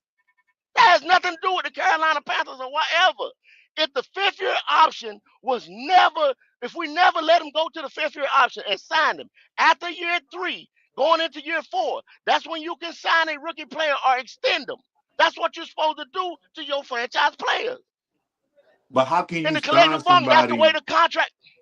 How How can you can you what? How can you what? how can you sign somebody that's 9 times out of 10, his agent telling him wait till Nick get his shit and then No, you get paid. look. Right? Okay, look. No, Let me. not even. Hold I'm on, giving not you. even Oh, before I'm gonna give that. you another example. Not hold on. I'm gonna give you another example. T.J. Watt. Is T.J. Watt worth the 20 some odd million that he's getting paid? He should be the highest paid, right? Yeah. First, What? listen, okay. Once So, again, the and this is Pittsburgh what I Steelers mean. locked him up because they And hold said on, that hold was on. a And this franchise is what I player. mean, because That's what TJ you Watt do. got paid at the time where he was the Yeah, highest but paid Brian at Burns that wanted time, that type of money, and and he's the not that market type of player. resets. So what are you talking about? First of But all, you hold lock on. your franchise First of player all, up after that first year of 3 all, going into year 4. no. That's what I'm trying to get you to No, understand. you're wrong. Because first of all, Okay. when before the 5th year option was exercised, and that was at the time when we were offered 2 first-round picks for him, and we declined it. When that got out, the price for Brian Burns rose. So therefore, he had the leverage, which what was the main reason why we didn't get to sign him at that time, because he was asking for more money now. And so we You're exercised wrong. the 5th year You're, option. you're wrong. You're wrong once again. I'm wrong. Brian Burns, yes, because look, if you go to Sports Tracker, sportstracker.com, and that's where you can see where the money was. That's where the 27.3 million came in, which he'd have been right there over with TJ Watt and all them if you would have extended him at the time going Do into you year think he 4. worked the same Bro, amount of money they are you they just got? going off of numbers, or are you going off of what was No, I'm reported going at off the of what the time? fuck Like, it's what are you supposed to talking be about? at the time. But you gave him What are 18 you million. talking about? Listen, you Okay, think you are okay. smarter than You got it. everybody. You I got it, get dog. that, You got it. but you're You got it. fucking wrong. Riz B. You're You got it. fucking Go ahead. wrong. I'm wrong. I'm wrong. I'm wrong. You I'm are wrong. wrong. Like, I'm wrong. I'm wrong. I'm wrong. just I'm wrong. dead I'm wrong. wrong. I'm wrong. I'm wrong. I'm wrong. I'm You wrong. are like, you're Let's be not right done. Let's about be done. this. So Talk to like, Prime. you Talk to can Prime. yell all you Talk to want. Prime. Talk to Prime, Like, cuz. Talk to Prime. Talk to Prime. Talk to Prime. Hey, Talk to hey, Prime. I'm PPP, done. PPP. like Yo, what up, PPP, what the man? hell Hey, is I wrong forgot with to tell this you about thing? what I thought about with the draft. Fucking dude. Go ahead. Yeah, I had got It's interrupted. always the old ones that think they know more than everybody else. What? You're Let wrong me about ask that. you. You Let me ask cannot you something. rewrite Let me ask you history something. Cause and what was said at the time and what was reported. every time when I start saying something, he starts saying something about my age. What the fuck do my No, age got to do with no. anything you First of talking all, about? I think you got me mixed with Shooter, but look, shout out to my nigga Shooter. You feel me? So, like, But you just said it's always the old. I'm yeah, 49 I years old. said that, What yeah, the but fuck? it's not every Like I'm single senile or time. some So shit. again, What the fuck you you got talking me about? mixed with somebody else. The fuck are you talking He about? said, "What? Again, you got me mixed with Huh? somebody else, my guy. I mean, I think Yeah, what you need again, to do is Kendall, go like, back you're and read the wrong about collective this. You're bargaining. wrong about The everything collective else. You bargaining got that me the mixed with NFL somebody set else. up. That's the way the contracts are written up. That's The what going contracts into can be written year up 3, like going that, into year 4. but You can listen, the extend. You market can extend the player. dictates You what can't extend the players player are year 1, asking 2, for and 3. what they will You make. go exercise the 5th The option. market dictates what Now players are that's asking 2 for years. and what The their market can agents go will up. allow them Correct? to He take. just said it. That's 2 Okay. years that the market can go up. Okay. That somebody else Hey, can y'all set mind, the market hey, y'all mind if because I jump in? every Y'all mind if year I jump in real quick? Yeah, somebody's Reggie, coming go in ahead. Go ahead, bro. at that position. That's all I'm saying.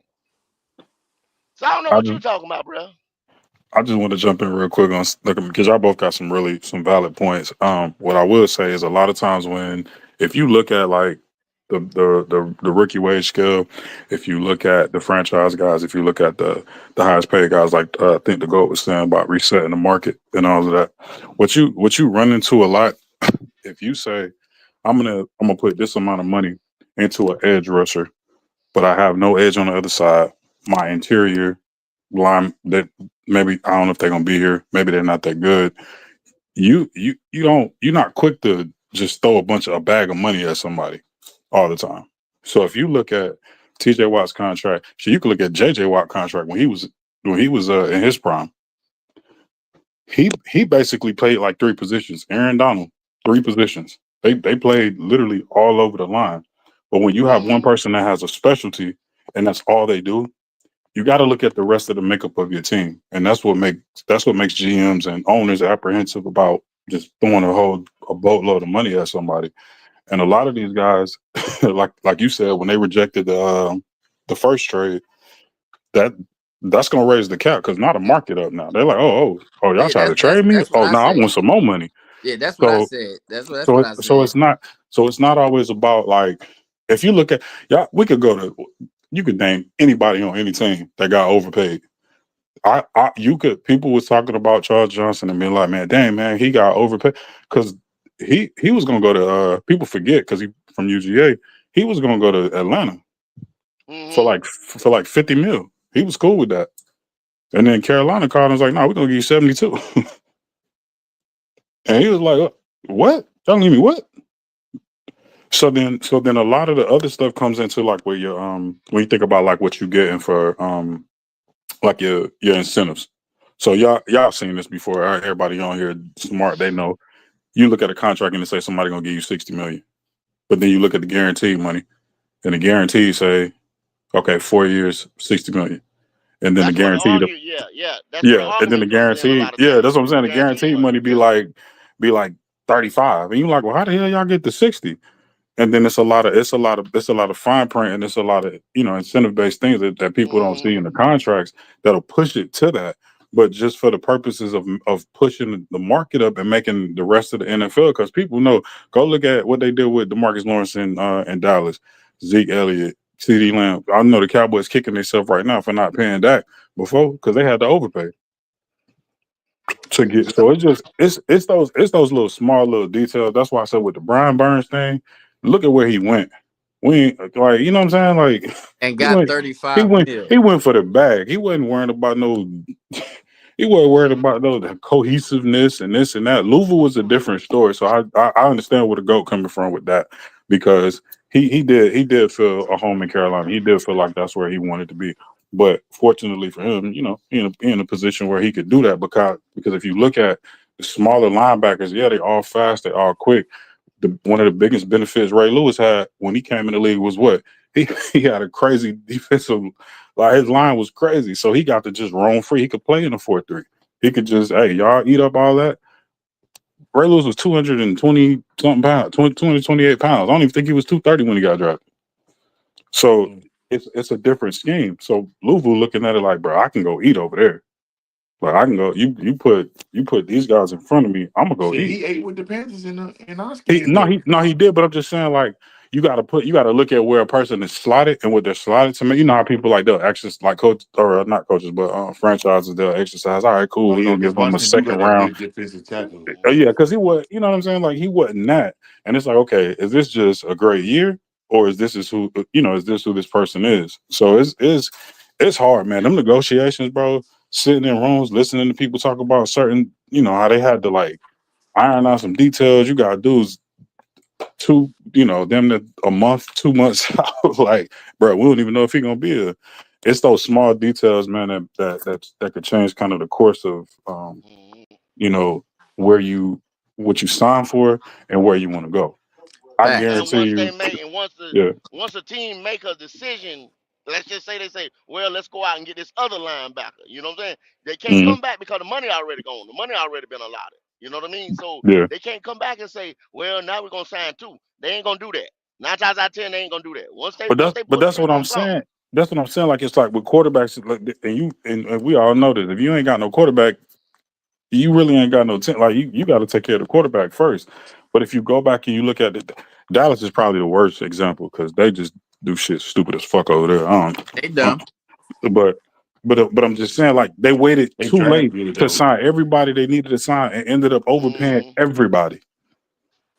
So just because you can sign a player on a fourth or fifth year option, it don't mean you should because you got to look at the rest of the makeup of your team. And so like now they like the Bengals, they cheap, they historically cheap. They ain't signed Jamar Chase, he finna break the bank. And that's exactly why. That's exactly why I brought up the fact that when we were in negotiations with Brian Burns, and then the leak of, oh, the Rams offered us 2 first-round picks, but we turned it down because But we his agent did that though. yeah, exact to give him He the he leverage to did he where he did can that ask he for did more that for money. leveraging to make sure that he could push up the price as A- far a- as high a- as high as he wanted to. and that's what he did, and that's why he didn't get extended at that time. And then Man, forget Brian Burns, we man. exercised the 5th year option. But I really but don't listen, like. I mean, I really but think he was all that. But hold on. This goes in a larger argument of what me and Goat was having, right? Because he said somehow that we gutted the defense, and the roster's lopsided because we signed. No. Let me use his words. We overpaid Robert Hunt, and we did we overpay Damian Lewis too, Goat? Is that what you're saying? Because Robert Hunt's a Pro Bowler. Nah, He's worth every of penny. course you're gonna overpay in free let me agency, though. let me tell you something, Risby. If you want to say that's what Brian Burns was supposed to be paid, then Robert Hunt's market value was 13 to 15 million. What did we end up giving to come to It is. Carolina? Let me ask you a No, question no, no. since you want to ask me that. I'm Let me just ask you telling a you. question I since you don't want to I ask me don't that. want no, I don't want to Riz. get into it. Answer the But question, Riz. that's all I'm saying. That's it. Yeah. That's it. Whatever his market value was at the time, sure, it was Okay, probably okay less then. than what we Okay, paid there him. it is. There it is. So we overpaid Is because he the highest that's paid? Is he but the highest paid you guard asked in me the what was my NFL? problem I and I answered told your you we question and answer overpaid. mine. Is he the I highest told paid? you we Is he the overpaid. highest paid guard You in the NFL? it don't matter. We overpaid. No. Answer my question. Is he the I don't highest paid guard in the Rob. NFL? Maybe not. I don't Is he know. top I haven't three? checked. Is he I top don't know, three? bruh. I don't know. That's what I'm telling you. I don't know. Well, the answer is no. So we did not overpay him. So you need to Okay, calm down. fine. Okay, fine. But we overpaid. Because you said we overpaid. He was worth every Fuck, penny. nigga, I just told you. Oh, God nigga, damn it, I the just told numbers. you. Like it is. I I mean, just you can told you yell the all you numbers. want. And he said, I said. Them You ain't can my yell all numbers. you want. That's the We didn't NFL overpay him. numbers. What We the fuck is you didn't. talking about? We didn't. Sorry. He's worth Is every y'all penny. listening to this Oh my A nigga? Pro God. Bowler. Hey, A Pro Bowler a Pro Bowler who protects the middle Oh my of the God. offensive line Okay, bruh. at a high level is worth every penny. And he's not even the highest paid in the NFL. So he's not an overpay. Sorry. He's just not. That is money well spent. Because I guarantee you, if you would have gave him that same contract for Cam, you wouldn't be on here fucking crying about the fact that, oh my God, we overpaid an offensive lineman to protect our quarterback, who's still on a rookie deal at that. So, like, what are you talking about? Who else are we paying? Like, the money has to be spent one way or another. Hey, Riz, Tell me, all I'm Go, gonna say, who else are we paying? Riz, all I'm gonna say is when Goat come through Texas, boy, he coming right past your house. And he better and, stop and he at my motherfucking address. he gonna throw them Jake breaks on. Yeah, I don't give a damn. y'all niggas finna go to a steakhouse and goddamn crack one open. Y'all gonna be cool as a bitch. Yeah, I would be mad as hell. We would have paid Brian Burns all that money.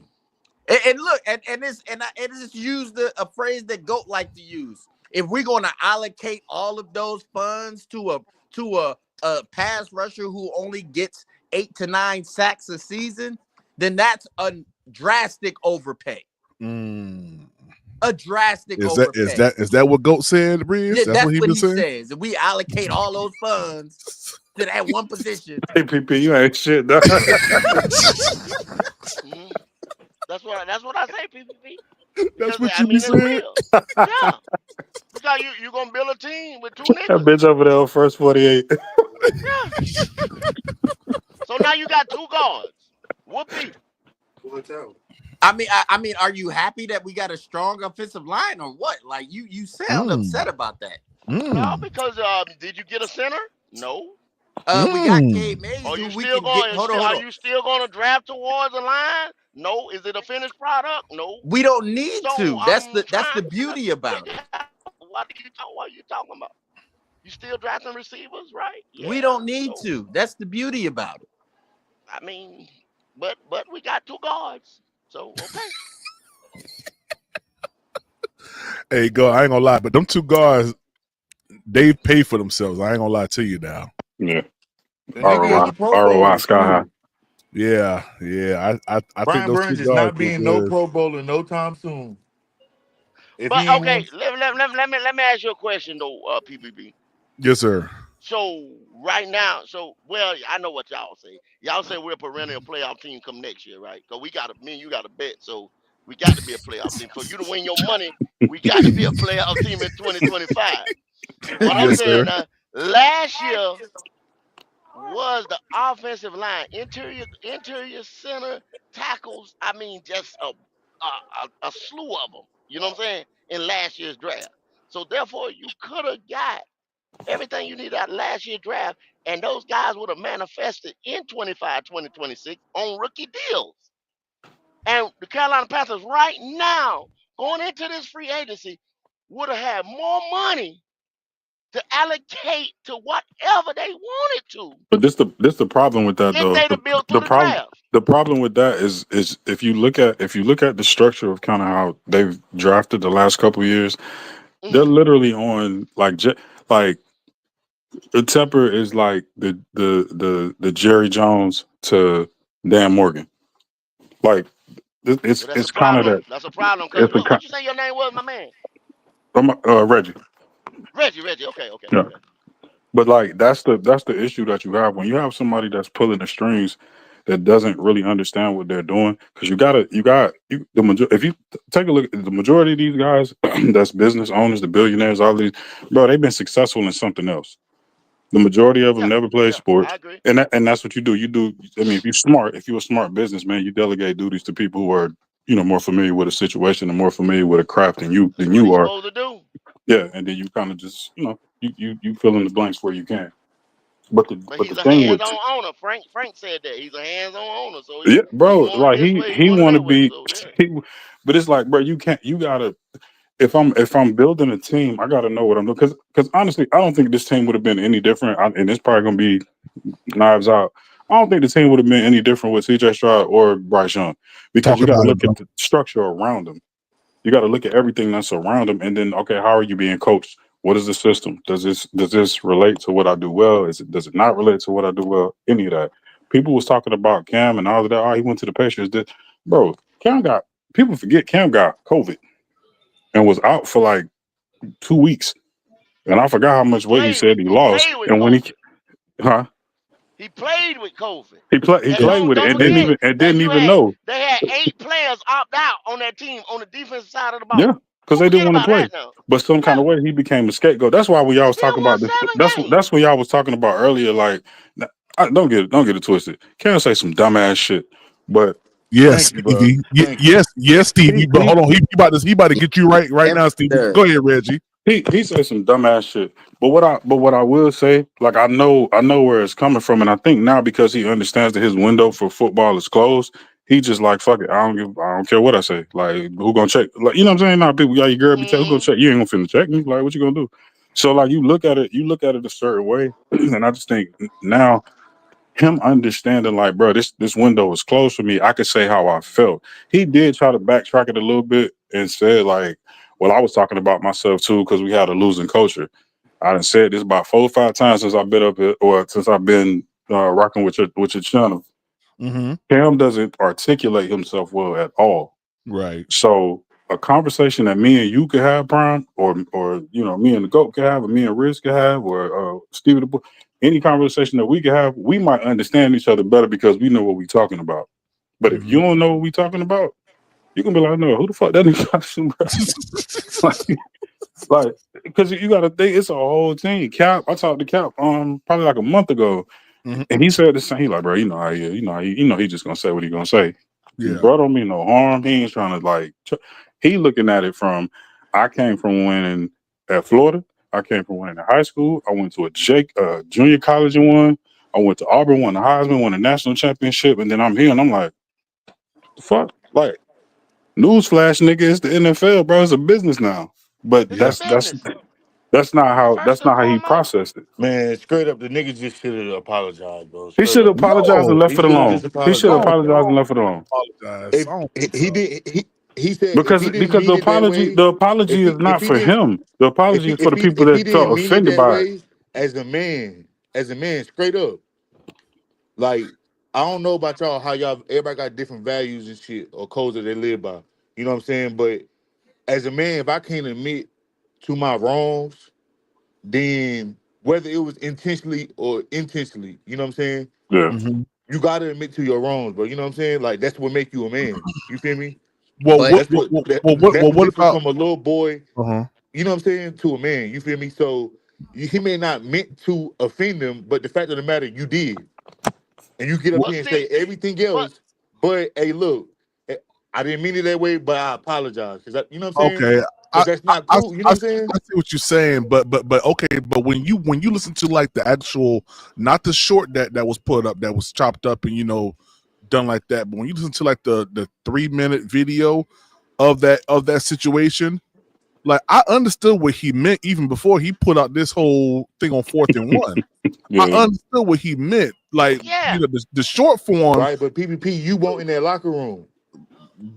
he had time but to like explain himself. yeah, that's what I'm saying. In the 2-minute video, if I can find it, I'll play it or whatever. But in the 2 or 3 minute video that I saw, like I understood what he meant. When he was saying what he was talking about to Travis Hunter, I get it. I just think he just don't know how to fully articulate everything, and that's why I say when I Some say people just something, don't know how to apologize. and also I would look at that's it true. different if he was still playing. If he was still playing and still a player, it's like, damn, Yeah. you got to be in a locker room with them guys right there. You know what I'm Yeah. saying? Right. He's a media guy But now. shit happened You know like He what I'm what would saying? he happened would have never at the said that if he thing. was still playing. Brad Yeah, He if he wouldn't was have said Brad still that if he was playing still with it, Right. Pippen pull up, exactly, his head exactly, coach pull up. exactly, You know what I'm Reggie. saying? Exactly. Like, But now he's a media guy now. You know what I'm saying? You're gonna say some stuff that's satire, or you're gonna say some stuff that that's gonna rub people the wrong way. Facts. Came the girl. Came the girl. Said, "Got to stop being so sensitive." Exactly. That's what he said. He started his conversation. He said, "When do we all Yeah. become so sensitive?" But what he's missing, the so part y'all that would I be okay believe, with somebody associates you with being a loser. not Y'all Oh, would because be okay with because that. again, when you oh, start the Reggie. conversation Or off and you you say or that, or you think you're gonna be sensitive, or you think you just sensitive. You're not gonna be okay with it. That don't make you sensitive. Like, you know what I'm saying? Like, nah, it, what it is it's like let's like, bro, this prom. I hope your show do crazy, bro. I hope the shit go to the moon. But let's, for Facts. argument's sake, say it's somebody that's, let's say you got one of your top people, your co-hosts, whatever you got. Mm-hmm. And they say, man, dang, bro, when I first got on this show, man, there's a bunch of losers on here. Now, mind you, these the same, these the same niggas you cool with, and y'all should Right. go to the moon like a Ocho, or you know what I mean, like a nightcap or something like that, or Mm-hmm. whatever. And you like, damn, what? That's how you felt when you first. right, and ain't never said that before. And you like, bro, I never heard that from you before. So what I'm saying is like, what when people talk about like, and it is, bro. You could compare. I know the professionals are not the same, but you compare the NBA, the NFL, MLB, baseball, all of that. Being an actor, all, like how people talk about, oh, it's a brotherhood or it's a sisterhood or it's a Right, it's a community and all of that. If you've been in a locker room, you done seen people go through all type of shit. You done seen right. motherfuckers get cut. You done seen Hmm. people fight through divorce, marriage issues. You know, fighting through injury. We don't see a lot of people don't remember when Cam got hurt when he got in that accident. He played. He played. He had no business being out there on the field, That's like a fact. whatsoever. So when he speaks and he's saying something from a certain standpoint, he's saying, "Bro, I played hurt." Like people don't realize, bro. I seen this nigga limping through the locker room, dog. And then on one, I'm like, what the fuck? I see the damn fire gun, nigga. You playing? Man, Like you, you could barely walk this I week, ain't gonna sit dog. here. I You ain't was on trying the, to. you I was ain't on the, trying you to. was I the ain't trying to. Lance I ain't trying to Armstrong on the be no bike. hater or nothing, but like real talk, bro. I know he was in the car. Oh shit. What happened? Oh, he had the mute. He had the mute. But I'm just Oh, saying, like, okay. bro, when you see that, I understand where he's Hmm. coming from. He just Hmm. saying, I didn't like other than dang, I ain't gonna even say that one because Frank gonna go crazy. Talk about that jumping on that fumble. But Yeah, that shit crazy, but dog. That shit is but crazy. but you He get what told I'm some dude saying, ain't like, hurt from a but car you got to accident. remember, Like, come on, that's what I'm bro. saying. You can't dismiss a Like, whole career of playing hurt and playing Right. through, things that people, taking no, toward I'm not all and trying to take. dismiss his career. I'm just No, no, saying no. I ain't saying you are. I ain't he saying you need to are. be more humble, bro. No, And it I'm showed not. that I'm not saying you are, but you got to he remember, not he became a different personality after a lot of stuff, the babies and dealing with the females and all of that. can't I been think like that, man. he He changed can't into been like something that. different. Nah, I don't think. He I was don't. not Grow he up was like not always like that. Go back, bro, if you look up until when he had his first child, nigga wasn't cutting the tops off of Benjamin Button hats and dreads sticking through the top of That the was shit. that Like, was that was Jerry Richardson told Nah, him not Jerry to. Richardson He had had him that dabbing shit. up. Yeah, he had that shit in the contract. It no, was in the listen contract. what I'm saying. What I'm saying is you can change what you got on, but it doesn't change the person that you are. Right, It right, don't right, But really right. matter. You if when they that's who you gave are, that's him who that you are. when they gave him that $100 million contract, right? Yeah, he went And crazy.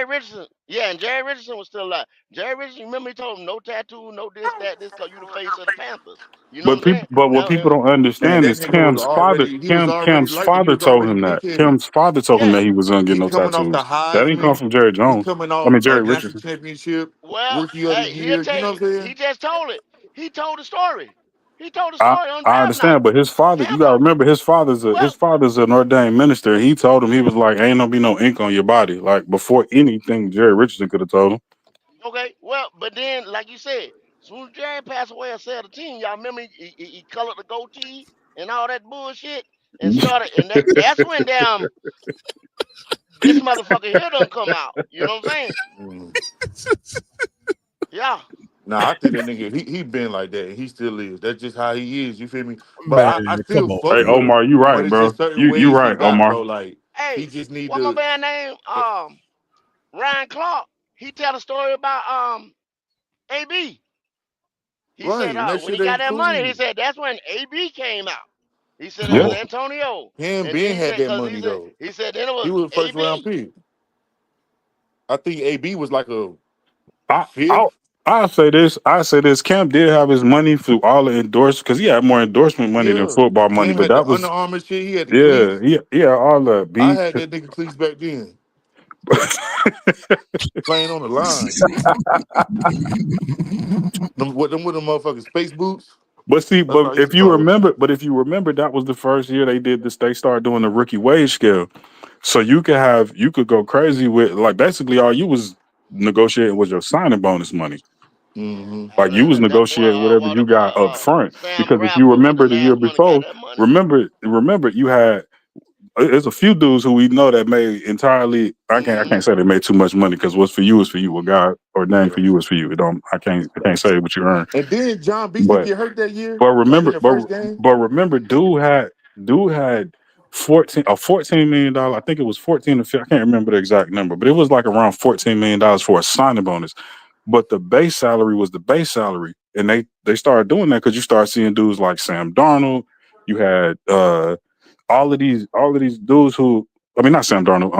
What's his name? Talking Sam about that Sam Bradford. boy from Bradford. Georgia, Sam Bradford. Bradford. Yeah, Bradford. was Yeah, make like crazy like bro you.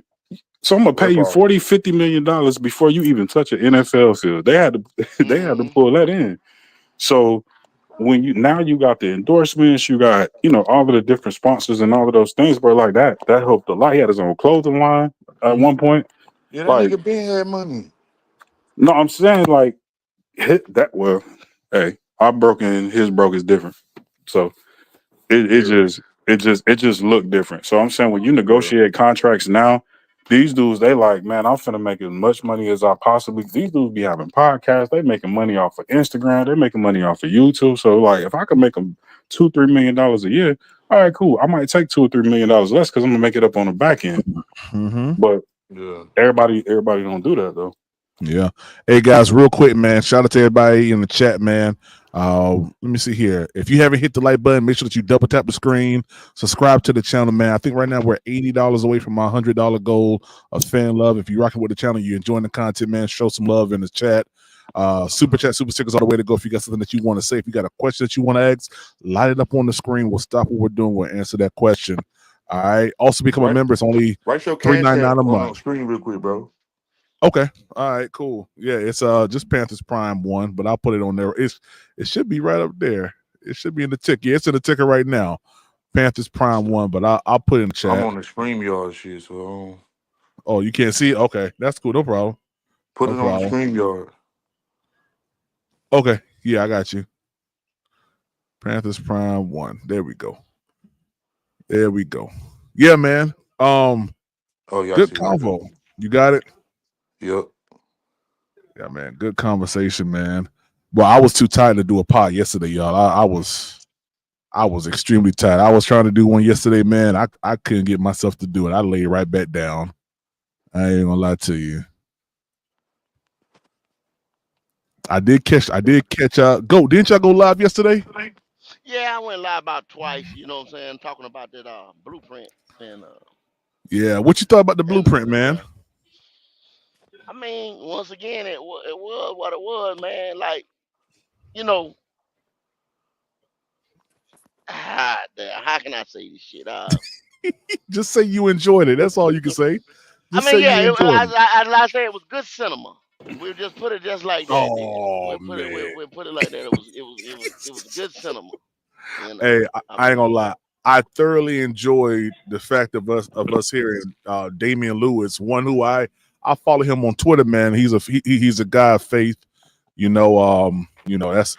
That's what I see. He always posting scriptures on his Twitter page. But man, hmm I enjoyed finally hearing him and seeing how he engaged with the team, man. I'm not gonna lie. It feels different in Carolina. And I know Ghost gonna say you guys get all smushy and squishy, man, because of the cinematic stuff, but I ain't gonna lie, I like it a lot, man. I really do. well, I mean, if people want to say okay to keep the basically the fan base rah up, you know, throughout the off season, I mean, cool. You know what I Yeah. mean? That's all good. But I mean, Prime, if they come out and actually say or show us, which I know they ain't gonna never, tell you the plan of what they're gonna do, which they should. But build this team through the draft like you're Build supposed it to, through the draft, yeah. like a Philadelphia. And I mean, there's so many blueprints of how the teams do what they're supposed to do it. You Mm-hmm. go and look at the ones that's up top and look at what it is. Draft pick after draft pick, not free agents, man. You don't do it in free agency. You just don't do it in free agency because it handcuffs you. It You get handcuffs you you as a get you team. get you get accessory pieces in free agency. You don't You build get accessory foundation. pieces or Yeah, the pieces that put you over, man. Yeah. yeah. So it makes no sense for us sending the 8th pick to Cleveland or to the Jets for Miles Garrett or Garrett Wilson. Now Garrett No, I wouldn't Wilson, do that. That ain't Garrett even gonna Wilson is happen. 24 years old, right? He's He's a not young You'll doing player. that. you'll do So that. so Oh, you said Garrett I Wilson or Miles yeah, Garrett? yeah, I, I, I would invest in a young player. But Miles Garrett at age 30, even though Miles Garrett is who he is, mm-hmm. but by the time you do a 3-year contract, because he's probably not going to do a 4, by the time we championship ready, you don't you getting ready to draft this replacement. It don't make sense. And You Hmm. and and said Garrett the guy in Wilson Cleveland, or said it's going to take at least 2 Miles Garrett? Yeah, for I Miles got that's you. a Garrett. yeah. That's a tough one because, like Trying he to win a said, Yeah. Super Bowl. He ain't trying to come here.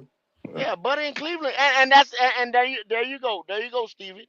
He wants to go to a contender. Yeah, he ain't coming here. But He going Garrett to a Hey, Wilson look contender. like he kind of And the guy in interested. Cleveland said it's going to take 2 draft picks. The Carolina Panthers are not in position, Prime, to give away any type of draft compensation, man. Nothing. None. okay, We need to be okay. getting some. If, I if, I if they think we trade could back though. off I number think we 8, could. if they trade back off number 8 and get another pick, I'm with it. Yeah, Yeah. get an early second round pick Yeah. and and use the first round. Probably send a On, I send a fourth, and then probably another fourth next year or some shit. I don't know yeah. for Garrett I Wilson. seen your post. I seen your post today, and you said you think 5 quarterbacks going. I like to know who them 5 you talking about. Oh no, but honestly, I think Mike Green is like I think 17 sacks is that's not easy to do. You know what I'm saying? Like, and I forgot who I was listening to about. They were saying about drafting impact players, rookies or whatever. Like he gonna be there. Like we Hmm. gonna notice him his rookie year. You know what I'm saying? You talking about Michael? You talking about Michael? From talking about Yeah, from Mike Georgia? Green. Yeah, Okay. Yeah. but I just hope So, he don't run too fast at the No, he talking combine. about Mike Green. Mike Yeah, Green Mike from Green. Marshall. He Yeah, talking about Mike Green from Marshall. Now I don't so hope forget he he go. don't has run too Conference fast at the USA combine. talent now. So go. Let me ask you this question. You don't think? And I'm not too sure. I'm not too sure if he was the one that said he was gonna go back. but I know we got a couple quarterbacks, right? Cam Ward, Shador, and then you got what's The his name? Louisville dude. Quinn Ewers. He You going got in draft. He going in the draft. He's going in. He ain't okay. going back to school. What about Drew Allar? No, he not Drew coming going out. back. Drew going back. Drew Okay, going back Drew's to school. going back. Milrow. He coming out, right? Milrow Don't coming out. nobody want him. He Anthony Richardson 2.0. What Yeah, what he what? coming out. You can't say that nobody don't want him now. You can't say that. Now what you can say, he probably won't go first round. Well, let me say I don't want him. Yeah. But I mean, a team may take a swing at one of these quarterbacks. They just might. And plus, we don't know how the combine switch a lot of stuff up, and we should, and Panthers fans should know that, because it wasn't till after the combine and whatever, pro days and stuff like that things start to switch from us going from CJ Stroud to Bryce Young. So I'm gonna tell you something. I listened to a radio broadcast today, right? Mm-hmm. And this guy was saying, which made sense. Like he said, the Raiders last year said they should have made a move, right? They For was quarterback. thinking, they was thinking. Their whole point of it was they was going to get Michael Penix, but they was thinking that he was going to drop second round, and then Atlanta come around and picked him at 8. You see what I'm saying? You see what I'm saying? They thought he was. Well, see, because they was picking at what 13. Where is? I think they picked at 13 or something No, they like picked that. at 9. They picked at 9. Yeah. The Raiders What, the last Raiders year? Oh, the last Raiders. I year? thought you were talking about the Falcons. My bad. No, the Falcons picked at 8 last year. I think Oh, hey, the okay. Raiders was like 12, 13. Well, because it was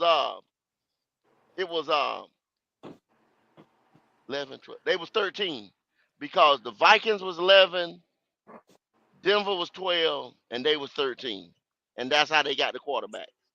But they thought they was gonna get Penix either at 13 or slide down to the second round. Yeah, I don't think And nobody the thought guy that many said, quarterback was going. yeah, the guy said they should have made a move, right, to secure their quarterback because they needed a quarterback. Now they end up getting Brock Bowers, Yeah, which shit, ended they up good being, though. Brock Bowers didn't get a touchdown until like the last couple weeks of the season, all right? it Man, don't Brock matter Bowers though. He different still from had about DP. 1,200 yards Brock out of I was that just about to time. Bowers say that like boy had like Tyler 100 He Warren. catches. had, Yeah, he he got still had about like 100 catches. 1,200 No, like at the tight end position. Now you giving, and that's what Aiden O'Connell and Minshew. Come on, man, you get that in certified quarterback. Look at what you got. But yeah, I guess so. I no, I don't know. but the whole thing You was ain't see him prime last year? though. No, Was I saw him, but I'm sitting here and I'm like, okay, no, I'm sorry. That's not. I'm thinking about the Arizona Cardinals guy. I'm You sorry, talking about McBride? oh, Oh, Yeah, you you talking about talking Robert McBride. My Harris? bad. My bad. No, No, you talking about McBride. My bad. okay. Yeah. That's McBride what I'm went off talking about. last year too though. He went off too, but yeah, I get what you're saying about the Yeah, But touchdowns. he wasn't no yeah. Brock Bowers though. Brock Bowers Nah. was the truth. Nah, I wouldn't. Nah, they. I don't know. Brock Bowers, they kind of they use him out the backfield. You know what I'm saying? Be sending him in motions and shit, lining him up at receiver. But that damn shit, that McBride boy. I think Brock Bowers is more of like that modern day H back that I think somebody said earlier, before I hopped on, they were talking about the dude from Penn State. he reminds you of that. He just got more wit. Like he's You more know how like they used to play Dallas Clark for the coach Coach. and Yeah, shit. he more like That's how they but play he him, got but more he's just wiggle. like You know what super I'm saying? Like athletic. he could get off a gym. He He could just play he just on multiple steroids. positions. He was beating point. It was points in the season where they was matching him up on slot corners because they like, man, Yeah. you can't You guard know he him. good because Yeah. they drafted that other tight end the year before, Michael Myers or something. What was it, Mike Myers or something like that from Notre Dame I was talking about in the number 80. second round, Yeah. and Myers. then I went forgot the back and first name. drafted I know you're him talking in about. the first round. Yeah. They got some good pieces. Like everybody said about the combine, bro. It changes because you got somebody that you not expecting to run. I never forget, bro. This was like right when I was about to get ready to go. I said, all right, I'm finna get up out of the car. I saw it was another Chris Johnson, but not the not the ECU Chris Johnson. It was a Chris Johnson from I think Arizona. Mm-hmm. And dude had like I forgot. I don't even think he had 400 yards rushing that season, and he wasn't even averaging 4 yards a carry. He had all type of fumbles and all type of whatever. Went to the combine or went to the pro day, went crazy, ran 4.3, jumped through the gym. And he was projected as like a 6th or 7th round pick. Bro was like 5'10", 5'11", 230. ran a four, ran a 4.3. Ran a 4.3, and they took him in the 2nd round. He played in the league for 3 years. Oh wow! Like, and so that Trent combine Richardson. does change, man. Like, even when Bryce Young went to the combine, and everybody saw how small he was, like, it didn't change nobody's opinion because like, bro, if you could throw, you could throw, and that's Well, he one didn't thing. throw. Yeah, if No, y'all I think it changed remember, people's opinions. It just didn't He change just came Tepper's and opinion. weighed in. Right. That's bro, all the fuck he that's It all he did. went home. did. He like, I ain't finna throw here because it's you know how it is, bro. It's too much. It's too much TV. It's too many cameras. It's too much all of that stuff. But I remember Tom Brady, and I remember He had a reason. y'all remember the boy back in the day. Y'all remember Chris Leak? No, I What don't. number was he? Chris Leak. Fuss. He played Major at 17? fuss. he played at Independence Oh, High School in oh. Charlotte. He was like he's I think to this day he's still the number one Oh passer in yeah, North yeah, yeah. Carolina. So like if you The go number back one and what? look, Chris Leak, Leak. You say who's the number one what? He was the number one. I think he was the number one passer as far as like passing yards. I think he still got the record to this day for like passing yards in the state of North Carolina. Oh, I thought Garage had it. Who? David Garage, he went to my high school. Oh no. Did he go to David Garrett went to high school in North Carolina? I didn't even know that. Yeah, he went to my high school. Oh well, hey, we Yeah, got he to do a went little, we got to do a little oppo research. What high Check it school? out. What high school you went to? But what I'm saying was like he said if you look, Chris Leak was barely I don't even know if he was 6 feet. But what he was talking about was throwing lanes. So that's why when you have smart quarterback coaches and smart offensive coordinators, they understand how to Tom Brady even talked about throwing through lanes. So you got some of these coaches now, they're not afraid to take a guy that's shorter because I can teach them to throw through passing lanes because if you smart enough and you got it on the chalkboard, you know where your receivers are supposed to be. Mm-hmm. So I don't have to worry about you. Like Patrick Mahomes is 6'2", but he wasn't even reading defenses and already had a Super Bowl and MVP in his back pocket. That's a fact. I think them passing lanes is really just But Reggie, it's set when up you from the interior. If the center and the two guards getting pushed back, the passing lane is gonna be small as hell. You feel me? Yeah, but you got to So know now, where, now, you got now, to know now, where now your don't reads are. don't get yeah, me wrong but now, Reggie. it's gonna be Everything you hard for said was Bryce to see over there. 100% correct, but you have to do so much when you're not prototypical size, weight, and strength. Yeah, that's You know what true. I mean? You don't get the luxury of being able to though, if you can't throw the ball 65 yards and you pushing defenders off you and not like it's certain things you just can't do. But again, go back and look at what Lamar Jackson was. They was handing him to switch positions, be a wide receiver, be a running back. If you build your offense around the skill sets of what your quarterbacks are, you can have success. But if you try to But take them and make them into I never something knew what. completely different, you can't do that. Yeah, I never knew what they were saying about Lamar because if you go back to Louisville, Lamar was throwing the ball accurate. So Yeah, he I was. really don't I understand I think they just what was they hating on other. him, though. I ain't gonna lie I to think, you. Bro, I they mean, wasn't ready He for wasn't I'm that. with great. you He on wasn't that. a great I'm passer with you on that right come there, in. Prime, because it, just go back and look at Louis. Well, because of course I'm ACC and I Louisville, and Hey, it's go, like, can I, yo, this let me guy is crazy. let me ask you a question real quick, bro.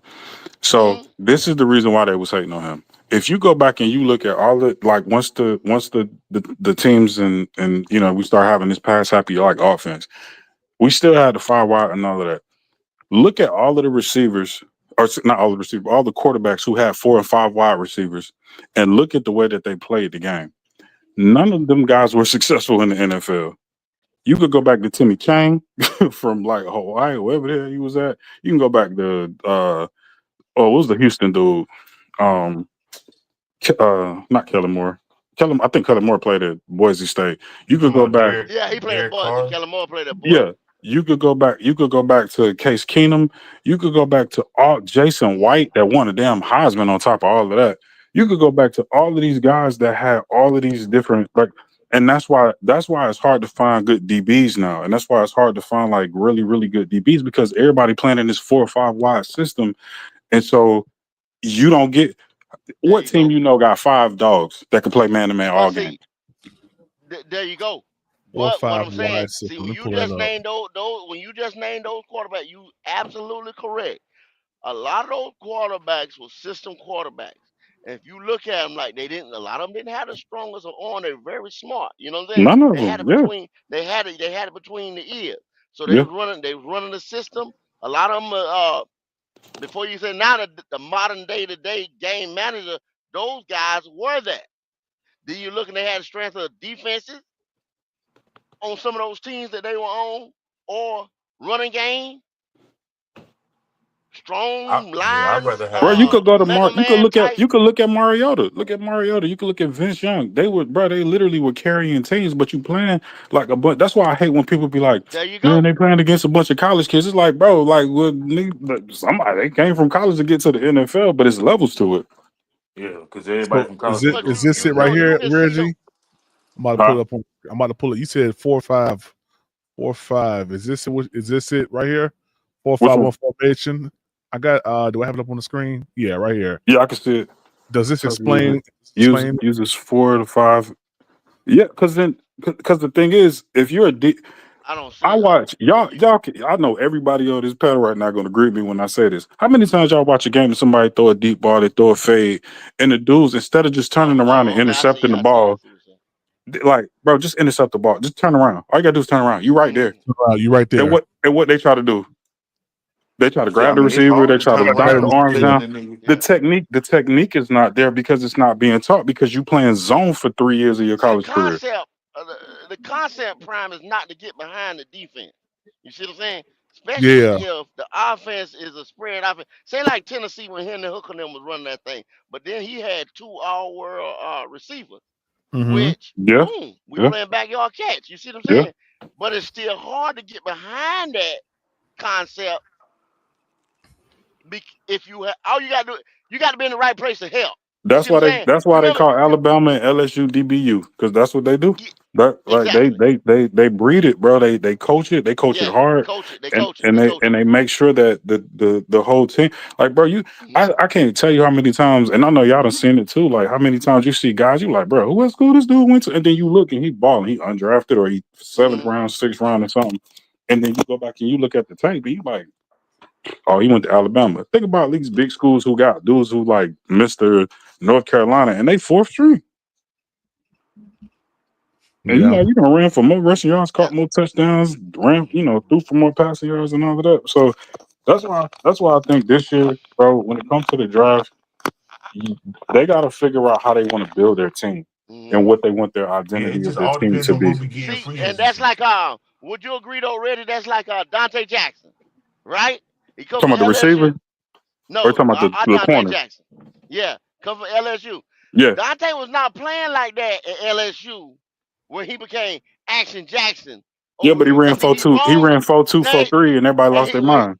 there you go. And when he came here, oh, you so fast, you can make it up. See, he He was played getting more cooked. disciplined ball. That Yeah, boy was but when barbecue. we started naming Action Jackson and shit, he forgot all that disciplined play that he was playing, all that zone that he You played want to at know why? You LSU. want to know why? Because when you're the most talented person on the field, and as Exactly. far as your athleticism, you can get away with the stuff that everybody else can't get away with.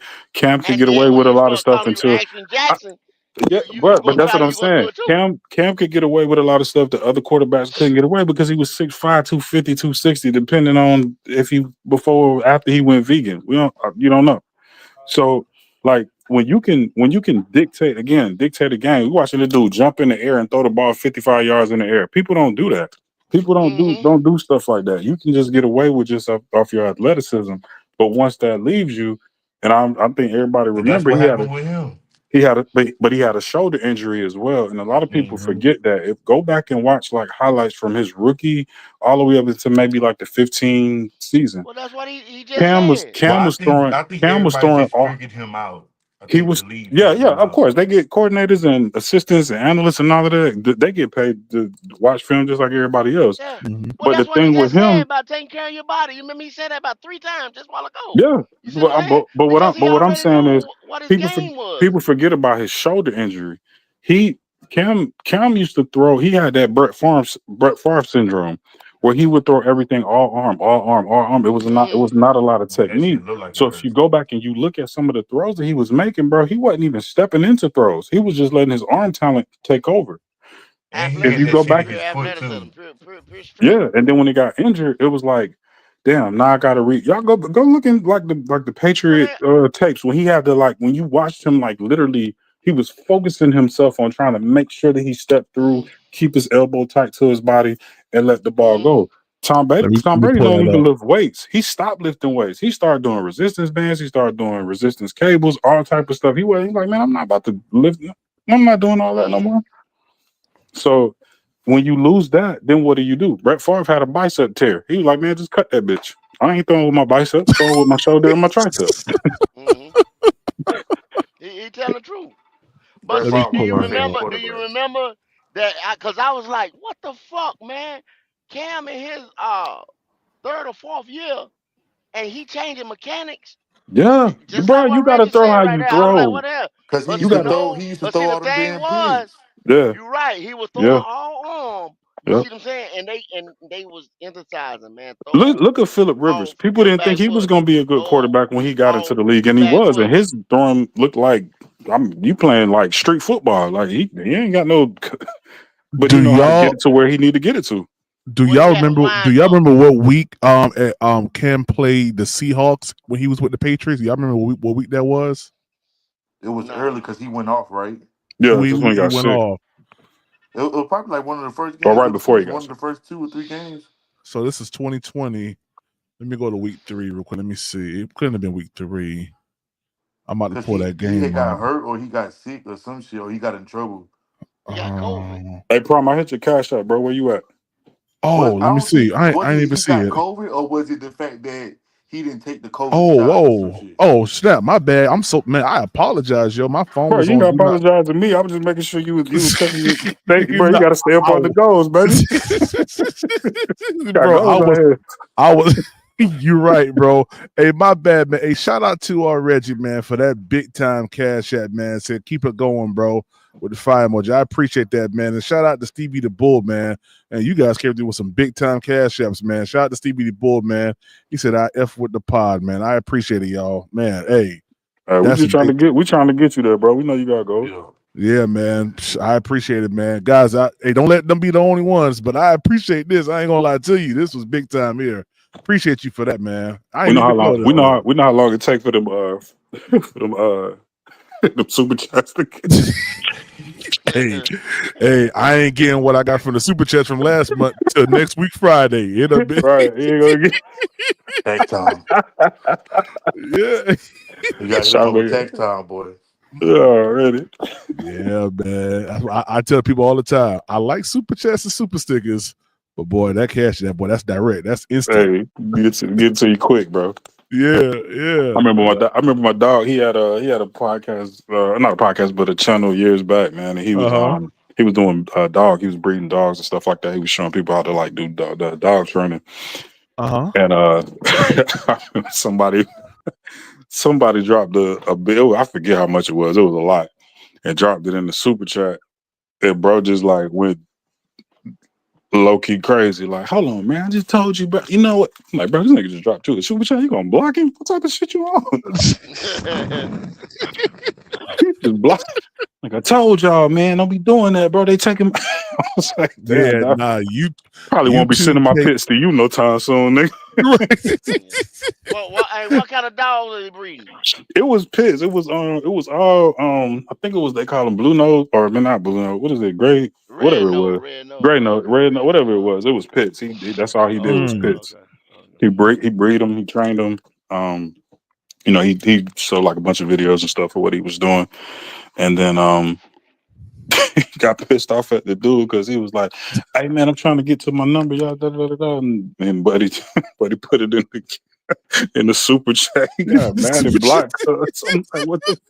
Somebody blessing you, dog, and you gonna block the blessing like that? What type of shit? Man, he probably said, man, because YouTube gonna take a portion of that, man. That's what I think that's what he was saying, but it's like, bro, like, hey, it's still, Yeah. you still keeping the engagement in, you still keeping your channel Yep. like going, bro. Like, that's why I said I was like, I ain't interested in starting no channel.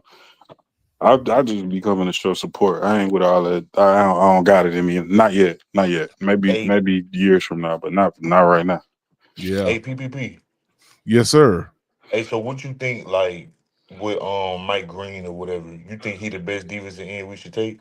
I'm not gonna lie to you, That's man. going like It's either have Mike instant Green. success. For me, it's Mike Green or Jack Sawyer. I'm not gonna lie to you. Please, no Jack Sawyer. No, Why? Why you say At that? A prime. He's At a No, A. statue. hell no. He's a statue. He's a situational player, and he's Mm-hmm. probably more of a special teamer than he is a every down guy. He Oh need to go to the G God. League. If he lost about 15 to 20 pounds, he would be Van Ginkel from the Vikings. But he has no lateral quickness. He has no like you can only use him to rush the passer. And then in the run game, what are we looking at? I So I really don't. think The run game, he's pretty solid in the run game from what No, I no, saw. I'm not saying he's bad. I'm saying like, what are we expecting him to do? Like, are we expecting him to be a run Okay. stopper, or are we expecting him to be a pass rusher?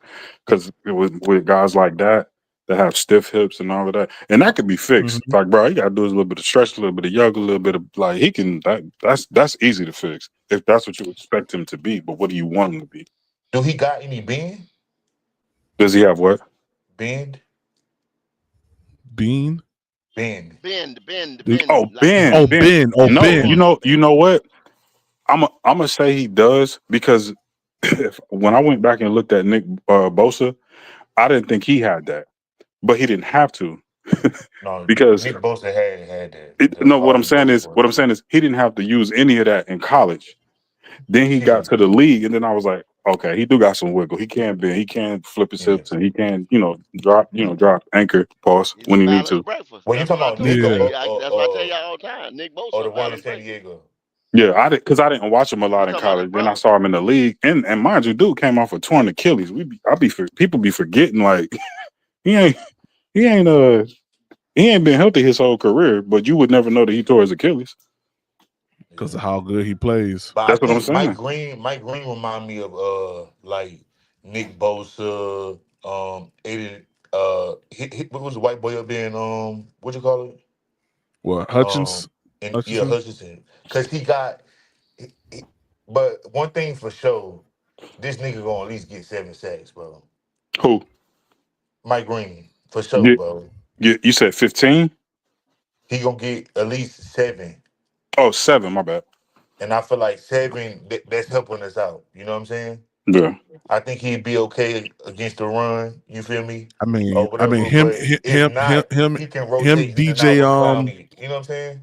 him and Mhm. DJ. No. I think Clowney gone, bro. I ain't gonna lie to you. I Yeah, think You want to Clowney save Clowney his will gone. be money? a post June cut because to save Yeah. them, and that's gonna get y'all the money where We can't cut that's Clowney though. gonna We get need some of him. that Shit, money. we don't got no Why? edge Why we rushers. can't cut? No, what What you in mean? the fuck you We don't got mean? no If you edge don't get rushers. it, No, but look, but what you can do, is you can cut him come on,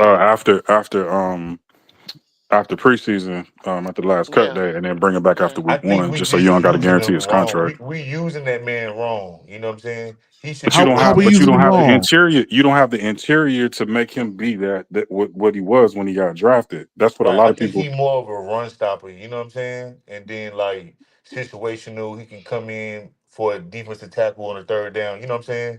Third and long. You feel Only me? problem I ever had with Clowney is that he plays way too high, and it's hard to not play high when you six He five. does, he does, he does. Yeah, but he good in that run But game see, though. he don't have that burst no more. Where he No, really, he I mean, what he is he didn't never 31 use it.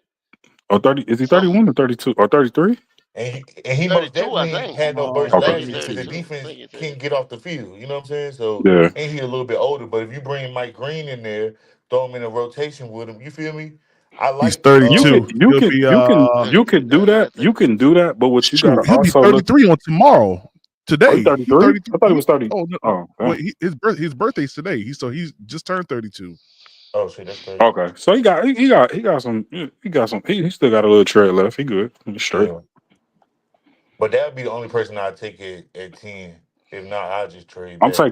I'm taking Shallow number 8 overall. Yeah, Shiloh okay. Fence.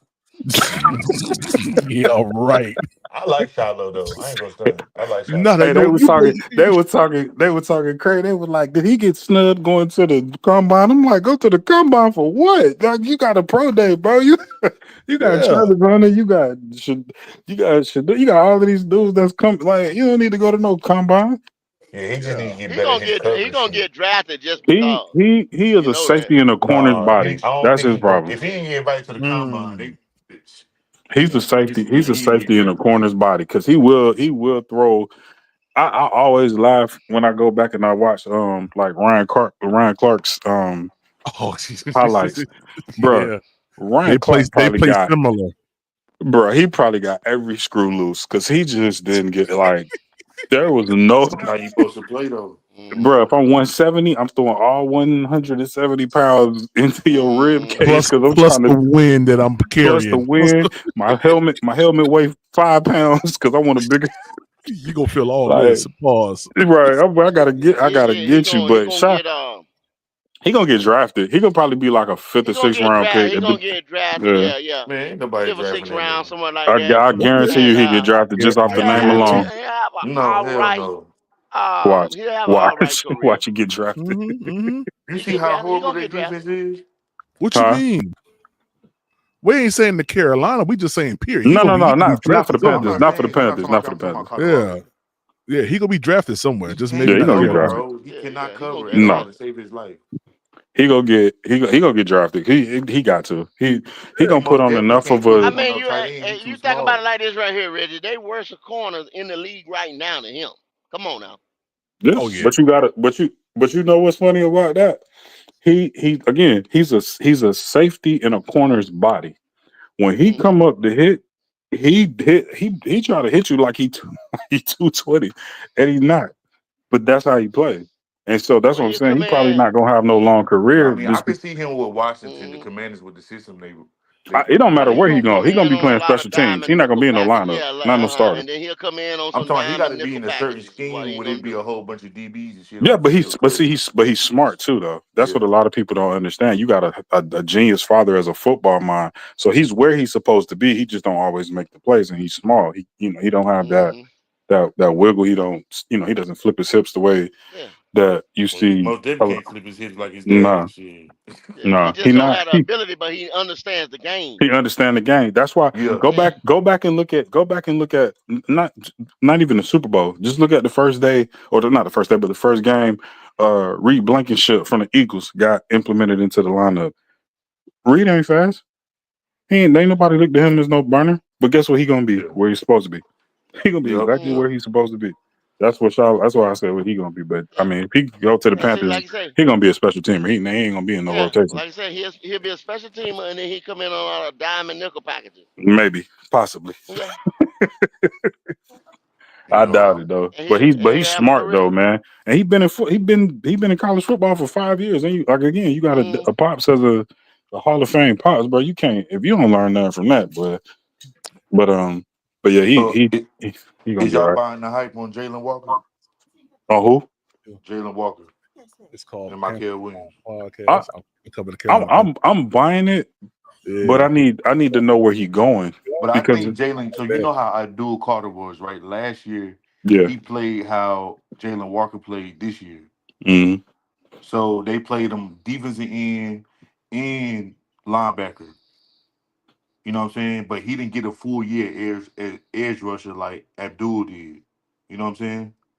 I just think if you But asking they him to literally go the do same something for player. his first year, just let him go do that. And then Mhm. you coach him along, you know what I'm saying? You coach him along, hey, Yeah. this is all I want you to do. I don't feel It's a like he dude over got there with the time other for no team jersey damn on that's for no about to throw player the that's ball. gonna I need you to go develop get and him. shit. Mhm. It's gonna Mm-hmm. take too long to develop. I don't Yeah. got I need to see some shit today. Yesterday. For real, for real. I'm just saying, it depends. Again, it depends. That's why when we was talking about contracts earlier, I was saying like, bro, you got to look at the paperwork and got to understand. Damn, do I really want to invest this amount of money on a DN?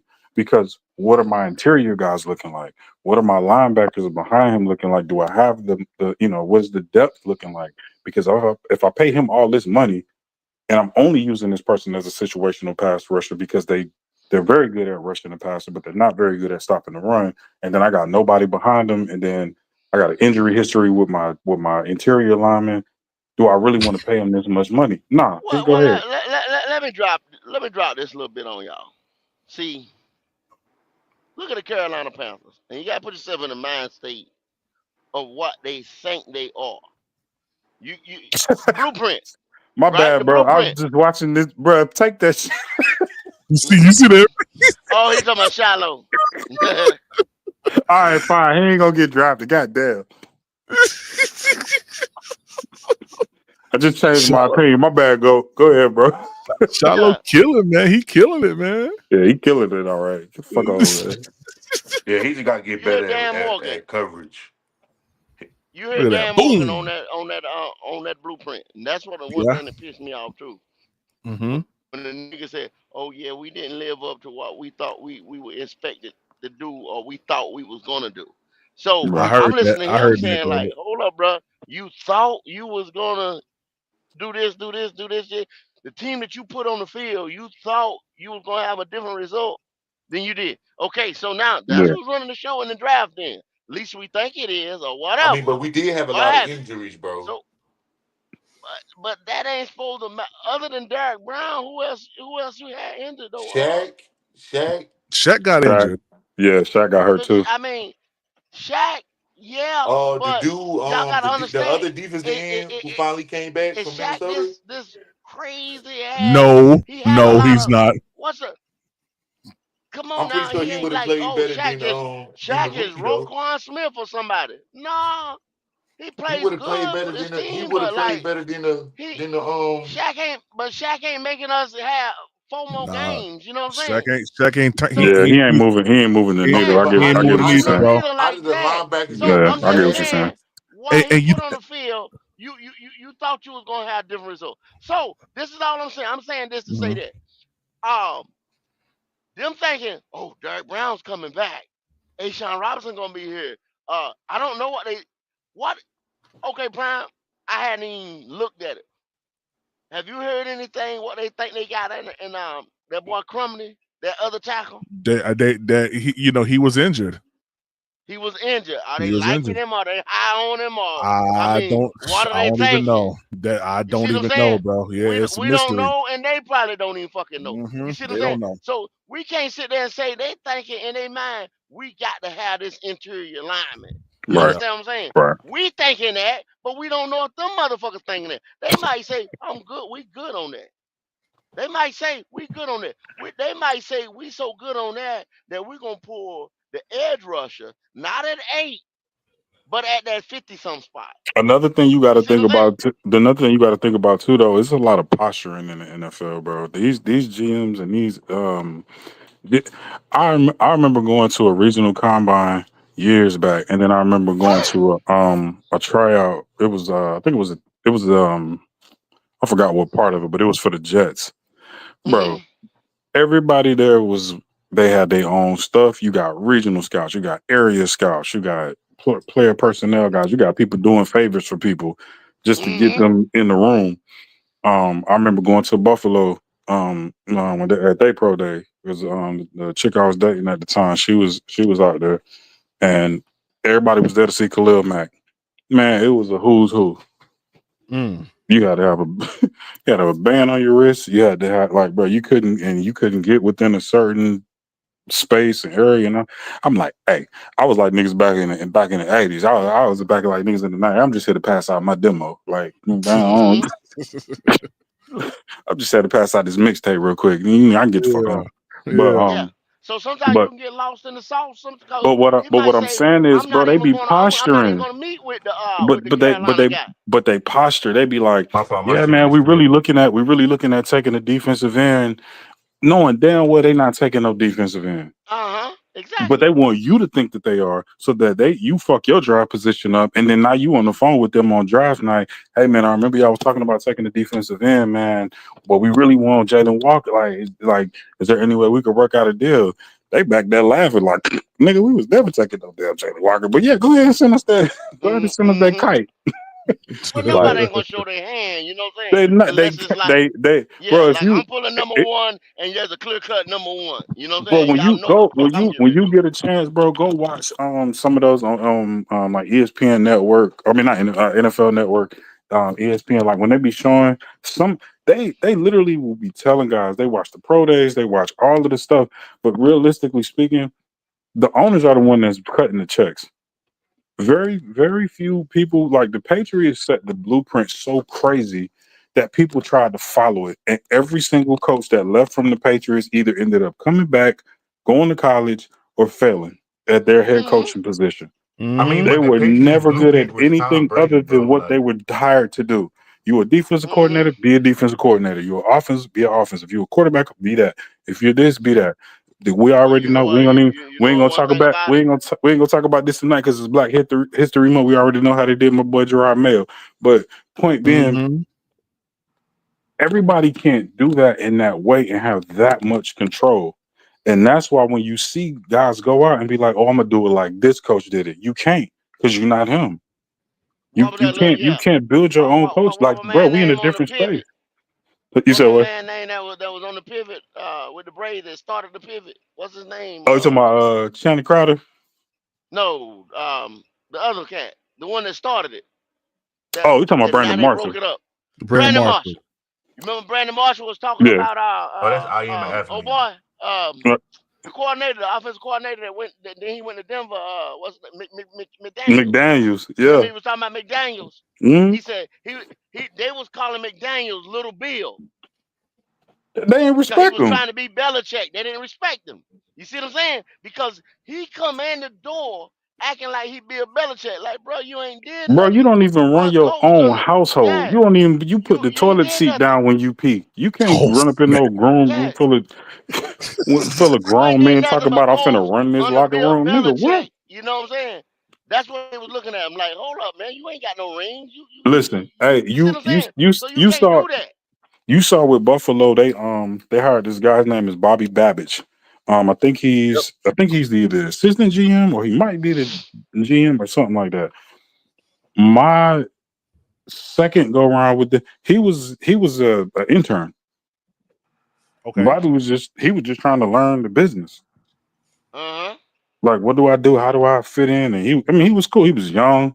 He was, you gotta have when you young, you gotta have a lot of energy so people could think you know what you're doing, even if you're faking it till you make Mm-hmm. it. Mm-hmm. Like, you go to a job, you like, I don't know what I'm doing, but I'm gonna be enthusiastic than a motherfucker. Oh, you finna go to a car dealership? All right, cool. Then I'm finna, hey, let me show you about this little Honda Accord. Like, he was that type of guy. Like, that's how he was. And then he Yeah. learned the game. He made the right connections. He built the right relationships. He watched more film than he ever did. That's what you got. There you And go. You now gotta he have in the that right position. relationships. You gotta come up through the ranks and stuff like that. See, they can smell it on you. People can smell it on you Yeah, they see it, when you bro. get groomed and be like pushed up, you know what I'm saying? Mhm. Fast track. They like, oh shit, you such and such his boy. He go, And yep. they put you up there. You ain't even Yeah, supposed to be sometimes there. that's what it be though. It's He just did his somebody thing. royalty. Even if you look through Buffalo and you look at their lineage, because my second to last year in Carolina, Sean McDermott was the defensive coordinator. And then Mm-hmm. Mm-hmm. if you go back and you look at what's his name? Ken Dorsey.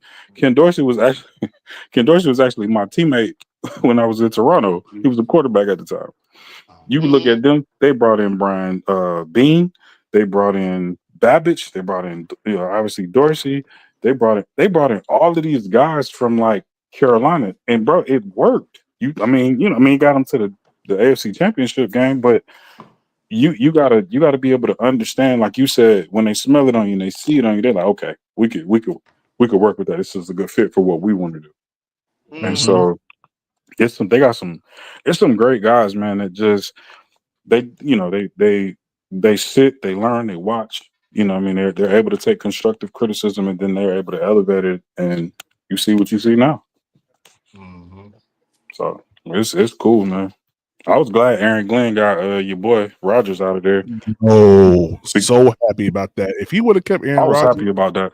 if he He'd would have have kept undermined Aaron, him. He'd have that would have, undermined him. He'd have yeah, undermined him.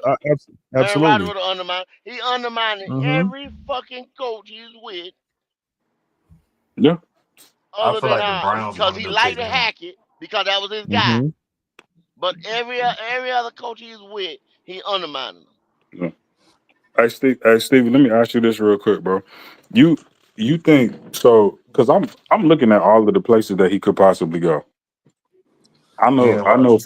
for a coach like him. I mean, and I call him a coach because he might as well have been this past year. Yeah. Where you gonna I, go? I Where think he where gonna like go. what? The only place he can go is to a place where a coach is on the hot seat. So that's the Browns. That Cause don't make no it. sense. What you mean? Why would it be a? Okay, I'm gonna let you get your whole point out because I may be So overthinking. Go like, ahead. yeah. I'm gonna So like, I feel like the only place he would go is a coach that's on the hot seat and that don't got no quarterback. You know what I'm saying? Or they need better quarterback play. So That's half this the coach league. can't draft a rookie. You know what I'm saying? Because he don't have that much time. You feel me? Because he Yeah, already on the yeah, hot seat. yeah. So That's I feel true. like the Browns, they just extended Tomlin, right?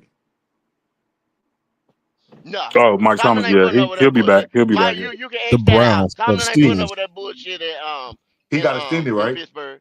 He not putting up with that bullshit at Pittsburgh with Aaron I Rodgers. don't know if Hell he got no. extended, but I know he ain't getting fired. He not getting fired. They told him that there's absolutely. I think the one of the Roonies or Yeah, I don't know he about said that. that there's no way that he's not coming back or however It they. don't look good Mm-hmm. for Pittsburgh. They're not used to looking like this. That's all What I'm you gonna say. mean?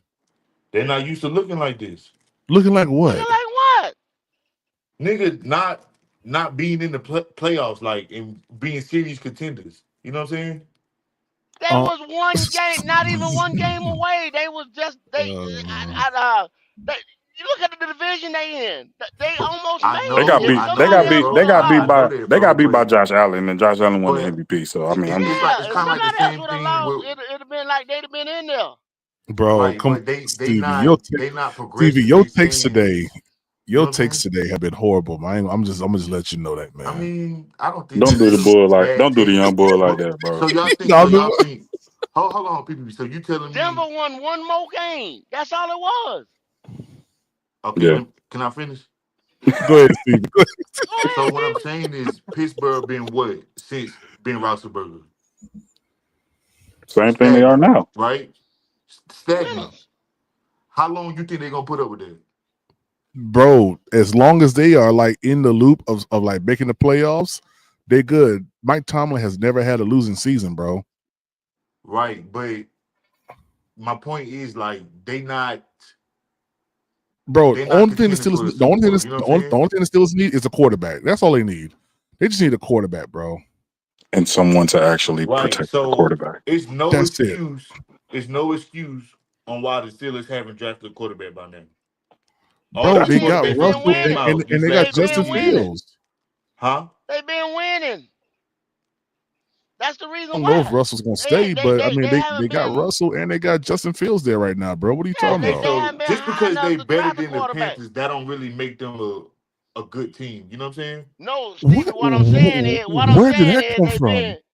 they've been winning, so they have sitting there like 21, 20. I think 20. They've never been lower than higher than 20, I think. So you Okay. can't get Well, no quarterback. okay. So what I'm saying is this. What I I'm think saying is we this. I don't think multiple years of being stagnant, same shit happening every season. You know what I'm saying? All this other stuff. I don't think that's they gonna extend him with that. You feel me? So So I you feel want like that's just one. so you That's want just the my Steelers opinion. I feel like that's so the you Well, want best. the I'm gonna Steelers to tell be you this. like so Well, you want I the Steelers tell you this right here. to be like Jerry Jones and the Cowboys and just fire. This is what I'm saying right here. This is the thing. When the rumors was out there, and it was just rumors, cause you just hear what Rooney said. Ain't nowhere in hell, basically, he leaving. People was ready to yeah. give up draft picks for Mike Tomlin. So I don't. Hey, That's all I can say. This is the problem with every single time, every year, because it's always a one coach. It might be Tomlin this year. It was Belichick, last year, and all of that. Go back and look. I put it this way: what's Mahomes? He's been to what, five Super Bowls in 7 years, or 6 years, or 7 years. Five. Then you had Nick Foles, Tom Brady, now Jalen Hurts twice, Joe Burrow.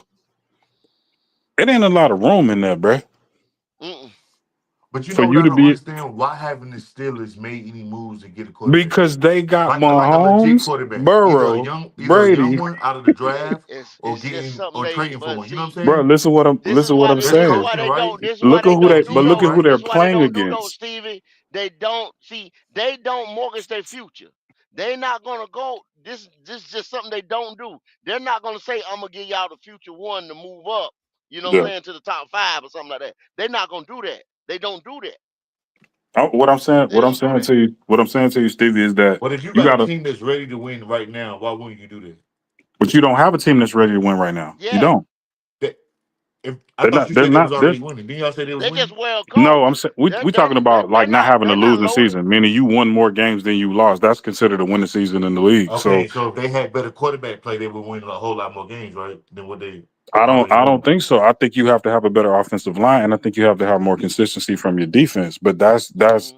to your Yeah. point. That's what you do in the That's drive. credit to Well, If yeah, that's my other team that I think and a he'll credit go to to, coaching. and then I think he might go to the Raiders who or Tomlin?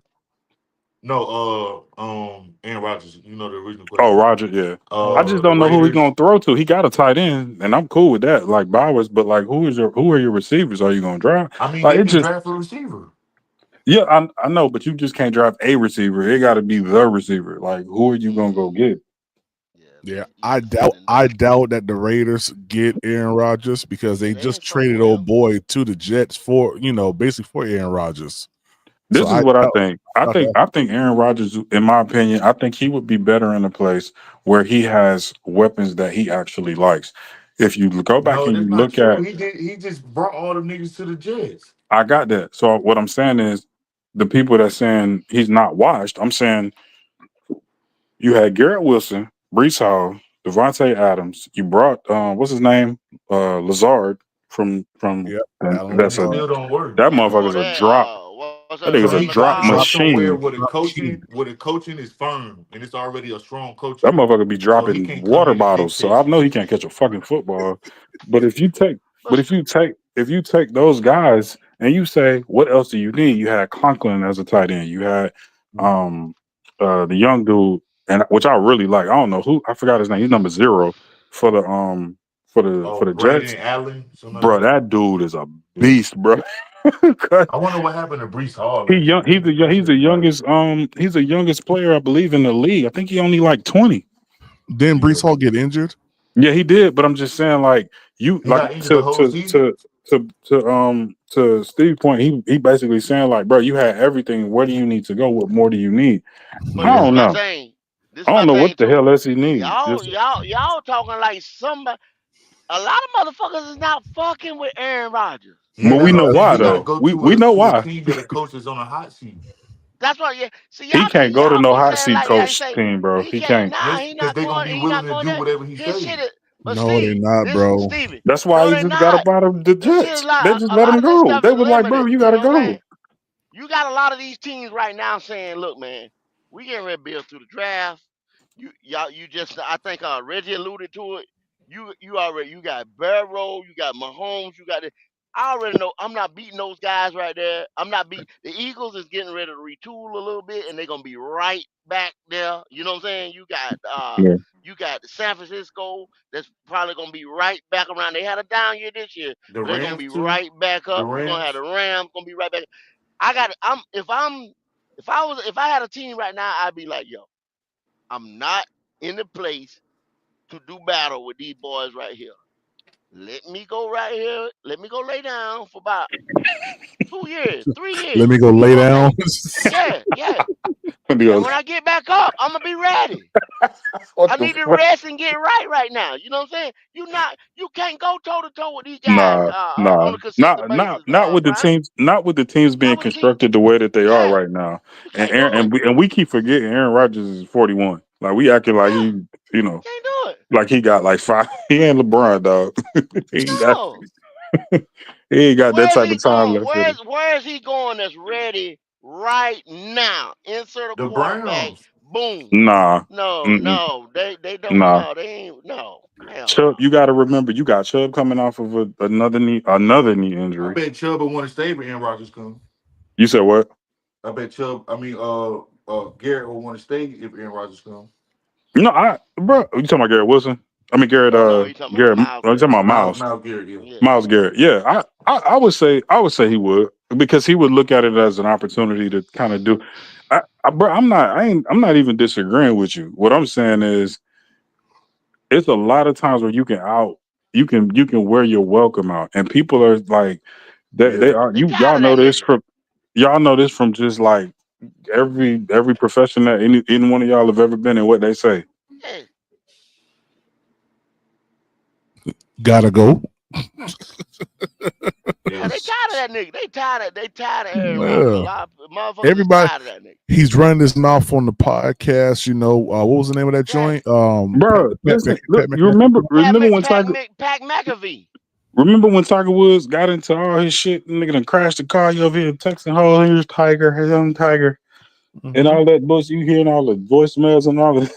Mm-hmm. Nobody talked about his extramarital, nobody was talking about any of that.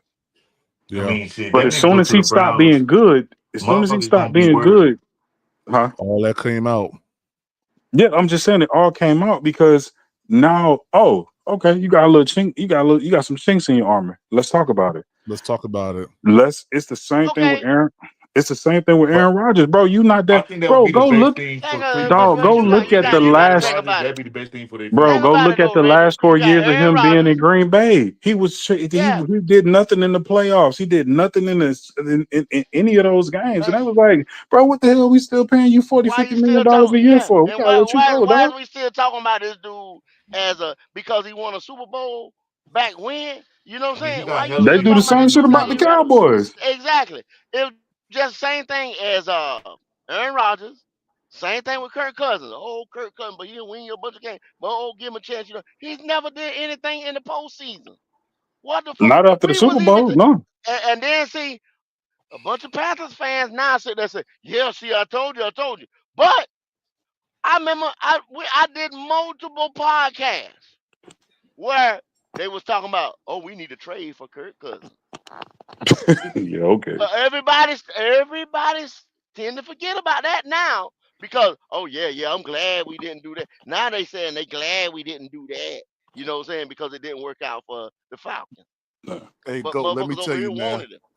As They soon as wanted the him. Falcons got Kirk Cousins, I told Red, I said he ain't gonna last long because he's gonna get injured, and the people in LA are gonna be screaming, "Put Penix in," and Mhm. that's exactly what happened.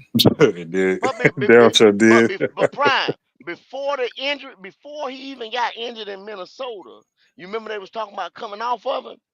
Mm-hmm. They wanted him here. I want you to think about how bad you got They to wanted be him for here. somebody to pay you $100 million with damn near all of it guaranteed, and then be like, "Yeah, nah, we're gonna go ahead and sit you down." We're gonna sit you down. We're gonna play the rookie that ain't never played a Do snap. you bro? I'm telling you, dog. That's when one of my really good friends, bro. That still that play. Well, he don't play obviously now. It was a wide receiver. He that was one of my dogs. We used to watch. You ever go to like like you go say, "Well, I'm finna go work out or whatever. I'm finna go to the gym," and you be seeing like, "Damn, that nigga like he can ball." Like, yeah. Mm-hmm. And then you watching them play, and Mm-hmm. it's a few of them. Because I gotta remember, Brian told me stop name dropping. Um, a couple dudes that y'all all know, and then you saw them have like 2 or 3 just like crazy seasons. You're like, man, damn, why they ain't keep such and such and such? Yeah. I know. But the reason that you know is because this the way that the game is being played, the way that the contracts are being structured, the way that some of this stuff is being Mm, changed, mm, mm, you're not mm, going to be able to mm-hmm. keep these guys for longer than you think you can. So when you say you could pay bro, look at if you go and look at what the top guys have around them, the top pass rushers, the top linebackers. Or we don't even talk about linebackers like that no more. We only talk about them when they look crazy. Mm-hmm. I Hmm. guarantee, as go in the a random place and ask 10 people who the Steelers linebackers are, who the Chiefs linebackers are. They can't tell you, Yeah, but They they Bo don't know who know. Nix, Travis Yeah. Kelsey is. Peyton. They know who Mm-hmm. Yeah. Mahomes is. they know, Hmm. they know who. So like it changed. So now it's like this is what we own. That's why people don't give enough. We discredit a lot of stuff now with the younger quarterbacks because we're like, oh, it's a passing league now. So now, well, if they would have to pass like that back in the day, bro, you don't know what the hell would have happened back in the day. Stop speaking on that shit. You don't know. Well, Mm-hmm. none of us know. So when you see guys and you see the way that their contracts are structured, you're like, okay, what if I was one of my really good friends? He's he's still a long snapper. He was a long snapper since 2009. I was a rookie. Oh Because wow. yeah, the Still longevity of the playing. position. Yeah. You snap a ball and run down there and try not to get hit. That's a hell of a life. So when Place you kicker. so when you look Punt at it, kicker. bro, I'm just saying like everybody's pocket is different. You have running backs like I'm Zeke. He maxed out on his until he started smoking. But you look at like the way that the contracts are structured. Now they're structured based on okay, what does the guaranteed money look like? So if we gonna do anything with like quarterbacks, O line, I told Prime when we was talking a few days ago, the first priority for me protect Bryce. I don't care what you do on the defensive end, but if you can't protect your quarterback, I don't care about how many pass rushers you got because it's not. It's just he's 5'10", 190 pounds. I gotta protect my quarterback. Kyler Murray, he Do just you don't care. Kyler Murray will run all the way into the stands if he got to not get hit. Yeah, nah, Bryce is crazy. You got to do hit O do you line. believe that we should go tight end or wide receiver for the eighth pick with the eighth pick? I It like depends on what we Deontay. I doing like free Deontay agency. Saunders though. Sanders. I like him, bro. I know he had a little concussion thing earlier in the year, Mm-hmm. but if you're not gonna take a blocking tight end, if that's not what your aim is, and you can't trade for like a Tyler Pitts, and you want to make him like a foundation, I mean like a an accessory piece, then I will Mm-hmm. go wide receiver. I say Okay. you can't go wide receiver unless you address the defense in free agency like you addressed the offensive line in free agency last year. If you You're not gonna make a big splash, You just not gonna be Reggie. yeah.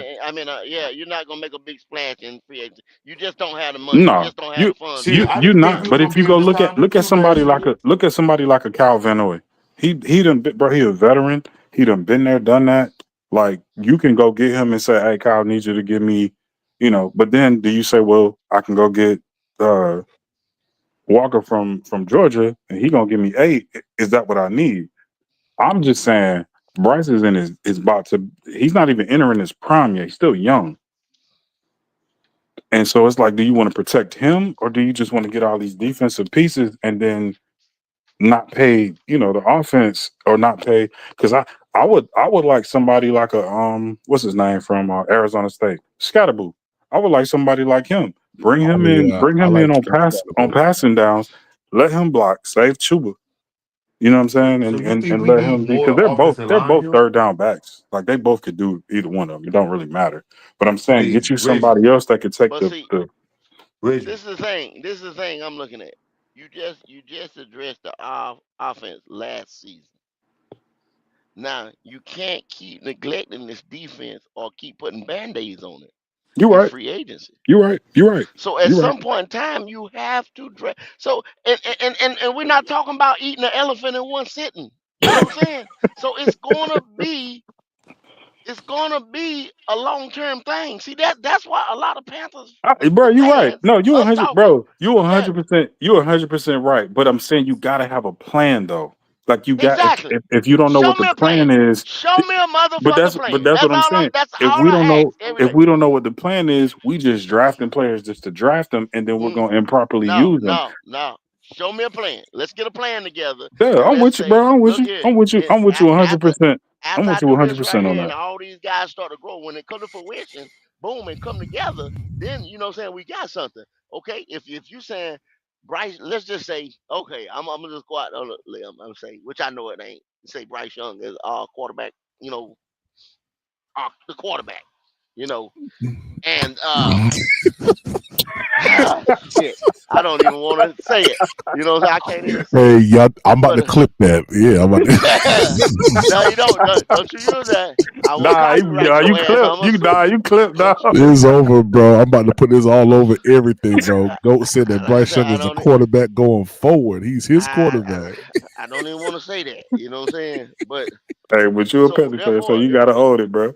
yeah. If you saying that's the way we got to go, or we already I don't. got I'm it. not saying this the You way know what I'm we saying? gotta go. I just think Yeah. if you looking at it objectively, you gotta know what the plan is for your team, and if your Yeah. plan I is mean, just okay, depends on what we do in But free what I'm saying though, agency. Reggie, what I'm saying though, you saying if okay, so if you already got that piece, you know what I'm saying? So yeah, you got to build a total team around there on both sides of the ball, all three phases. You yeah, know what I'm saying? yeah. So I got you. just like I wasn't mad at Matt Rule them when they came in and did an all defense draft because we needed I it. was. We needed to replenish. You know what I'm saying? On that side of the ball. You know what I'm Yeah, saying? You got Matt thought Matt Rule thought he was coaching a college team. mhm. That's and I get it. I understood the whole He thing. just Like, picked hey the wrong man, I people. He just he picked the just wrong people yeah because none he of them did ain't his here, but except for one yeah guy. he You know did what his I'm own saying? So thing, and I you respect it. can't. You know when you get you know when you have a history of fixing things, which is what he had a history of in terms of college teams, Temple and all of that. Like you like, all right, I could do this, I could fix this. But it's different when you get in that space because you're dealing with different types of players and different types of situations. It's a lot of Yeah. media stuff, it's a lot of coaching and contract. Like so you can't do it that way. But what I will say is again, you go with a Frank Reich. Oh well, he ran the Super Bowl. Bro, who has the pulse of the team? We all know it was Steve Wilkes. Yeah. And then Yeah, that you shit was remove so him. stupid, man. That was the dumbest thing he did. And Steve Woods can't do no wrong in my eyes. I don't care what nobody No. nigga be on he could be on trial for He could be someone not being on this first earth no more and 48, I'll be a first character witness. So I don't 48 give doing something in Poker Bean Projects, fucking and be that's you still my already dude. know. And he'll go there walking through that bit like Denzel with the black coat on. Training day on you. Shout We out used to Steve call, Wilkes. hey, we used to call him Denzel. That motherfucker used to come in there. Hey, what for the Tuesday? Oh yeah, he gonna have a fresh cut. I don't Hey, really think Steve Wilkes all that though. my favorite line, man. Man, you got to be He around ordered a man to understand, my boy. I'm just telling you. my favorite line, man. After he get done saying what he got to say, now with that, I'll take your questions. I was like, that's No, my. he didn't even do that. He just walk out. He used to be like, clearly, y'all think y'all know how to coach this thing. So let me go. Yeah, well, see, Love Steve, if love they'd have Steve kept Wilkes. Steve, if they'd have retained Steve, and then started building from there, right? Mm-hmm. I'd have been what you wouldn't have got a word from me, Louisville except wouldn't have for left. Chin wouldn't have yeah, left. You wouldn't have Burns had like left. the thing that brings and y'all know this just from whatever y'all. I don't even know. I know y'all Panthers fans, but I'm just saying like when you grew up, y'all had sports teams. I had sports teams when I grew up. Like when you look at a team and you walk in the locker room and you listen to like the people that surround and you see what they say, it's a bunch of people who hate LeBron for whatever reason. It's a bunch of people who love Jordan for whatever reason. You love them, but when you listen to the stories, that's when you be like, okay, I got you, bro. I see. I see why you care about. So when you hear like players they leave like a McCaffrey or hmm even Kuechly. Remember Prom, I told you about Kuechly when he just walked out the it's lunchtime. He saw himself on the TV. Like, bro, that's not Andrew Luck was the same way. And Indy. Like, they're just not they not trying to move no needle. They just want to play football. That's all they're trying to do. John Hey, Beeson, headhunter. But if you talk to him, you wouldn't even know he played football. And so hey, it's certain people that you just like you gotta understand the culture of your team. So again, when people talk when Cam was saying what he said, it was a bunch. I walked into a bunch of losers, bro. All you had to say was, "Listen." I walked into a situation where it was a culture of losing, not losers, Mm-hmm. losing. If he would Yeah, have said yeah. that, we wouldn't even Well, be having this conversation. He yeah. wouldn't be on no Well, hot seat. He wouldn't be trying to mm-hmm. explain himself. He wouldn't be. But that's It's why all words word. It's matter. all word play. Yeah, words matter. It's word play. You know, he could. People He say could you have. sensitive, but it's like, bro, if you ain't Yeah. never been in the trenches, how I'm gonna talk to an army veteran about something he did in Afghanistan or Exactly. Iraq, and Exactly. and and say, "Oh man, you over here being sensitive, bro." Was you in the Yeah. trenches? I'm gonna talk to a doctor, a surgeon about, man, you need to do better with that scalpel, dog. Nigga, have you ever Uh. held one? Hey, that's what my favorite phrase is. Going there can't tell been there how to get there. You ain't never been there before. Oh, bro, hey, you got to send me that. I need you to send that to me. But that's Cam for you. He always think he better than Yeah. everybody else, bro. Like Yeah, he Going been there like that. can't He been tell like that. been there He how been to like that. get there. Yes, he He been sir. is, like that. bro. That's why he ain't jump on the No, phone. no, He no. too I need cool. that in the chat so I He can too screenshot it. I cool. need that, homeboy. Okay. I'm trying to put. I'm trying to better my life right now. He said he I'm need about to that. play that right now. I'm about to screenshot that, boy. That's powerful, though. I got that from my pastor, man. He said it one day. I said, "Ooh," I said, "That's cold there." See, that's one thing. That's one thing I'm about to start doing, man. I think I talked to you about that long ass live we had that got deleted. That you had to, Yeah, that ain't even saved. I yeah. was I talking like, know, bro. man. Sometimes you got to start writing more and start writing down your thoughts a little bit more, so you can, you can remind yourself of certain things. But yeah, man, Mhm. like it's hard, bro. Like what he said, Cam, yeah, he always been selfish, brother. But that's if you look at what he dealt with in college, and these are all like self inflicted wounds. Ain't nobody did nothing bad to him. Like he caused all of it, but he always bounced back. Like he every single time something happened, he bounced back. He got in trouble for the computer stealing stuff. Went to I don't know where that was. Went to What's Where he up, went Steve? to. What's up, y'all? What up, Django? Real quick, shout out to the real HH Entertainment, man, for that $2 super chat, man. He said first 3 rounds need to be defense, trenches. I wouldn't You be Interesting. think mad. so, bro? I wouldn't be mad. I wouldn't be mad either, bro. I I ain't gonna lie say to first you. round. Dang, I that's don't that's think a it's lot any of. offensive players in the second Yeah. and third round for sure Cause My that's I'm. gonna first help this two team picks to is definitely be. gonna be defense, bro. I ain't gonna lie to you. I tell you what I would do. I'm He not ain't. mad He at ain't. He that. ain't. I ain't He mad at ain't. that He though. ain't. He ain't. He ain't off at all because you either get the tackle or you get the edge rusher. First or second I round, and don't, then you go get the corner in the third. Yeah. I don't know. I don't know. I don't know. I'm thinking first round defense player and the second round offense. I mean that's good to Man, I be would, man, I balanced, would, but I just like that. I like that better we can't only really because say I until just the want to free protect. agency. I You want know to what I'm protect saying? Bryce. Like That's my we thing. can't really say what to do in the draft until we see what we pick up in free agency. Because Yeah, whatever we pick up in free agency is going to change our I whole would. perspective on the draft. I would like to get Cal Van Noy. I would like to get him as just a short term piece. well, shoot. Free agency starts when does the March waiver 12th. I I think it think start? started in March, June. March 23rd or something. I thought it was June. No, hell no, it's in No, March. March. Oh, it's in March. It's March. Yeah, before the no. draft. Yeah, March. The I'm. coaches, the Never mind. GMs can talk to the players already.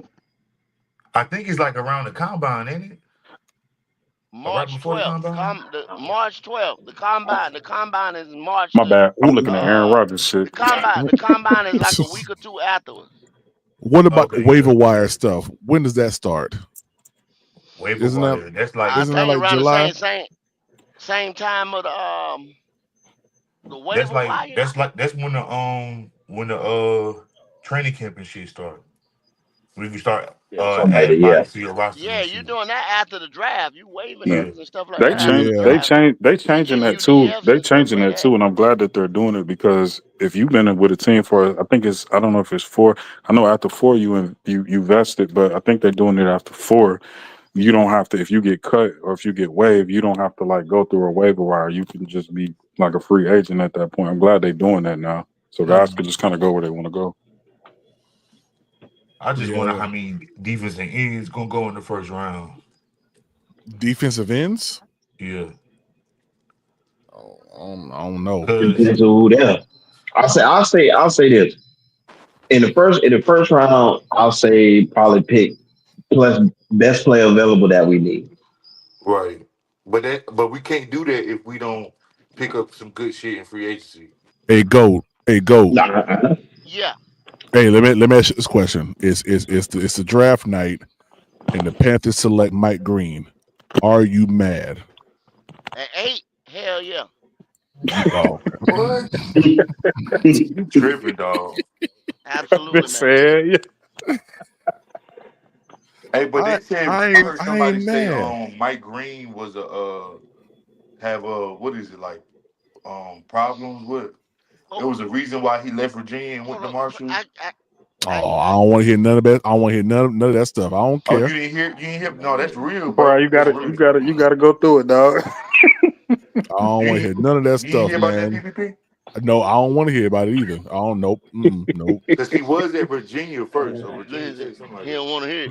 I don't want to hear it. They just Hey, say they want to see through his trap. let me say this. Let me, Let me say this. Mike Green got a lot of. It was a young man that went to Penn State. Mm-hmm. Huh?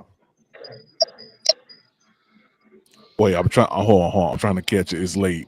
Wait, it's a young man that went to Penn State. Penn State. what year?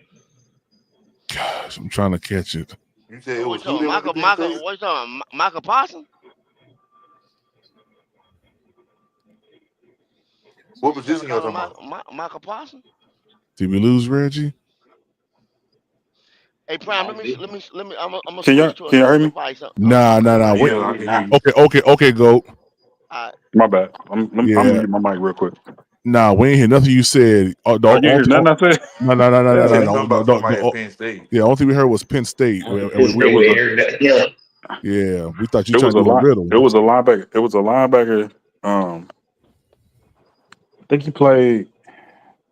He got drafted. I believe by the I believe he got drafted by the Jets, and he was another number 11.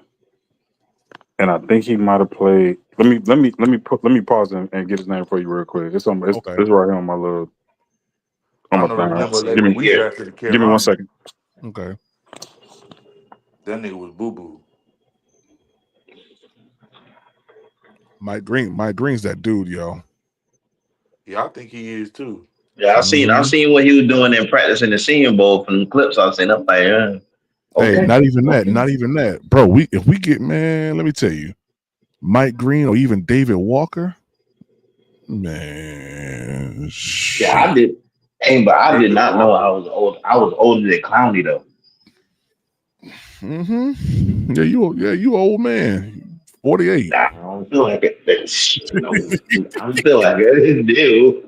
No, I'm only older than him by a couple of months. That's what I'm like, huh?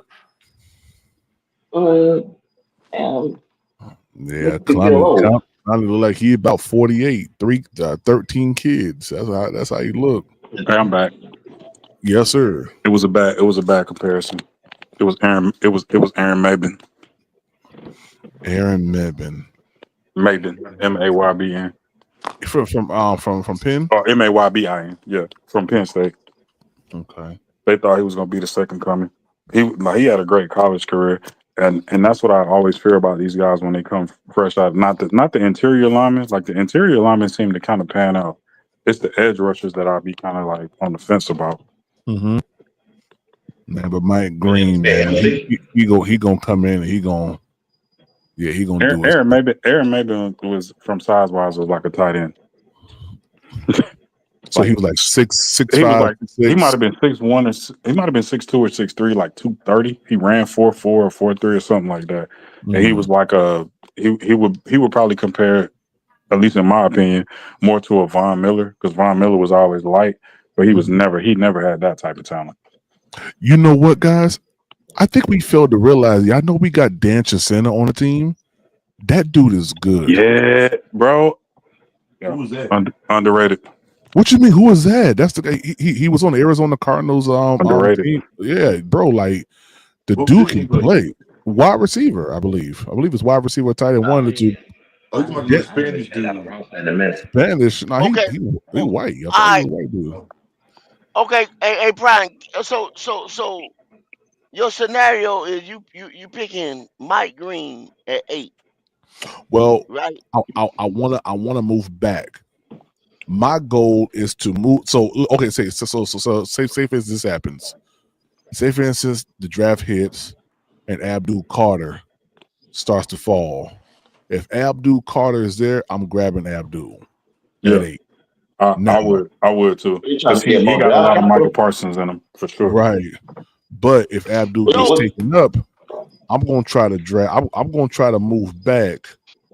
I'm gonna try to move We on trying to back. do? We trying to do? Get draft more okay, draft capital? but hold 1 second. Now, see, I hear all y'all holler Abdul, like he the end all be all. Now, Abdul rating is a 91.1, right? Okay. And he's listed as the no as the number one edge rusher in this Mm-hmm. draft. Okay. Now then you got James Pierce right behind him at 89.5. So how much difference is that between 91.1 and Well, 89.5? this the You see what thing I'm with saying? that. Is it This is Abdul Carter's first year playing defensive end full time. First year. and hold up now, but think about this right here, Steven. What you just said, right? So therefore, he was not schemed upon as James was because James had 12 last year, right? Mm, Maybe not in the beginning of the So when season, but throughout the season, you had to make sure where he was. yeah. yeah, but so I don't know. Now I'm not looking at. Let's say now what you just said. Let's just say before everybody started focusing on him or keying in on him. Let's say he already had 9. I don't know. I'm just saying. So Hey you Steve, can't really say. See, hey that's what Stevie, I what I always think, be talking about. 1 year of production. You know what I'm saying? hey, Going on 1 year of production, I jumping out the go, Yeah, I window, mean, right? but he still had production last year when he played like Jalen Walker from Georgia. He played like a spy, like he didn't really cover when he played linebacker, and then they would play him anywhere on the line of scrimmage. You know what I'm saying? He was always blitzing and stuff. But playing straight up edge rusher, like he that being he got, bro, like, and he got some moves to him, like he crashed hard, he could play the But run, like he Steve, got a what motor, all bro. I'm trying to come off and say is, see, everybody saying if we don't get Abdul, it's not like the rest. It it just fall off a cliff. You know what I'm saying? Talent wise, at that position, it don't because the next guy is just as good and got a higher ceiling to be a 4 down pressure put on and stop the run with James Pierce. You see Yeah, what I'm Pierce saying? That's remind me why of I'm. Burns, man. He remind me of Burns. hey, what Steve, That's I just was I, gonna, quick hey, I was question. gonna tell you something, bro. Like you got a good point, and a lot of people forget this because just that, we live in that microwave, so everything constantly moving. If you go hmm back and look at Mario Williams, he had Manny Lawson on the underside of him, and people were saying the same thing. They was like, "Well, he only successful because he got Manny Lawson on the other side of him." Manny Lawson was like 6'5", 6'6", probably 6'7". Okay, so he causing all this drama, so Mario Williams getting all the sacks. They hmm did the same thing with this is gonna be an unpopular person, but y'all gonna know who I'm talking about at Missouri. Uh, when uh the D line, it was I think you had Shane Ray, and then you had the other dude. Um, Oh yeah, I remember that. you know what I'm talking about? Shane Ray and I think the other dude was probably better than Shane Ray, right? It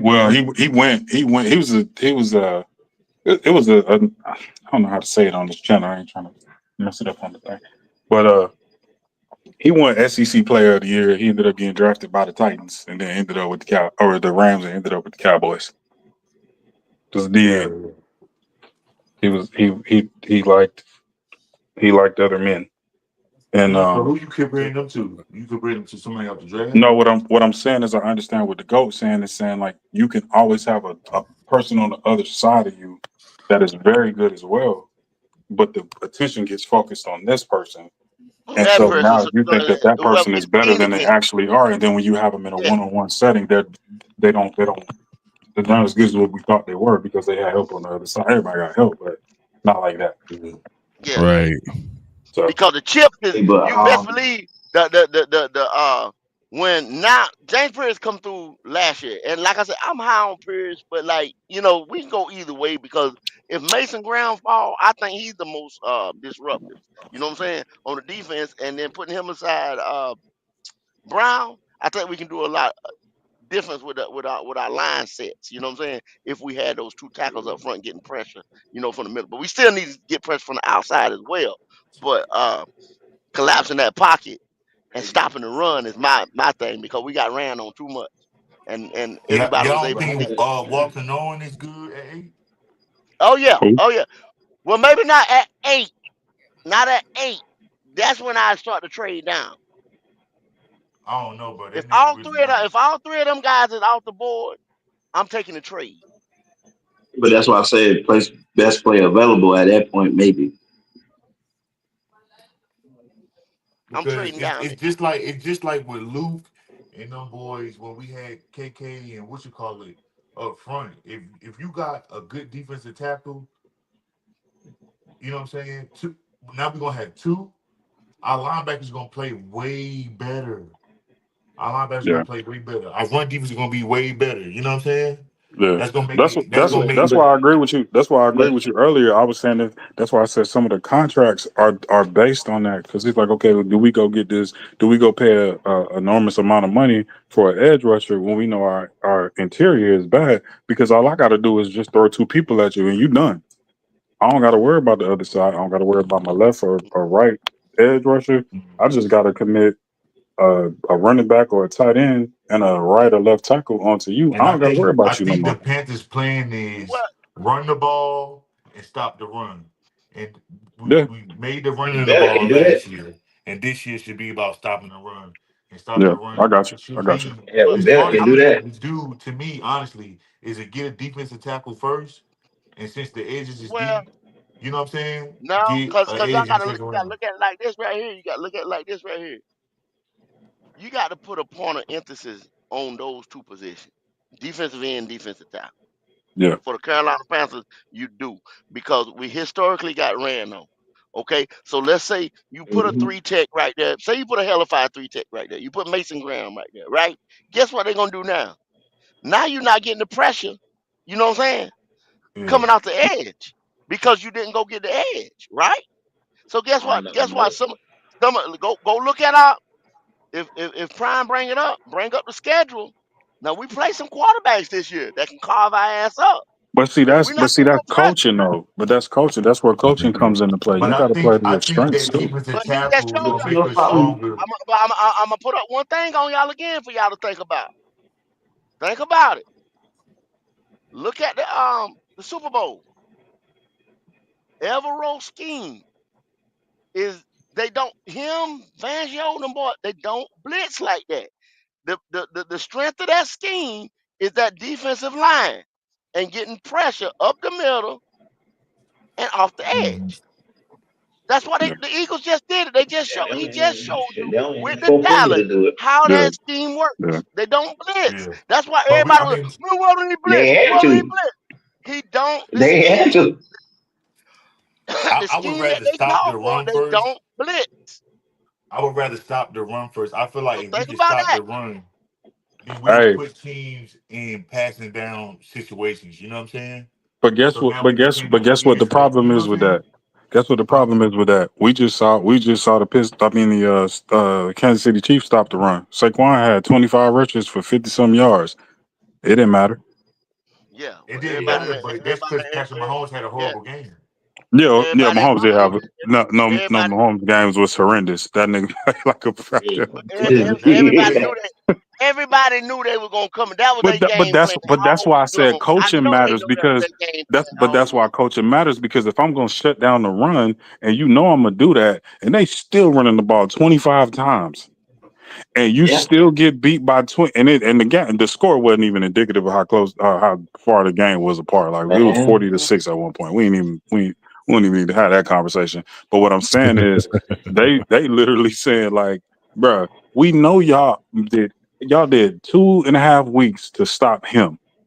We got Mm-hmm. this person who is going to throw the ball. Bro, you got AJ Brown, you got Goddard, you got Smith, you got. So we don't care. Go ahead, shut them down. We're just trying to keep the clock running because we're trying to keep the ball out of your hands. And if we get a lead with our defense, all we need to do is make sure that because that's what I've never seen Patrick Mahomes panic like that. That dude was like, no, we got to win, we got to win, we got to win, we got to Put him win. out of his That's how comfort it was zone. for Tampa Bay They when they they was in the had heat Super on his Bowl. ass Yeah, like that. hey, They got whoever him out of his they comfort zone. did, Tampa Bay. Somebody said something about Tampa Bay. That's exactly right, bro. That's exactly right. But I'm just They got saying. him And out you of So his had if you comfort Hurts zone. running. You got to but I'm have saying if you you got worry to have about the stopping the personnel to run, do that though. you got to You remember got we to in the have the NFC. personnel to do that. Well, we in the NFC South. Who are you? You got Bucky Irvin in Tampa Bay, and then who do you Bring have in? all overs. He gave us like a buck You 50. got I you got got you. I Bijan got them you. boy. I got you. I'm with you. But I'm saying like if that's what you're worried about, because right as of the moment, New Orleans don't have a quarterback. We know what Baker Mayfield is, and then you got the Falcons. So if it's about Bijan Robinson and all of that, all right, cool. Kamara. I'm with you on that. I'm 100% with you on that. Yeah, we gotta stop the run, bro. We Yeah, got to. I get what you're saying. Y'all seen I it get when what they you're stopped going the with that. run last year. Yeah. We See, gotta those are stop it. divisional opponents right there. You Yeah, got to no, play them bro. first. You I'm got with to both. win I'm the with. division first. I understand what both of y'all And are I feel saying like the age 100%. I just class saying, but you slowly got to have keep, a you know what plan I'm and you got to saying? have coaches that are going Yeah. to actually implement that into the scheme. What are we going to be this year? Because it changes every year. You got to be something different I I agree. think the goal this year for our every year. defense is not to Hey, get I the thing that I took back in the day was when Peyton Manning was playing and the Texans when they had JJ Watt and all them boys, right? Their strength was their defense. And everybody was like, well, why don't y'all I think the GM was on the podium and he said, look, we got Peyton Manning and what's the name in our division. He said we got to stop them first. Yeah. I mean, think Literally, they about said the we gotta stop them first. Super Bowls that have been won with just defense. When I say just defense, I mean like I was talking to somebody the other day. We was talking about the Rams and the New England Patriots, 13-3. Nobody scored a touchdown. It was all field goals. And the Ravens too. Yeah, right. Yeah, that one too. And then you go back and you look. You like, damn. All right, defense do win championships. I mean, Jalen Hurts said it best. He was like, defense win championship. Like, I'm doing what I need to do to get us to this point. But if you go back and you look at the Giants defense. Look at all the linemen they had, all of the linebackers that they had, all of the plays that were made after the fact. And I think that's what a lot of people forget is that a lot of these defenses that coasted these teams to the championship, we forget. You saw the Seahawks; they went crazy on the Broncos. You saw the Broncos go crazy on the Panthers, and Yeah. so it's Well, like I wouldn't say too bad. That wasn't too bad. I'm objective. I'm objective, bro. You know what I'm saying?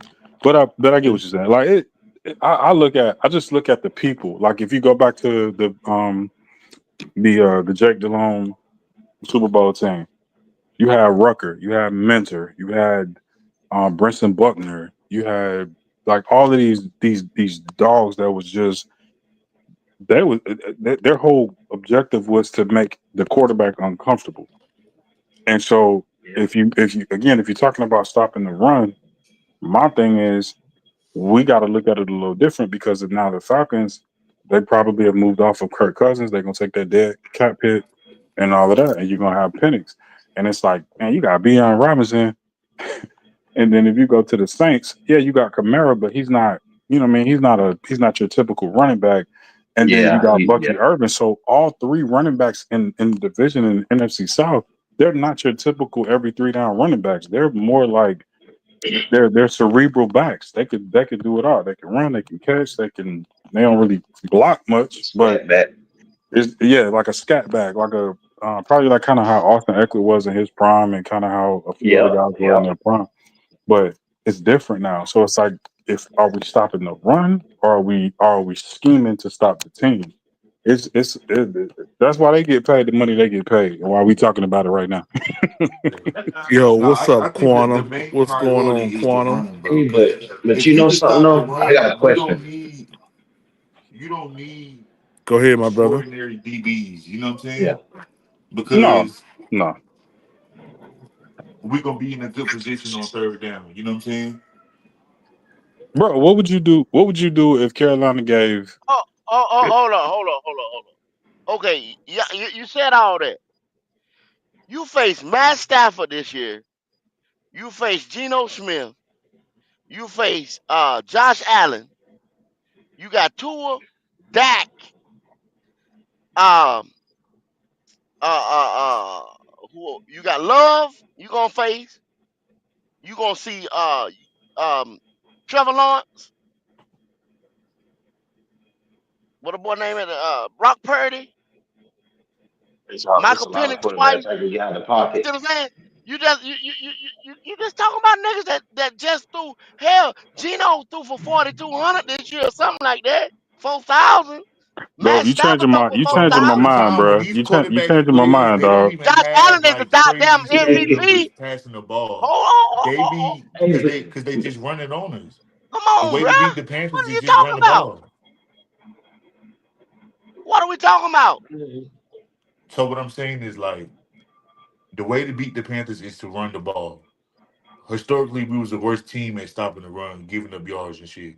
It's no way our Steve, priority is did edge. you It's just no hear way. what? Did you just hear what I just said? Did you just hear the quarterbacks I just named? So you ain't gonna put they throwing pressure the on them ball. boys.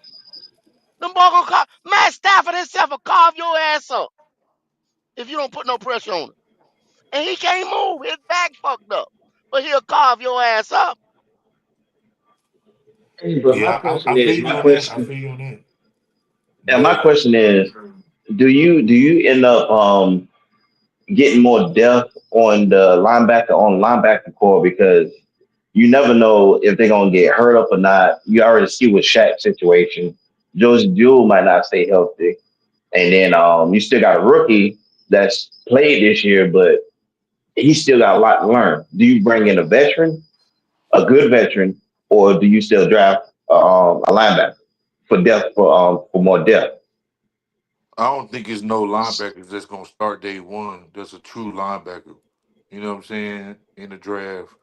But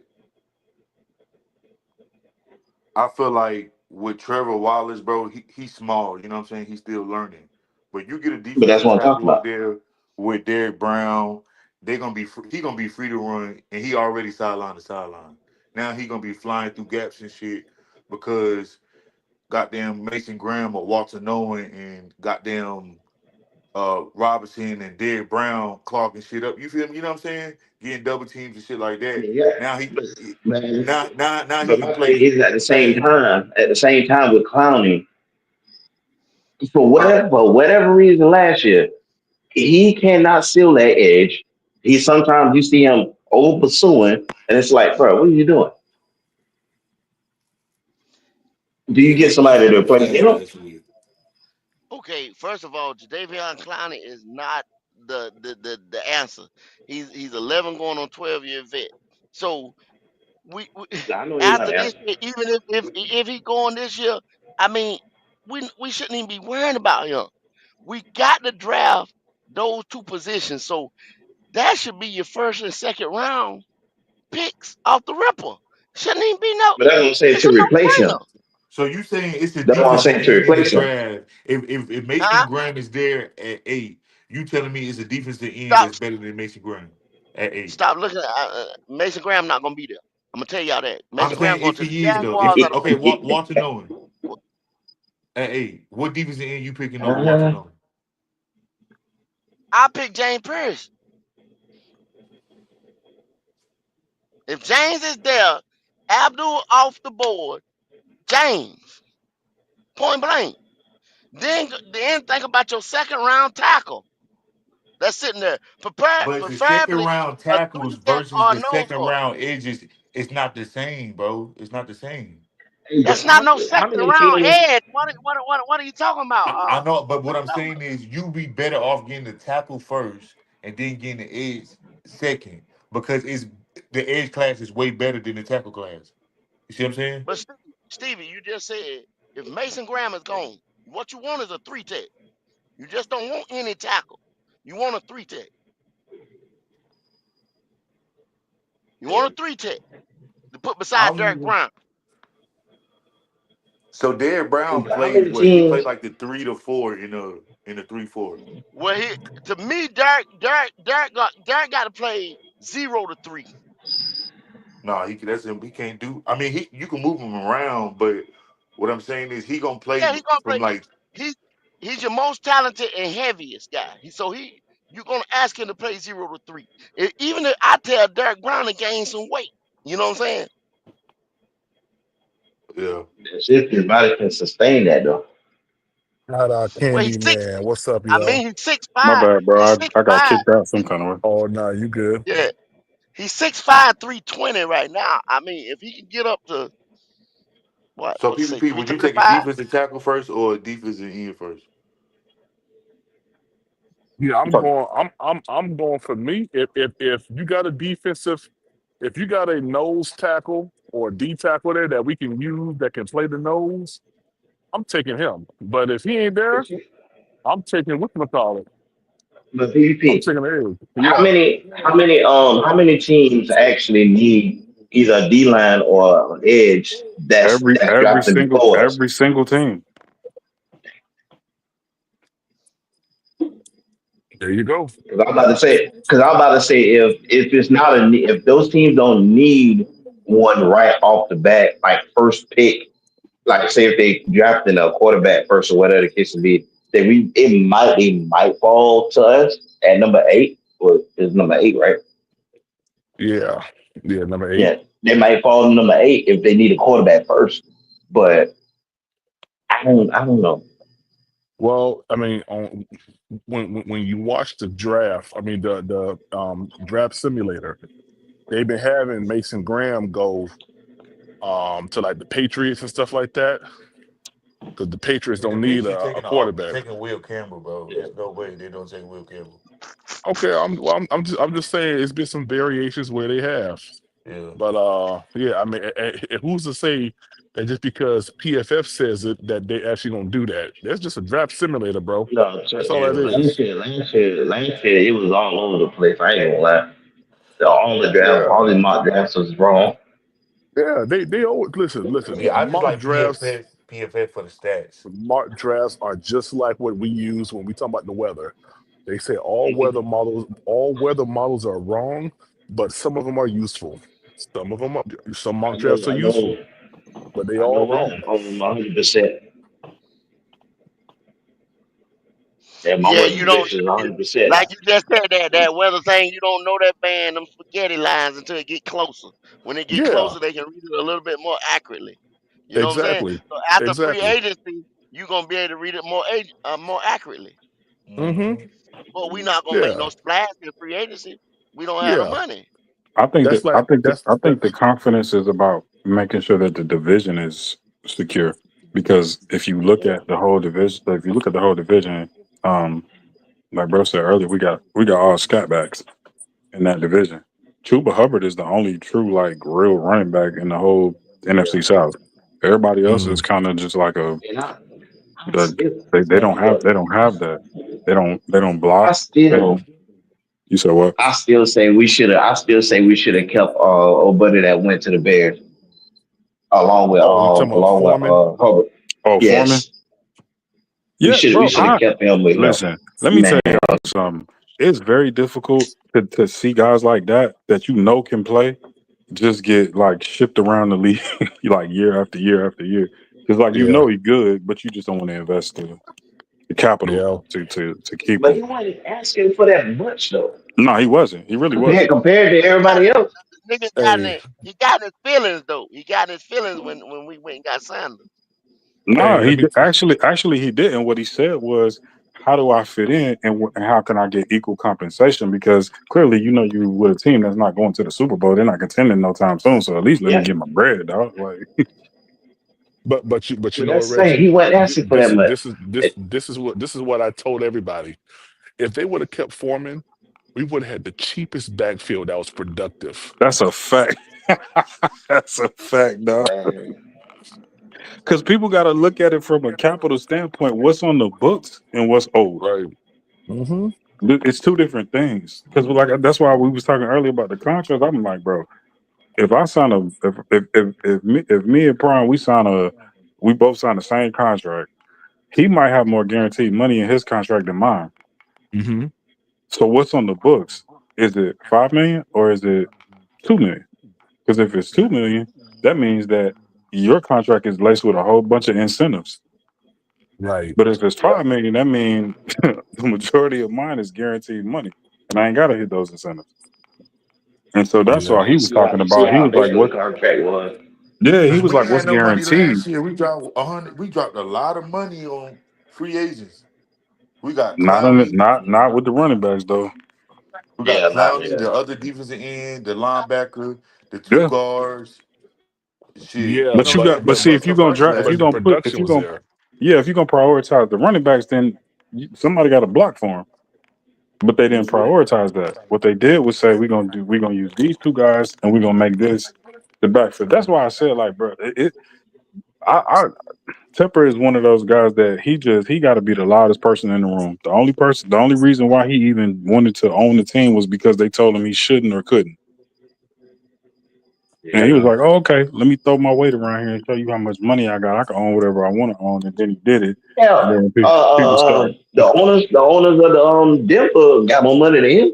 They got way more money than him, but they didn't. They wasn't in that space because you got to think about the process to owning the team. If you want to get the Oh owning the yeah, team, you got to impress these people. They got to see your capital. They got to yeah. see your liabilities versus your assets. Does he have enough cash if something happens with the team? Can he, can he fund this?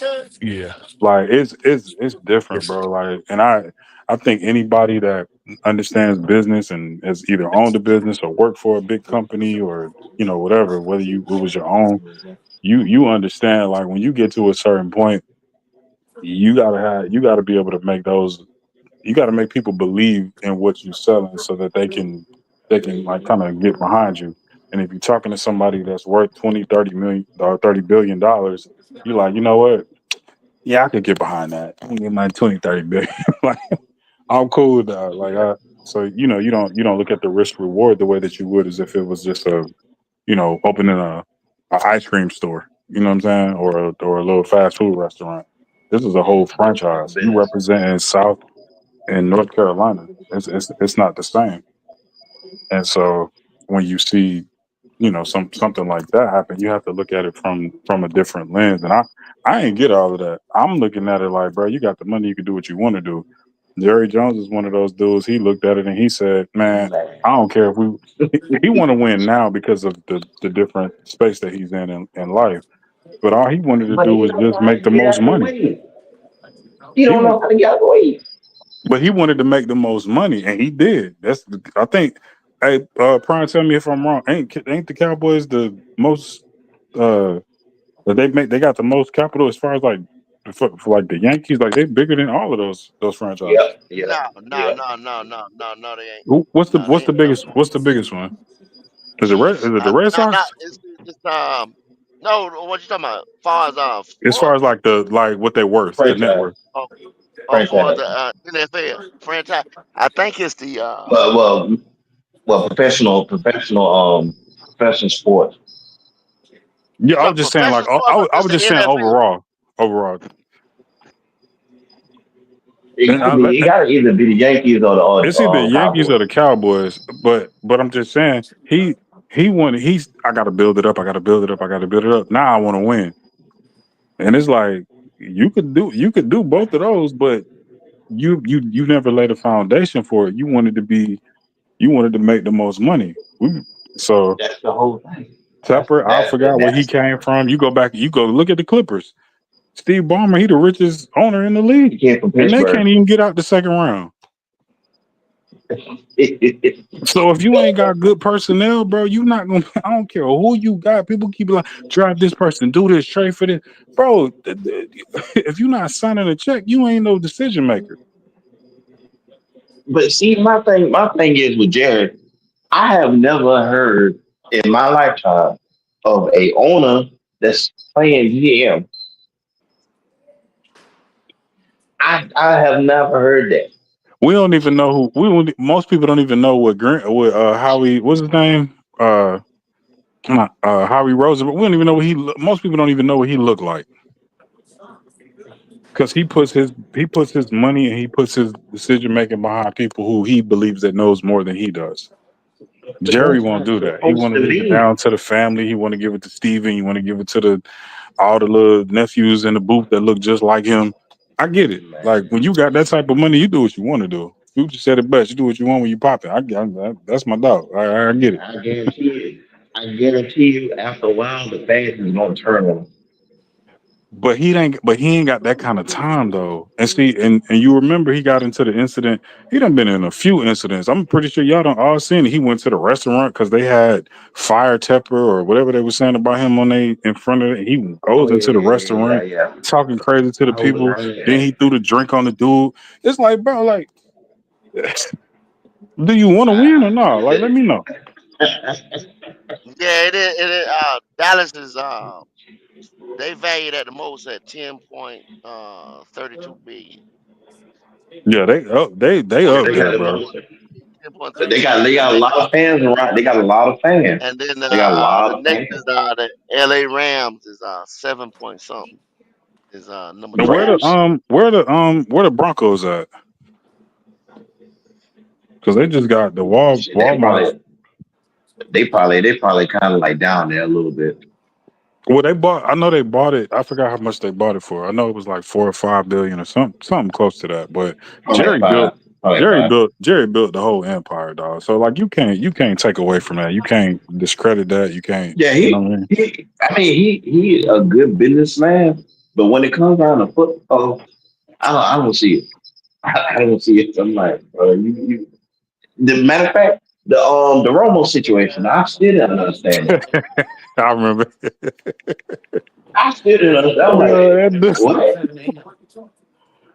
Yeah, he lost his mind. I don't know what. That's what I'm saying. Like even when he had the press conference with Schottenheimer, and he was like, I get beat up and this, that, and the third, and this is one of the riskiest moves. And a person with no head coaching, bro, ain't nobody tell you to hire him. This Yeah, motherfucker said, "Oh, this is risky. He has no head coaching Denver. experience whatsoever." Denver. Denver is like 14. See, that's why Wow. I say it was kind of like down there. Okay. Yeah.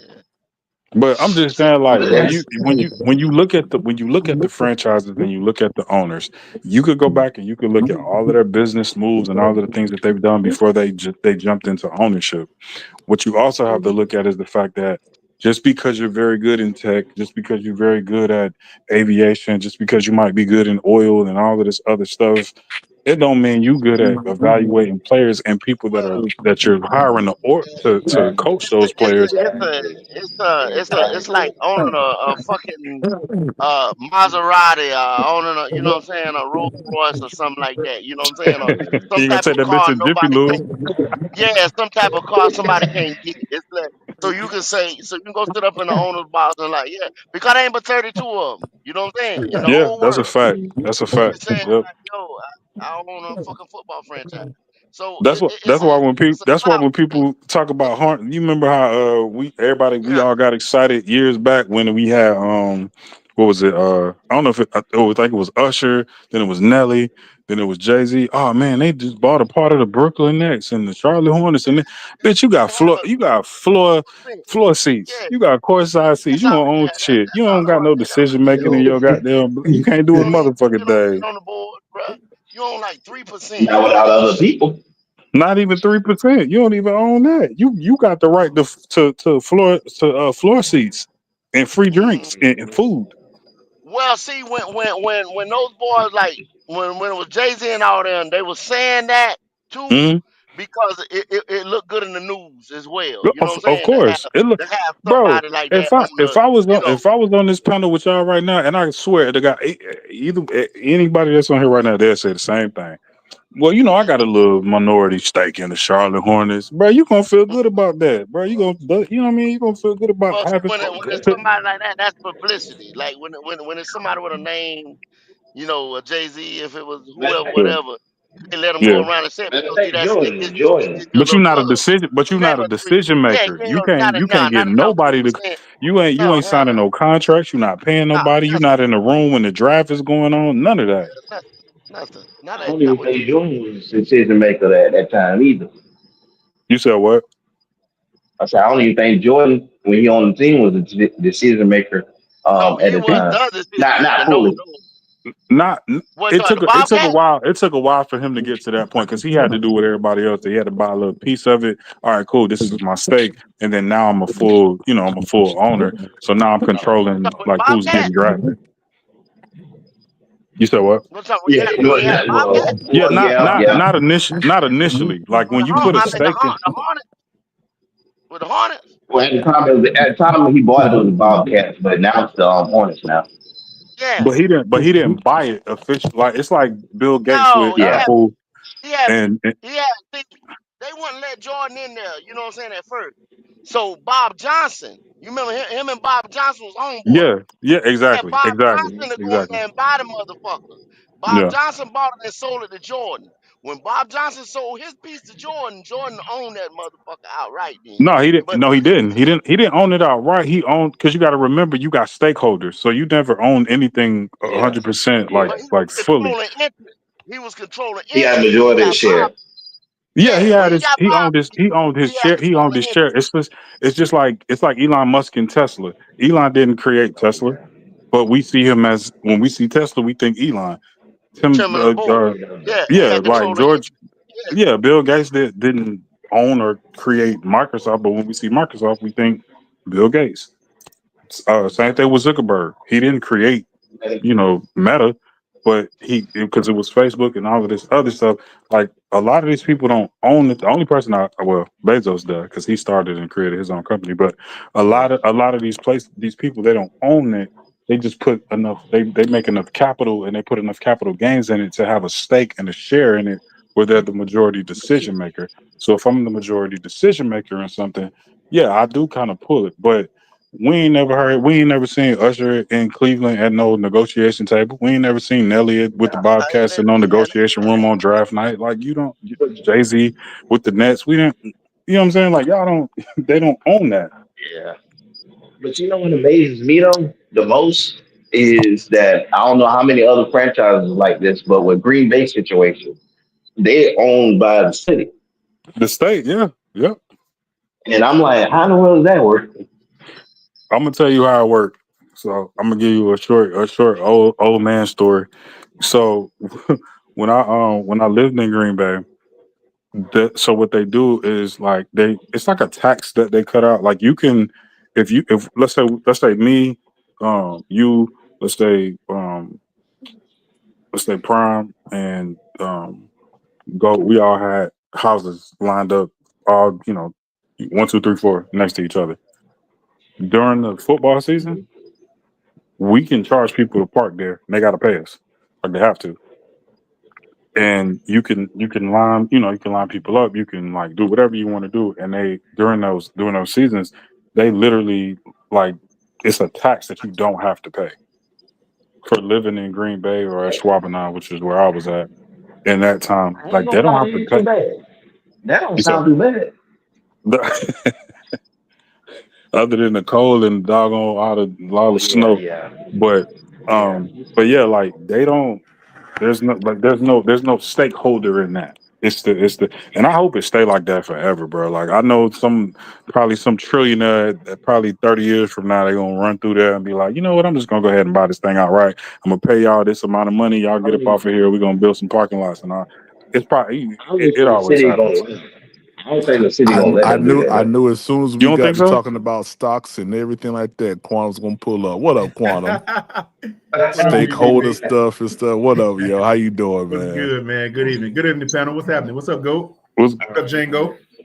What's going on, Quantum? What's good, Reggie? What's happening, guys? what's good, brother? Hey man, I can't stay away from the business conversation. It's just Let's talk about it. I'm like Pookie on New Jack. It Hey, keeps calling me, that boy was double dutching. He was ready to jump.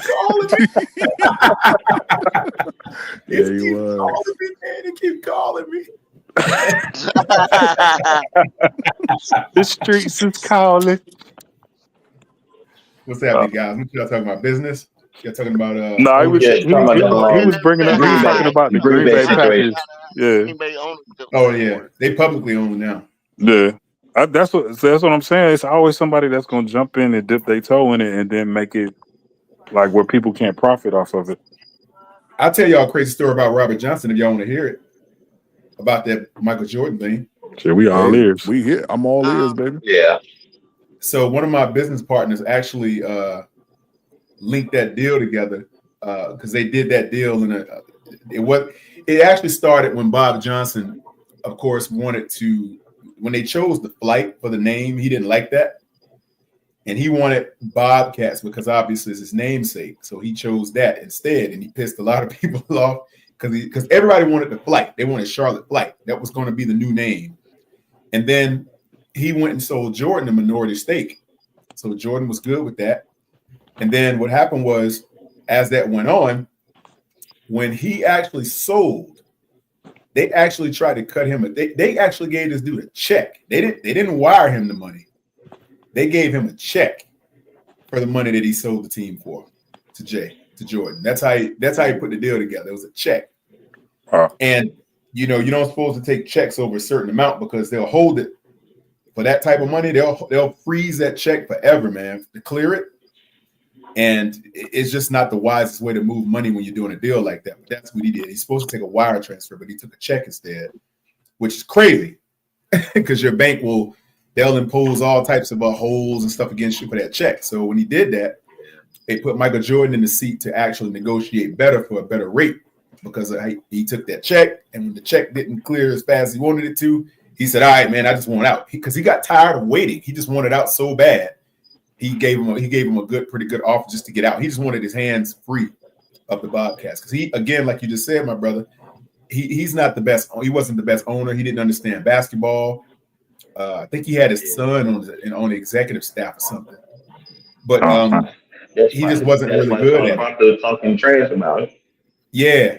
So he dumped it. He did a fire sale, in so many words, to get out of that. He didn't want nothing to do with the Bobcats anymore. So Jordan came in, and the rest is history. So that's kind of the story. What made them change back to the Hornets though? Because of the fan support. Like if you're from Charlotte, I grew up going to those games. I'm from this area, so I grew up going to all the games. I used to watch Steph Curry on the floor when he was like 9, shooting the ball, and with his brother and all that stuff. And before the games, we used to see it with Dale down there and all of that. So it was like the fans, they wanted to go with the namesake because it meant something to us. And when we left, what the NBA did, they actually vacated all the records from when they went to the Pelicans. And when they went to New Orleans, they kept the record, they kept the name because they kept the Hornets. But when they decided to vacate the name and go with the Pelicans, the NBA cut a deal with Charlotte to not only bring the team back, but also when they decided to change the name, then we were open years later to get it. And then we were able to reclaim the records because they basically put the records on mothballs. And they said once Charlotte reclaims the name, the records come back. So if you look it up, it'll make it look like they made it look like the Pelicans were a expansion team. When in actuality, they just moved from Charlotte. So they swapped it around so that we get to retain all our previous records. And now we have our records back, and the Pelicans look like they were expansion. Okay. You just dropped a history lesson on you. I do a lot of business, brother. I do a lot of business. So. That's what's up, man. I've been trying to figure that out for longer. But that's how they do it though. That's how they do it though, Quantum. That's just like say the Rams, the fucking the Ravens that used to be the Browns. What were the Ravens? The Baltimore Colts. Baltimore Colts. Was it the Browns or the Colts? No, they were the Browns. Yeah, the Ravens was the Browns. The new Ravens they now was moved the Browns. From Cleveland. Baltimore, and they kept the team. The Colts moved from Baltimore. Correct. To Indianapolis. Yeah. You see what I'm saying? That's they did a lot of moving. So the Effective. same thing what you're saying about the name and all that shit and the records. Yeah, You see what I'm Yeah. saying? Some of that stuff got lost. Yeah. yeah. Yeah. Yep. They That's did the why same thing in if I Cleveland ever too. get Louis. into a St. financial Louis. situation, boy, I'm calling Houston, Quantum. Texas used to be in Dallas. You know Used how to Yeah. be you the be. Dallas Texans. Yeah, Yeah, yeah, I'm that's right. surprised. I'm surprised. The Rams had moved from That's St. Louis. Yeah. Me yeah, too. that's why the No, Texans no, ain't no, no, labeled no, as no, no, an no, no, no, expansion no. team. The Rams were actually originally the LA Rams. They moved to St. Louis from Oh LA, and then yeah, they went yeah. back. From Okay, yeah. LA. Exactly. They went But, back to LA. but watch this. Did y'all know that the Clippers was from San Diego? That I did not know, but I Used to be the same. definitely know that all the New York Jets, New York Giants, none of their stuff is in Jersey. I mean, none of Matter their of stuff is fact, in New Yeah. York. It's all in Jersey. well, Yeah, I think that's The home Texas Dodgers, turkey. is the crazy. Dodgers, and the Giants came from New York, Yeah. and they Yep. went out to California. A lot of people don't know that, Hey, but I know that. so quick question, Quantum. How how Yeah. how how are they able to use the name New York, but they're not in New York? Who? Yeah. The New York Oh, oh, Jets and oh, New oh, York New oh, York oh, oh. Giants. Giants. Is it going off Because the home office or? Probably Say, home say, office. so Probably home the office. office, the league, their actual residence, their actual headquarters is actually over in New York, but they actually play in Jersey. Mm-hmm. It was like the Nets. The Nets was doing the same thing before they went to Brooklyn. It was the same thing because most of those teams they don't headquarter in Jersey. They just play there because It's it's like Santa Clara. cheaper. It's And like Santa Clara yeah, with the 49ers. Like they don't yeah, you similar. know what I'm saying? Like it's Santa Yep. Clara, but it's San Francisco Yeah. headquarters, all of that. Wherever your residency is, Yep. that's where you live. So if you got a if a player is a Boston Celtic, if they're whatever they're if you play in wherever your check is cut, that's where you pay taxes at. Yeah, and you So know what? Like the Lions played in the Pontiac Silverdome. They played in Pontiac for a while before they actually moved back into Detroit area. So they weren't even there. They were playing in that Silverdome. That wasn't inside of Detroit. Oh yeah, Pontiac's like 30 minutes north of Detroit. yeah, it's like I was Correct. just about to say it's not even that far. So that's where they played at. It's a lot of these misconceptions, with people, like the business stuff. When you talk about like Apple and you talk about Facebook and you talk about like you guys were talking about Microsoft and stuff like that.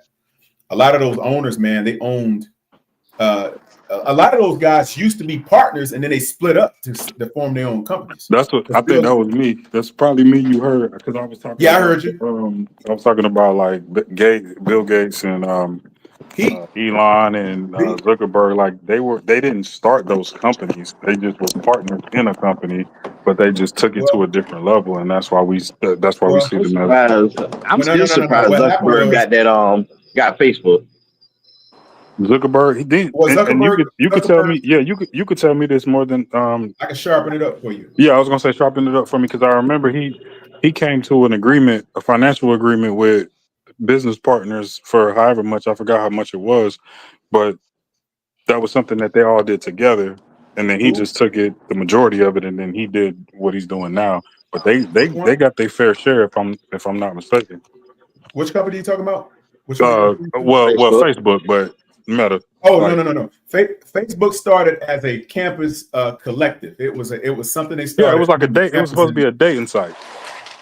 Yeah, well, it was a social site. Basically, it Social was site. My just bad. for My the, bad. yeah, it was like for the school kids to kind of stay up to date with everything. And then what's that guy's name, man? My boy from he used to be a part of it, and then he went off and started. He came over from I think it was what was that website where you could they used to have it where you could download free music and all of that. And then they shut it down. What's that site called? Talking about LimeWire. LimeWire. No. What?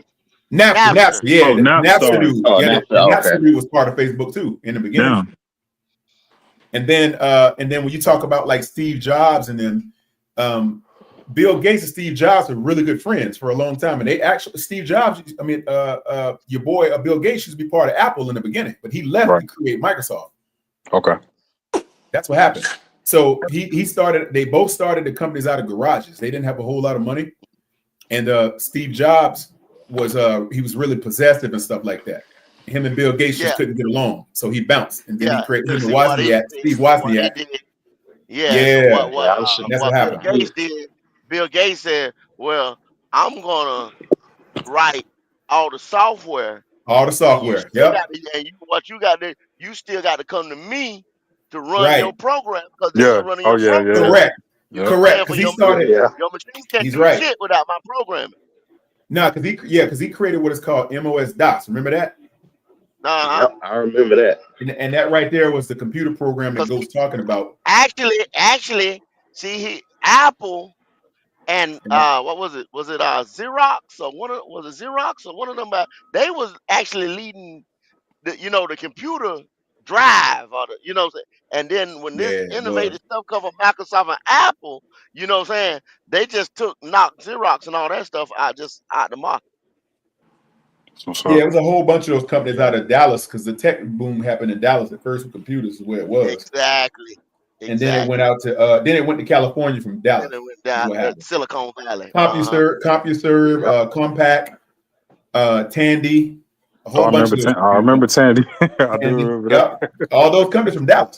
They chaired in Yeah. Dallas. I can tell you a whole bunch Didn't about they business, say man. I studied That's this what's stuff. up, bro. didn't they say the Microsoft stuff started moving over there to India? They start doing what? Moving to India. Like I don't know if it's the headquarters, but I know Well, no. like their business practices. Well, I know they're headquartered out of Washington. But here's something else funny that Yeah. y'all probably I don't know if y'all knew about.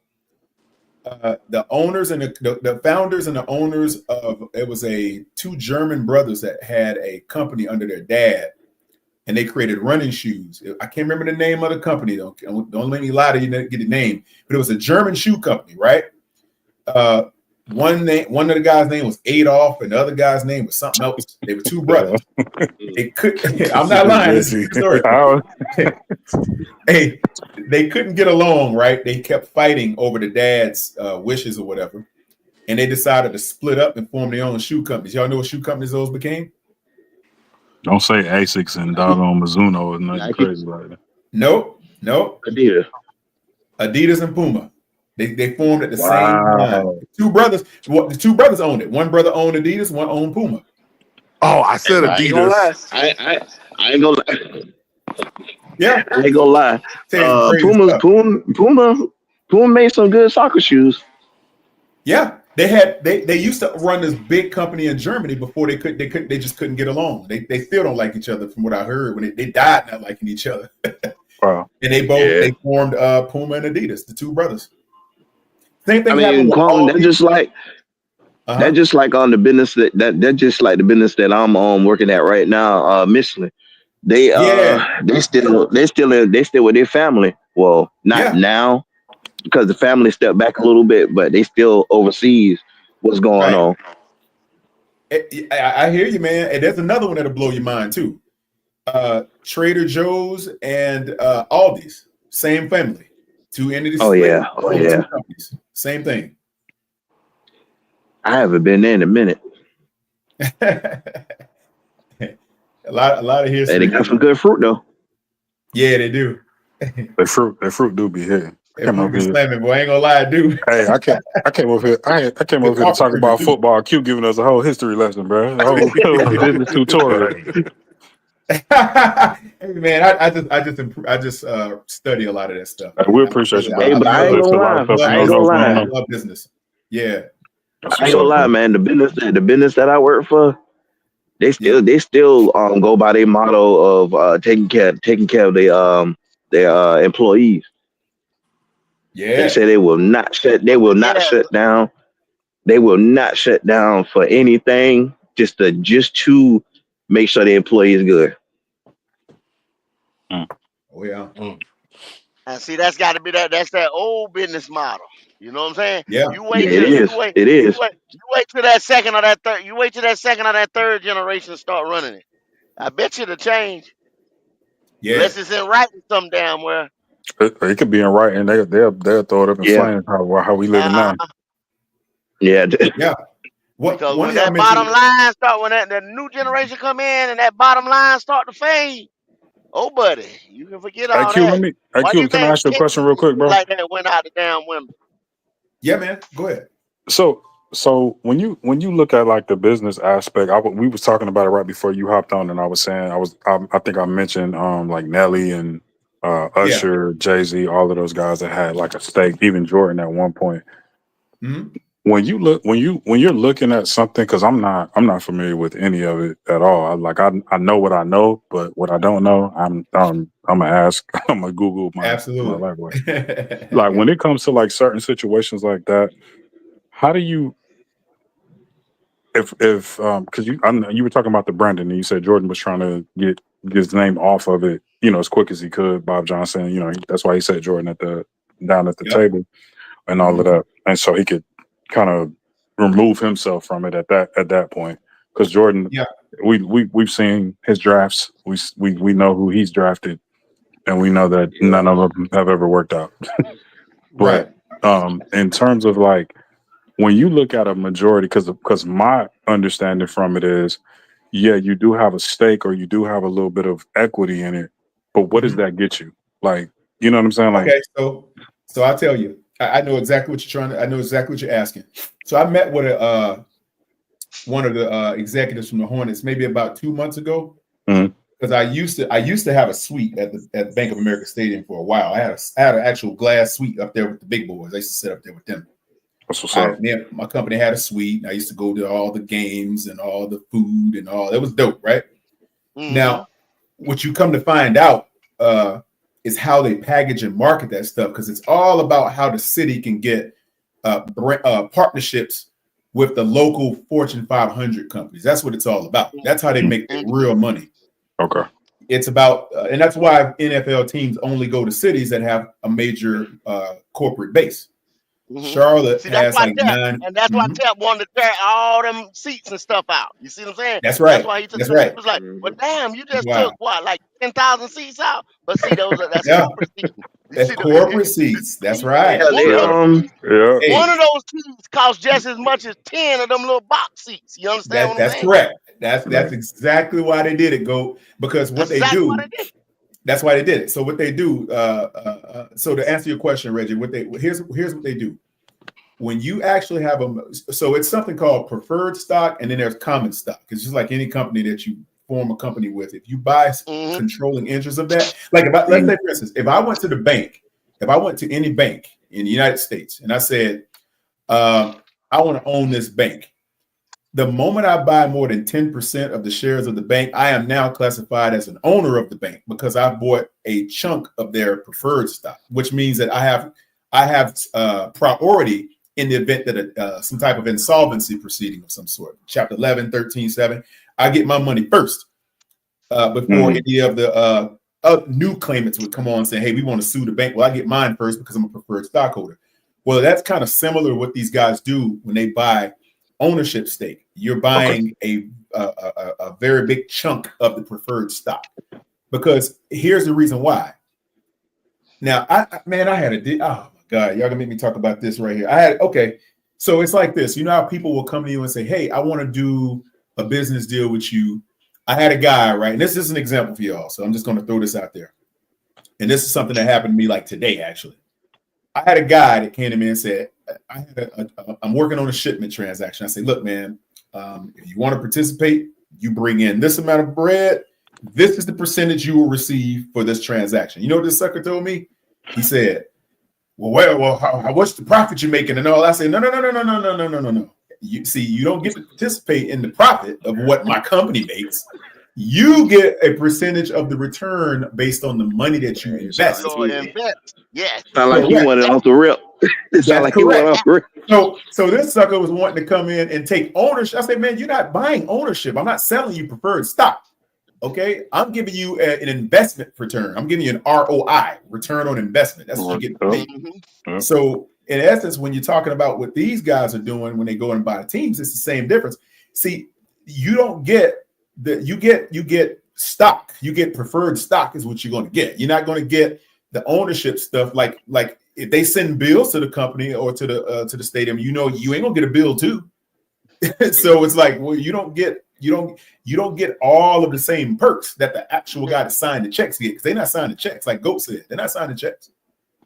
Yeah, you're not paying no salary. You're not You're you not you're paying. not No, You are you're not in a you're you're not not in the you're not situation rooms when people basically negotiating yeah, contracts and none you're of not that. assuming a Yeah. That's lot of correct. any of that risk. You know what I'm saying? You get You're more to not the assuming reward, the but you're risk. not Thank you, assuming Go. the risk. Thank you, Go. Yeah, You just bought a bunch of preferred stock. Let me tell you somebody else that does that. Like if you understand the Berkshire Hathaway business model, do y'all guys understand how that works?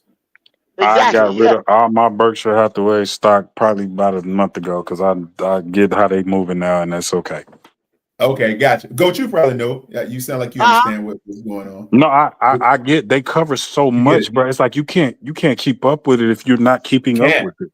You cannot. Yeah, Because yeah, they I are know that. extremely They drop diversified they portfolio. bro on a daily basis. They might make 100 transactions that you know absolutely nothing about. Oh yeah. Oh yeah. Oh yeah. Yeah. And you Well, like, that's well, dang, why are we up here? This, that, and then that, and that. But I mean, that's the stock market. But with that particular company, I was like, yeah. yeah, this is a little too complicated for me. This is a little bit outside of my It is. comfort zone.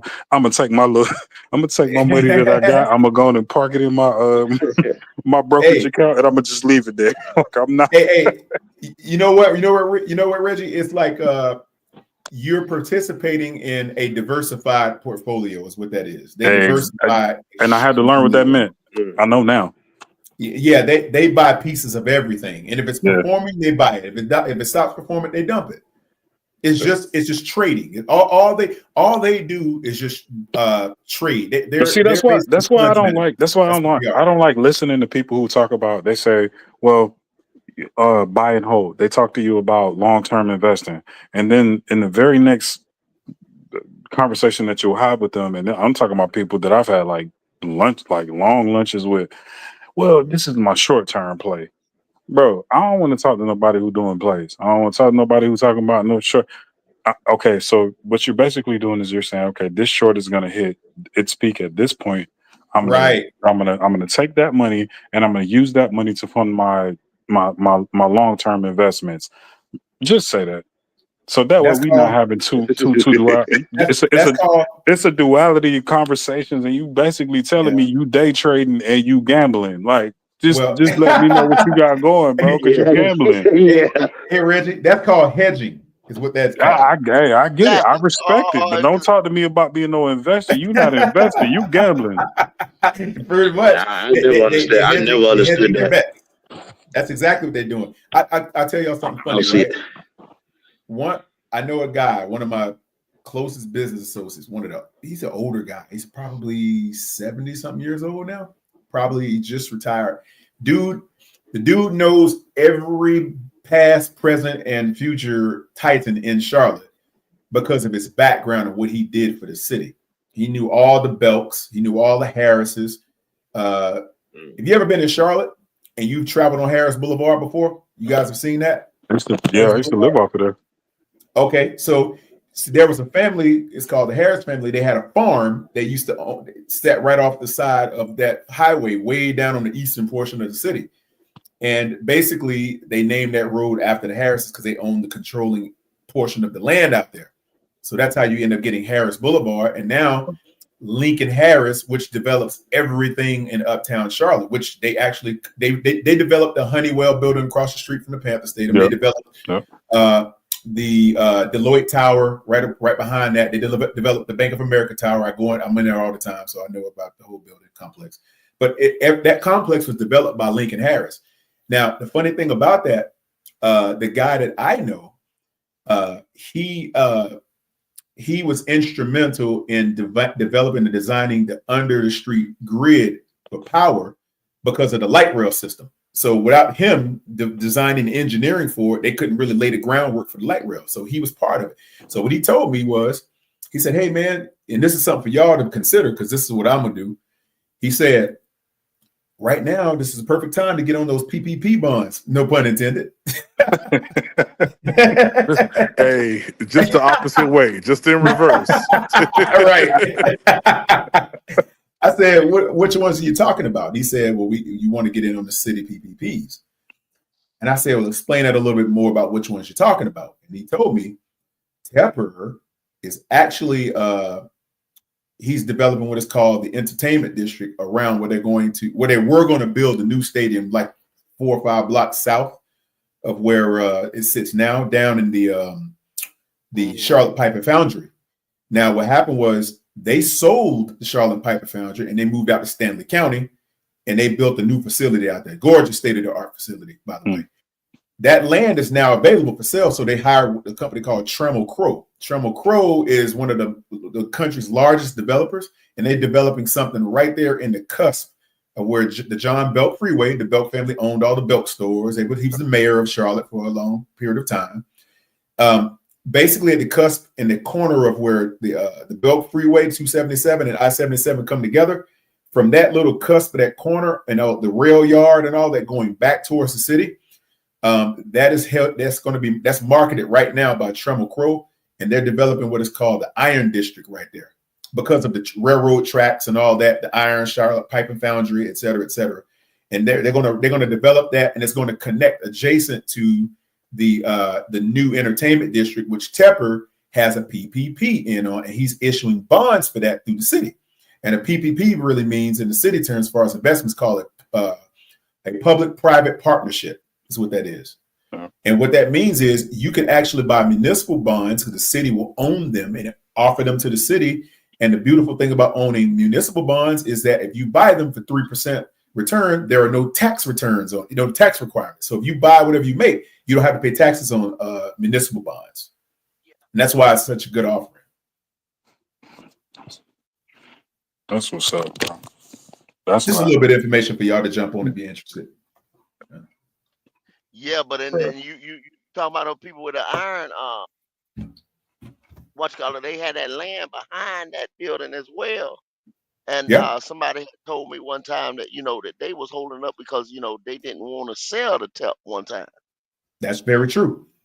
It had a lot to do with the fact that they were, see, that building, that land, if you know anything about Charlotte, it stretches on both sides of the freeway, actually. It stretches over into the Gold District, and it also stretches into the center of Uptown all the way up to like Moorhead Street. So it goes from Moorhead all the way over to what's that Summit on the other side. That's the Gold District. There are mine shafts under there. So it was a whole bunch. That's why they call it the Gold District, because back in the day, the Charlotte Mint was founded here in Charlotte, which means there were gold they were finding under there. And they created the country's first Charlotte called the 49ers. 49ers, right? Charlotte had the first gold rush in the 1800s before they moved to California. Yeah. So the reason why people don't know a lot of shit, man. But then they say, "How you think about anything?" Read, niggas. they don't be reading, go. Nah. Hey, what they did was, gotta get this like, nigga the reason reminded. they didn't want to sell is because they had there was reported that there were gold they were finding on that land or over there, because that's right where the Rudolph gold mine has a vein that runs right under there, all the way over from where the Charlotte Pipe and Foundry goes, all the way through the Amtrak stations, all the way up across to the Gold District. And it had something to do with the land value based on what's under there. So they said, nah, we don't really want to sell. And then, Stanley County found out they were looking to try to do something with Tepper. And they say, hey, we'll offer you a better deal than Mecklenburg County will. Come out here and we'll hook you up. So they got all types of tax breaks and crazy, a beautiful deal to move out there. And now they have all the land that they'll ever need. They have a big, beautiful facility, brand new. I mean, if you look, you can Google the inside of it and look at it. You just go to their website, Charlotte Pipe and Foundry, and you'll see how that thing, the foundry, how it looks in there. They melt pipe and metal and steel, and they make all the metal and piping and stuff for the city and any surrounding area. First, they said, it was a personal thing. He rubbed them the wrong way. I saw that. But he ain't rubbing the wrong way. He did what every billionaire does when they feel like they have leverage. They're gonna talk as much trash as they can and say, "Stop me if you can." Well, but see, this is the thing. And if you can't, you're in the South. You're in the South. You got to realize that. But money don't care what region you in. No. We talking about not in the South. Not in the South. No. What I'm saying is that type of wealth and those type of relationships, they allow you to be in rooms and talk to people that you ordinarily wouldn't have an opportunity to talk to. But so when you're he can sit in a room and talk to somebody that can relay something back to somebody else that he doesn't even have to say. Let me tell you something. In the South. In the South. Bro, I'm from Miami, bro. I was. But and this southern part, North Carolina, The South Sun Belt. Carolina, The Sun Belt. That it's Sunbelt kind of is different. a Sunbelt different is different. thing. It's a different thing because if if if if you rub the wrong person the wrong way, they don't worry Yeah, about your money. You understand what I'm saying? Your money that's Yeah. a not. fact. You don't have to go through those back Fact. doors, those back channels. Look at what just Get happened. Look at what just happened with He ain't Doge. lying at all. He ain't not lying. Look at what just happened with Doge. Yeah. You got somebody saying that they think that they know more than everybody else, and I was like, yeah, you got to get your ass up out of here, bro. Go on up to dinner. I'm going. This man sitting up in here with a coat on, with a t-shirt on, with his son saying, "Yeah, I'll take the questions." Right. It's different now. Yeah. Like the mood has changed with people. But if you're a person who understands like what you're seeing, you have to adapt to it, and you have to look at it, and you can't really move the same way that you, because you like me. I don't even know, like, we none of us on this panel we've never met each other, but we all have Mhm. respect for each other because we're man, we give each other the space to speak and do what you need to do. Me and If PPP have. somebody needs to like go and do something different, Yeah. like, it might, what is it, 1, 2, 3, 4, 5, we Prime, everybody else on here, we might have different ways on how, if somebody like do something right now and they bust up in a room or they bust up in a situation, we gonna all react differently You because know we just different people. Like somebody might put a, you know what I'm saying, like everybody's gonna react differently. But when you're trying to gather information and you're trying to understand certain things, you may not move that way tomorrow or the next week or the next, month. So when you start talking about like stocks and stocks, bro, I'm telling you, it's a lot of people who don't know this stuff. Oh We yeah. spend so much time being reactionary that we don't listen to like things that are like very simple and they're simplistic, so that we don't have to go down the other road. Facts. You know something, Reggie? Uh, I know a Chinese man personally that's got more money than Steve. It's got more money than David Tepper. More I know money a than Chinese David? man. Oh yeah, I know a Chinese guy. It's got more money than Jeez. David Tepper. Yeah. I'm lying. I'm ask PPP. Am I lying, PPP? No, sir. Not Not lying lying at to you. all. I know some guys that got some pretty good money.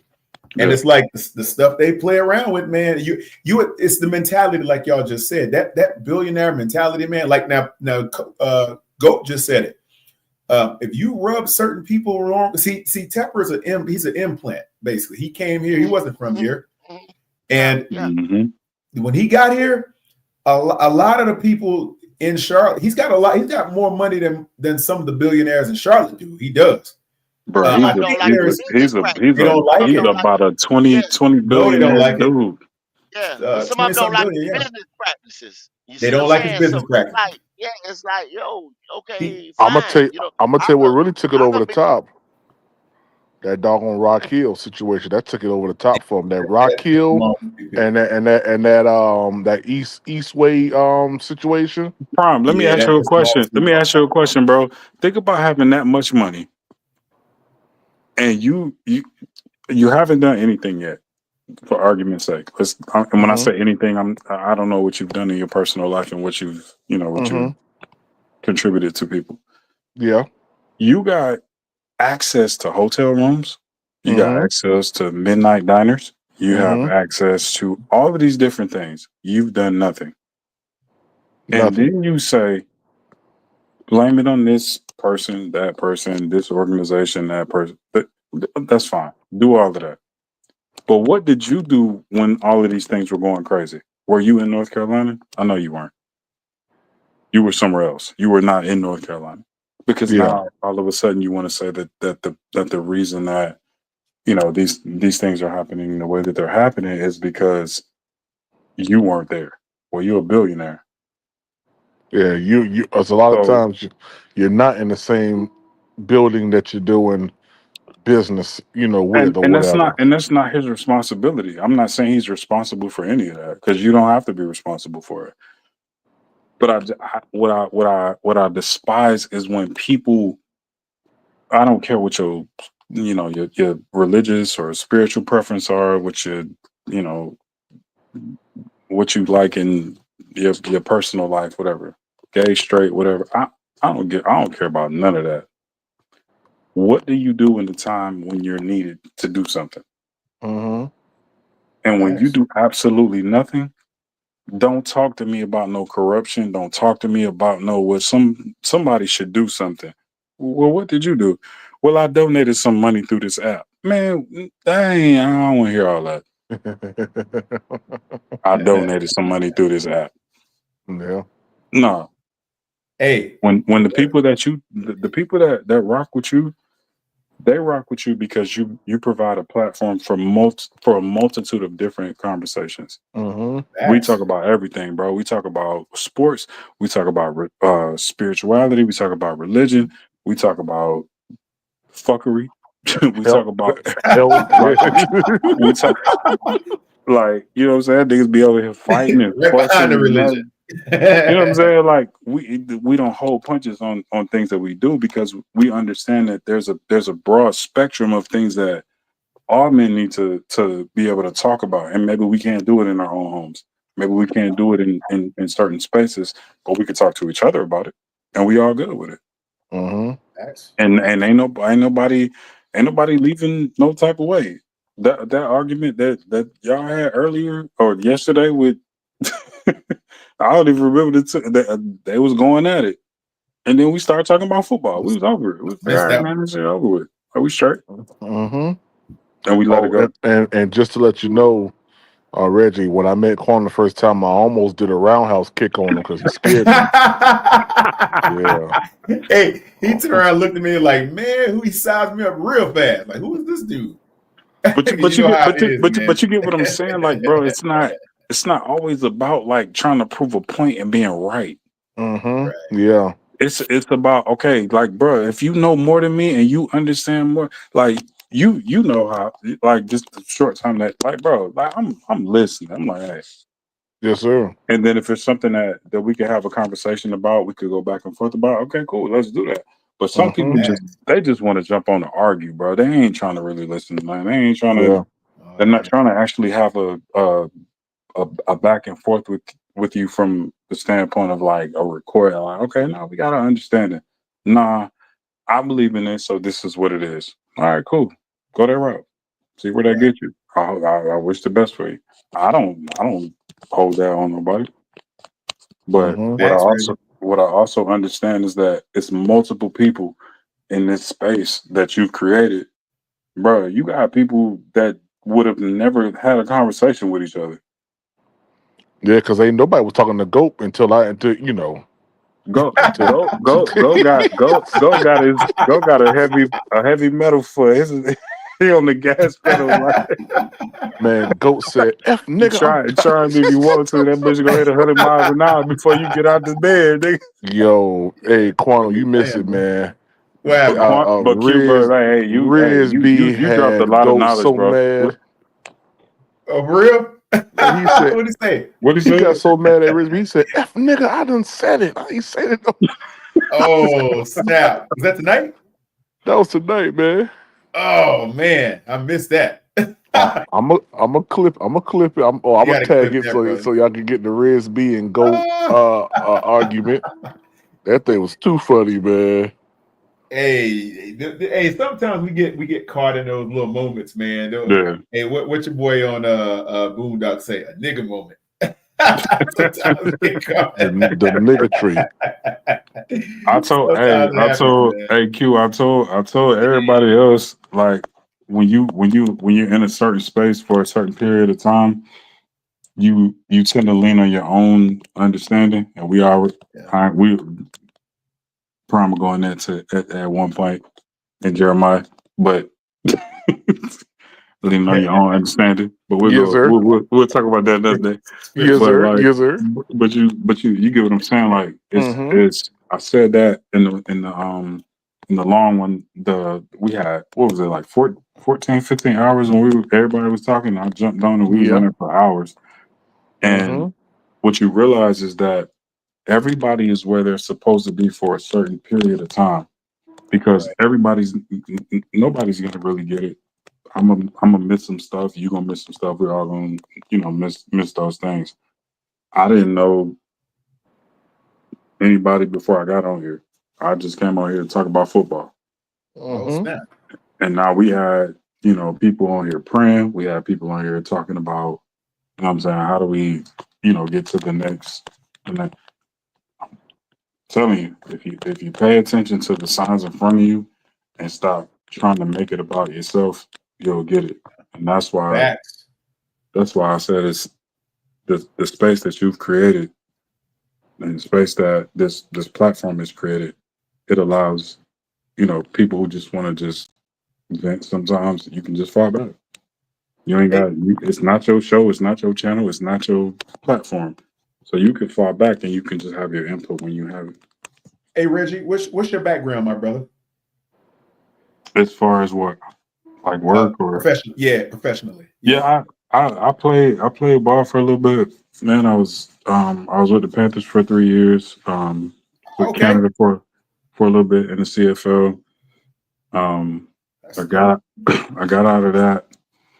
I started doing consulting, and then I was with a few companies where it was like weight loss and um, all of that. Like I did business consulting, weight loss, all of that.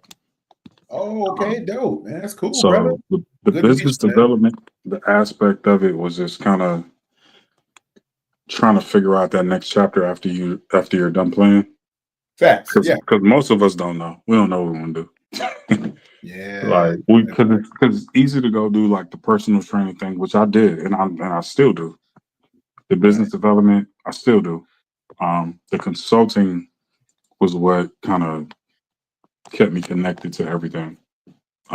Because it doesn't matter what you do. Like you could be a surgeon, you could be a damn. It doesn't really matter what you are. What I asked God, finding my purpose and all of that. I was like, hey, what are you good at? And I was like, problem solving.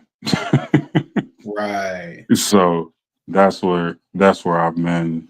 I got multiple businesses and they're all, independent, all small. Yep. I ain't got no conglomerate. I ain't got no, big, whatever them things call you do. It's just Right. my purpose is helping people right now. There you And go. so I'm diving head first into that right now because I've seen what it does and I've seen how I've helped.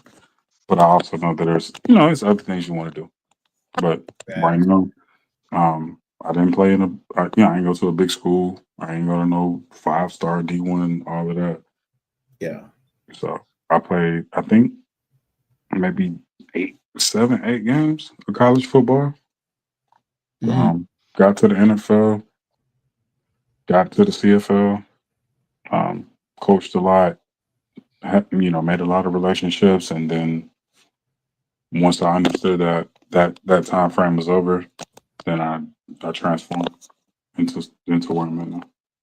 I got you, brother. My homeboy actually coaches with Deshaun Jackson up in Delaware State. He coaches DBs. Okay.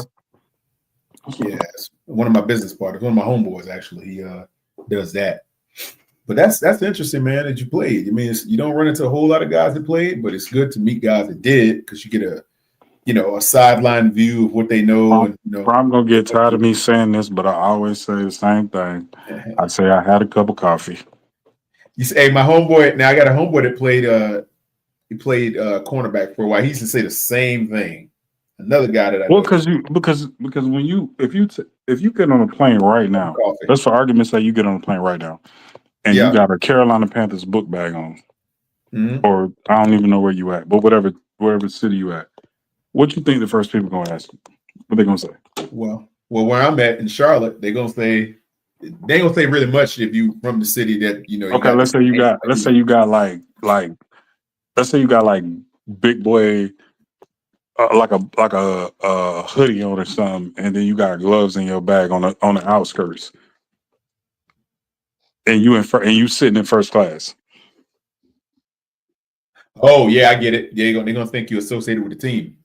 They're gonna be like, "Damn, bro, you got who is that?" So Yeah, they're gonna think you. when you see that and you understand it, like you kind of you get where you are in the space because and I even tell like I said that one that one thing that got deleted. I'm not deleted, but it couldn't get downloaded.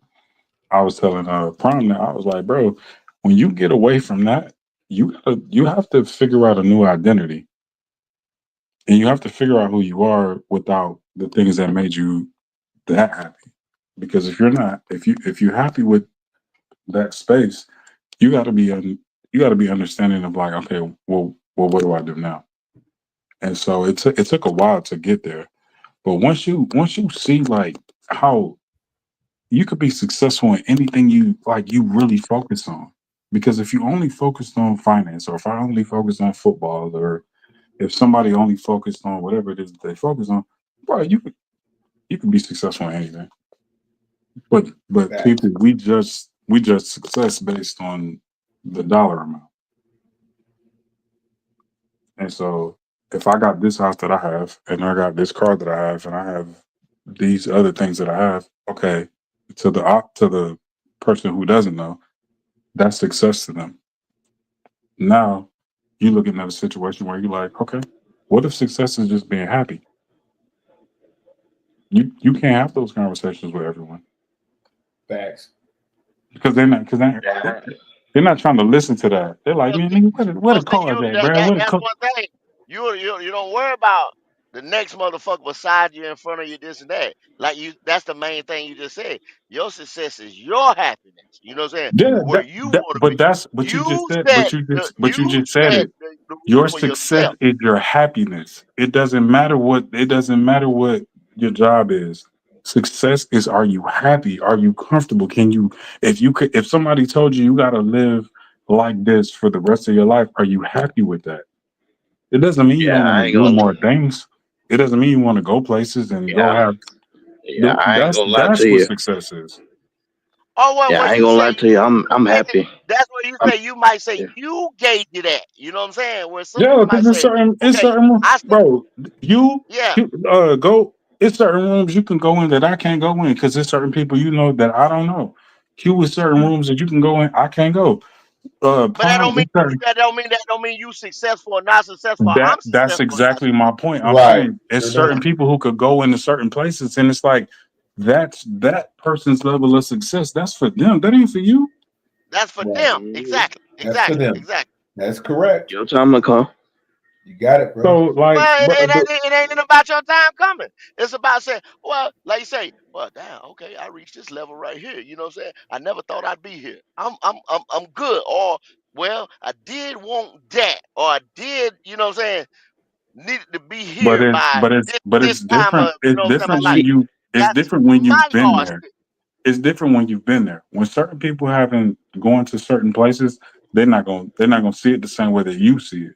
Q will see it different, Prime will see it different, Go, you'll see it different, Django, you'll see it different. Everybody yeah, will see it different until they've gotten into a certain room. If you listen to Prime where certain things that he's dealing with, he's going through. If you listen to Q, he was talking about being in I think you said you was at where your company they had uh like suites and stuff like that. If you ain't never been in the suite, you're not gonna look at your success the same way because people haven't been there. So again, it ends up being pageantry, and it's things that you see that you like that makes you feel good Well, about see, where look you at it, Rich. not Like I say, yours, but I I'm might be saying sitting like front row. I might be sitting front row center. You know what I'm saying? And I might think that that's better than the suite. You see what I'm saying? Facts. Facts. yeah. that's a fact. That's a fact. That's That's a definitely a that's fact. a hey It's bro. That's a on fact. level. I'm just saying like Yeah, that's what you got to remember. Like people look at things on the outside because that's all they know. They don't know the inner workings of things. Yeah. So they see what they Yeah, see. that's my thing for me, I like at this point in my life I like living simple. I don't like all that Bro, other stuff like I I agree used with to you when I was 20. 100%. When I was 20 years old, I wanted this, that, and the third. At matter of fact, when I was playing football at the time, I wanted to go to NFL, but I'm like, once I got to senior year, around about my freshman year in college, I'm like, you know what? I can't do this no more. I got to do something else. I can't take no more What made punishment you what anymore. made you what made you do that, Yeah. bro? What made you feel like that you couldn't do it? Well, at the time when I was playing for my high school, we done went through three coaches and everything, and I pretty much was starting from my freshman year all the way to my senior year, and I was playing running back, and I had so much. I was hurting so many times every year because they used to hand the ball off to me so much that my knee right now is not right still from running the ball so much from getting hit on my lower leg, and it's like, do I really want to do this anymore? Because I want to at least be able to walk straight, you know, as I'm getting older. Yeah, So it's like I don't I had to make a business decision like I don't want to do this anymore. gotcha. I hear you, man. The only reason I ask is because I know like we'll be in a lot of different situations. Especially like football came late for me because I didn't play in high school. Um, I didn't play till my last year of college. I played high school and I played basketball in high school. So my situation was a little different. And so a lot of things you get late or later on in life, and then you have to try to like compartmentalize them, and it's hard because you got, and I'm pretty sure Q, you know what I'm talking about when I say this. You got a chest full of ambition. You know you want to do a whole bunch of stuff, but you don't Yeah. have like the direction to go into the where you want to be because you've seen yourself only in this space. Hmm. You're like, I only see myself going in this direction because this is what I prepped for, this is what I trained, and that's what you see. And so Right. um, Right. the reason I was asking that is because it's a lot of people who do that and just our everyday jobs and our everyday careers and professions. And we only see ourselves in one way. And as soon as we're able to get out of that, uh, bruh, we the best versions of ourselves because we, Right. we we literally just snatched ourselves out of a box that we only thought that we could be in, and that's how you see yourself. Right. Yeah, So I ain't gonna Absolutely. lie. Once I stopped focusing on football, I learned a lot about myself outside of the realm of sports. There you go. I respect that, bro, Hey, because that's athletics all don't that's come. all I saw Yeah. myself was as an athlete, and then I had to rediscover who I was outside of that, and that took time. Business ventures and connecting with people and Yeah. all of that stuff. And he's like, bro, all this money don't mean nothing. Like you, if you don't know who Yeah. you are, what is the use of a dollar? I was watching a movie the other day, and it was like an end of the world type movie. And bro was like, "Yeah, I'm finna go rob the bank." He was like, "Where you gonna spend it at?" Right. You gonna spend it where? You gonna take however much money you had. You gonna throw it in there. Where you gonna spend it at? If it ain't no world no more, where you gonna spend it? No way. You ain't They finna ain't put nothing it but a in piece of no. paper. Hey, bro, what you I gonna mean, put it yeah, in yeah, Bank of yeah. America? In certain situations where it's just like say apocalypse, end of the world, yeah. You laying on your deathbed, you know what I'm saying? You ain't worried about that dumb shit, right? You know what I'm saying? In certain situations where that shit don't even matter no more. But if you don't know who you are, it don't matter how much money you got, bro. And that's what a lot of Yeah. people don't really get. It's like of course, bro, we live in a society where you got to make a certain amount of money to take care of your family. You got to make sure that Hmm. everybody's straight. You got to make sure your family's straight. Who lives in your home, your brother, your sister, your kids, whatever. That goes without being said. But what ends up happening is that if you're looking at somebody else's what they consider success, we're looking at maybe it's a house, maybe it's a car, maybe it's I don't know. whatever it is, jewelry, whatever. Yeah. And Yeah. we're considering that success. But them same people that got all of the stuff that you think that you want, they got the same issues and the same problems that you have, and they can mask it by projecting it as if it's success. And now you're looking at it and you saying, look at how successful this person is. All that person did was show you some jewelry and some property. But are Yeah. you successful in your soul? Are you successful in your spirituality? Are you successful in your psyche? Are you successful that way? Because if you have all of those things you can get that any time, any day you want to. But we Yeah, have and to that's the look thing. at it. My bad. Go ahead. I had a conversation. I had a conversation with my wife about the same thing last year, and I told her because we had our daughter 5 years ago, and I told her after she had her, okay, we already know what we got to do for her, and I know I got to do for the family. But what are you going to do for yourself once she gets to a certain age where she becomes independent, and it's not negating that you're a good mother, but what are you going to do outside of this family that's good for you? But those And are kind of now, my bad. I'm sorry, bro. uh, no, you good. I was just saying those are conversations that you have to have, and that's why I said it's always good to.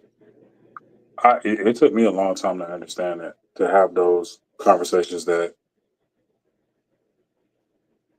are uncomfortable. Because if you go back and you listen to, and I'm pretty sure you done had your bouts, you probably still have, certain things that y'all talk about, and it's not always comfortable, and it's not Yeah, always, it don't feel good to be vulnerable about certain things, because that's what we do as men. I mean, we man, we can provide and we can go get it. That's what we do.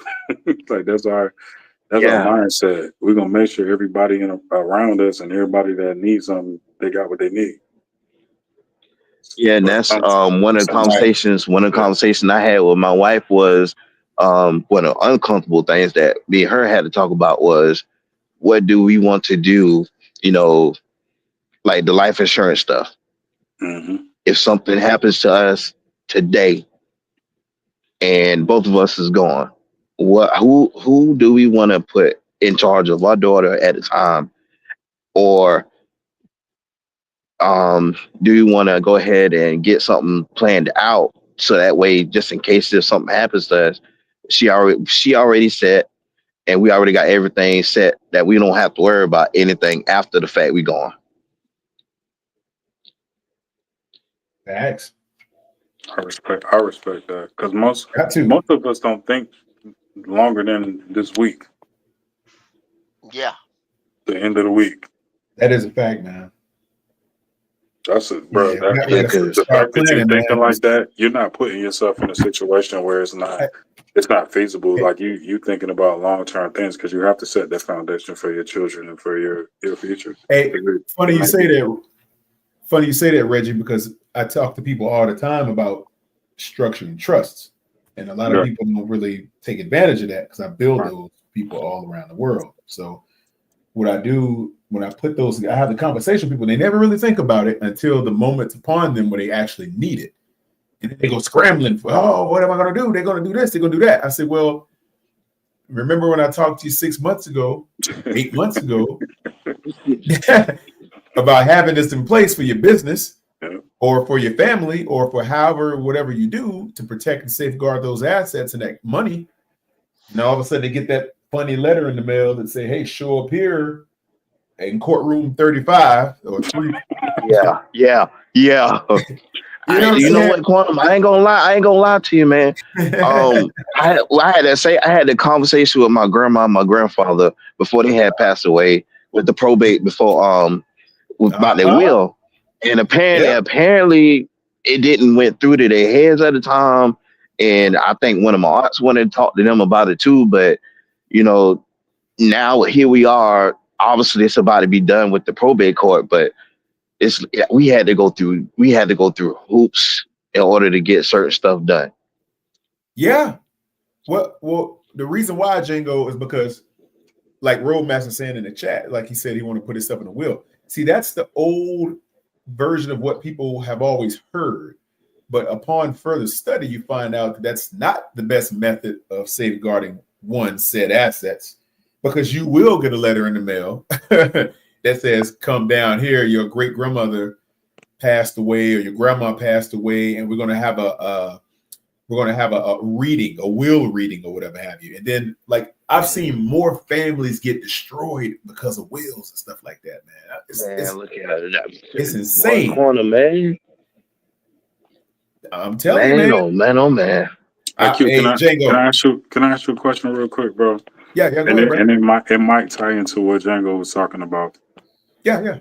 Do you see the stupidity in some of these people right now, where they're okay with saying, yeah, get rid of our these people don't have they don't got no real estate, they ain't got no stocks, they ain't got no business, they ain't got no 401k, and they like, yeah, let's just get rid of all of the income tax.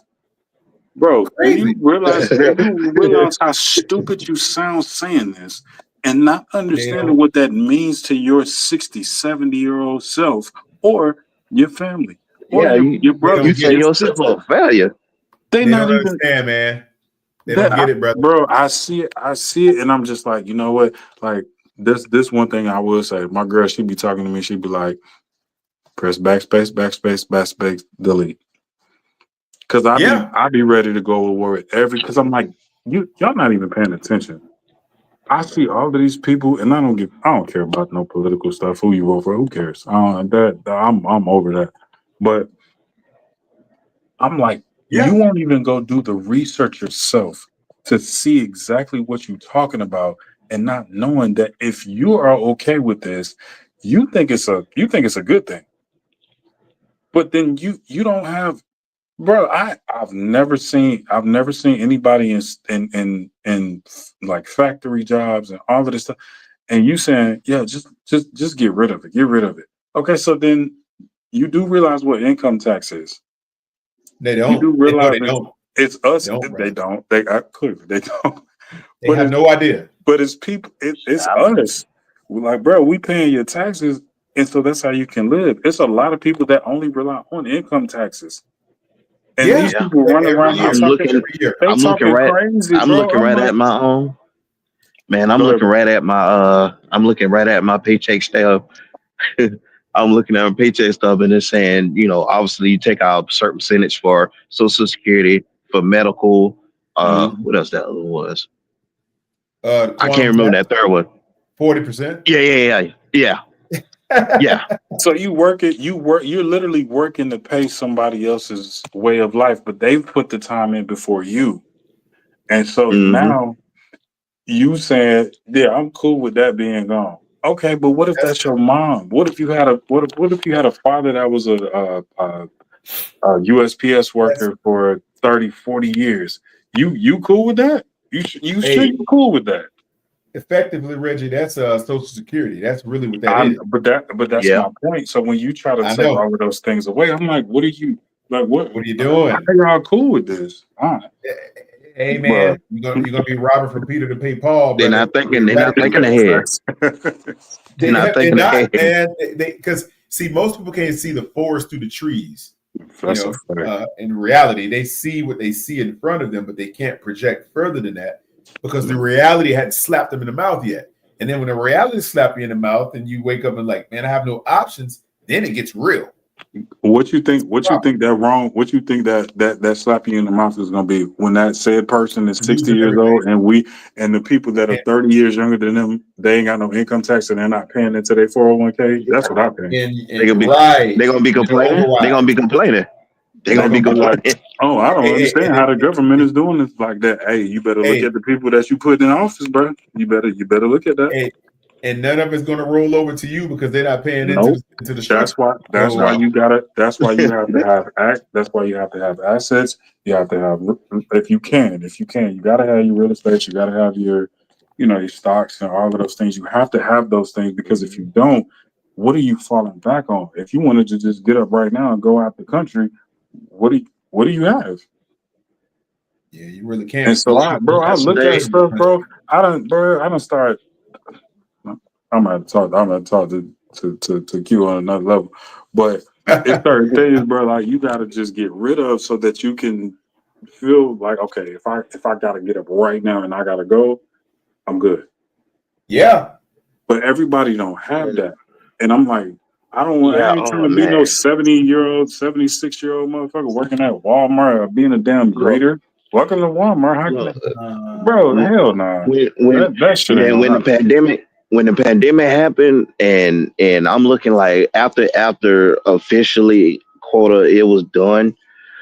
I had looked around and I seen so many people talking about they had took out their 401k. I'm like, what are you talking about?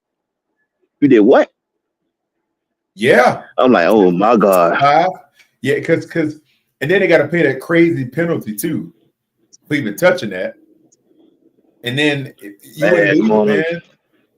man, corner. I had to look at them like, so you have no money, literally no money. I'm Yeah, like, man. man, come on, bro. It'd be like that. I'm gonna tell you, it's because I'll give you an example of my personal. I'll tell you what happened to me. Like sometimes, brother, you could be on top of the world doing. This is for the people that actually do have common sense and are actually thinking, or forward-thinking people. You could be on top of the world doing very well, and all of a sudden something wow goes on, and you get set back. And you're like, "What the heck?" And you got to fight. But the beauty with that is, it doesn't last very long because forward-thinking people are people who are in the know of how to build and create things and know how to, cultivate good business and good interactions and good relationships. You'll actually come back. It's just only a matter of time. But people who are reliant upon those 401ks and things like that, if they lose that stuff, man, they screwed. You will see them greeting at Walmart. You will see them making fries at Zaxby's. You will see that at Yeah, 63. and that's why I did. Well, currently Those skills. I'm about to start doing some more stocks in the market. Yeah. I'm trying to look at some steel and some the other one was and technology. Okay. Good places to start, brother. Hey, you know what I have a strategy that I like to do. I'll tell you what I'm doing. Like, okay, so if you are going to buy certain specific stocks, there are a bunch of companies that trade that may not be your blue chips that still produce very, very high income. I'll give you one good one. I'll give you a tip. Check out LabCorp. That's a really good stock.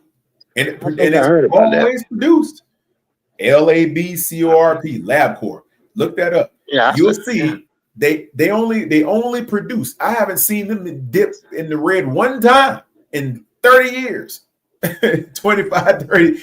I've been watching this stock for so long. I'm like, man, when is this thing going to go down? Because I'm just waiting for the shoe to drop, but it never does. I'm like, man. I tell you about their business. Yeah, they know how to operate in their field, and they're the best at what they do, which is why the stock keeps rising. If you find companies like that, you'll have your blue chips, you'll have your Apples and your Teslas and your Googles and your BF Goodriches and the Yum Brands company and all these, and you'll have all that stuff, But when it comes to the stocks that aren't going for $265 a share, you might get down to the $25 and $35 a share stocks, but they produce very well over time. You just have to buy more shares. And then what you do, brother, you enter what's called the DRIP program, which means it's direct reinvestment program. That's what that is, or dividend reinvestment, to where when your stock starts making the cumulative dividend payments every quarter or whatever it is, don't take the money, because if you do, now you have capital gains tax. They're going to assess to the end at 15%. So you avoid the capital gains tax by rolling it back over into more stock. So the program is designed to buy more stock with the dividends, or collect the amounts until you have enough to buy stock in the dividend. So it'll just keep buying you stock, and your stock portfolio will continue to diversify and get larger and larger. And then once you have that, when you actually take stock in, you can borrow against that stock and then purchase other shares and then use the proceeds to pay that down. That way you don't have to pay the corporate tax, the capital gains tax. So there are ways to evade that. Just until when you make a distribution, you take the money out and you go to I'm going to go to the mall, or I'm going to buy this, or buy myself a new leather uniform, a leather outfit with a Harley. Then they're gonna hit you with that capital gains tax because you took the money out of the investment structure. So if you leave it in there, you're gonna do very well, and just let it keep rolling over, man. Just take your time and choose good companies to place your money behind. Check their management team, and check their That's the thing. That's the thing I was thinking about with the dividend situation, because at first I didn't know about the dividends until I actually read up on them. I'm like, maybe I need to see about doing something like that. Yeah. What you do is you when you start buying, you can start buying when you find a company that you like, you can actually go and start doing, you can read their 10K report. It's a federal website you can go on and you can look at all their filings and things like, especially if they're publicly traded. You can go on there and you can look. I can't remember the name of the website off the top of my head, but when I find it out, I'll tell you what it is, Django. It's got all of the companies in the United States, and it's got their 10K reports. It's got all of their filings, all of their stuff. If they're publicly traded, they have to disclose that to any IPO company. Any IPO-based company have to disclose that on the site. And then what you do is you study those companies. You see, what their fourth quarter looked like and all that stuff. You get to check who the management team is and who's, what type of gains they had 5 years in a row and all that. Then what you do is when you purchase those specific stocks, right, you take the proceeds from those and you just roll them into other ones instead of just pulling the money out. Because really, you're not trying to get rich overnight. This is a long game that you're playing. So you're just trying to grow it carefully and methodically, strategically. And that way you can see you can have realized gains without pulling it out. Now, if you run and grab some real estate while you have that, you can roll your corporate, you can roll your dividends right over from there into a real estate investment, and you do that via 1031 exchange. And that way, you also avoid the capital gains tax by rolling it into real estate. So what you do is you buy your stock. You buy your stock directly from the company. So you call the company that you like when you do some research on them, and you ask them to send you an investment kit. That way, you get to avoid going through a broker to buy it, paying that 1 to 3% broker. You buy directly from the company. Yeah, that's how you do it. Yeah, and that's the thing. Like for me right now, I've been told my God, but it's called my SP. But we have a business person on the company site right now. Yeah, that's doing the stocks and bonds and stuff right now. And I talked to him about I think it was sometime this year about adding some more stock into the company, because obviously we still doing good as far as what I know of on the last time I checked. From the company. Facts. You buying through the company directly? Yeah. Okay, good. There you go, Django. See, a lot of people don't even know you can do that. A lot of people hear stock and they say, "Oh my God, where do I start? Do I need to go to Wall Street and buy my stock? Do I need to go and stand on the trading floor on Water Street and get it?" They don't even know. You can get it straight through your brokerage account if you want to go that route, or you can buy it directly from the company if they have an investment kit. Most companies will have an investment kit, and you buy it that way. And you just place your order, bang, you in the game. No broker, no nothing. You buying it straight from the company. Yeah, because we had from the last time I had checked, when I first started here, they was talking about us automatically being inside the trade as far as having stocks already. Yeah. So when I heard that, it was like, okay, I wonder how much more I could put into it. Now, from what they told me, they go up to 6% on matching us, which I'm like, okay. Right. But the thing is that I'm gonna probably go up a little higher as I'll be here, because I'm planning on being here for a while. But I'm planning on going up a little bit more once I meet that 6% match. There you go. See, good companies will match you, man. They do that with the 401k, but the stocks is your better bet because you get to grow with the company. Like anytime the company does well, you do well too. Especially if it's a company, a growth company, like if it's been around for a while and they're only getting better and better. Yeah. Shit, this Michelin. They ain't Oh, going Michelin. nowhere. Oh yeah, Michelin ain't They going nowhere, man. Nah. And if anything, they'll be acquired by a larger outfit, and your stock will still be well. So it ain't gonna really matter. Yeah. They'll never go out of business because large companies don't allow large companies to go out of business without gobbling them up. They'll just fire sell it, or they'll just basically force them to sell at a discounted rate so they can get out to cover their expenditures or whatever, so they can walk away scot-free and then pay off some of the investors and some of the shareholders at the same time. So they'll never really go out of business if they're that big. They'll always be bought out. And the thing is that from what I know of, matter of fact, I'm looking right at the tires right now. They still selling tires overseas for those earth movers. Oh yeah. And I'm looking right at the tires right now, and I'm like, yeah, they ain't going out of business no time soon. Because man, look here. Those tires, at the price I heard of them tires, I'm like, oh my god. Yeah, they sell a lot of people. I tell them there is a huge market for those types of products, tires and things like that, in emerging markets across overseas. So they don't have the means to produce high quality tires and things like that in certain countries. So they import that stuff.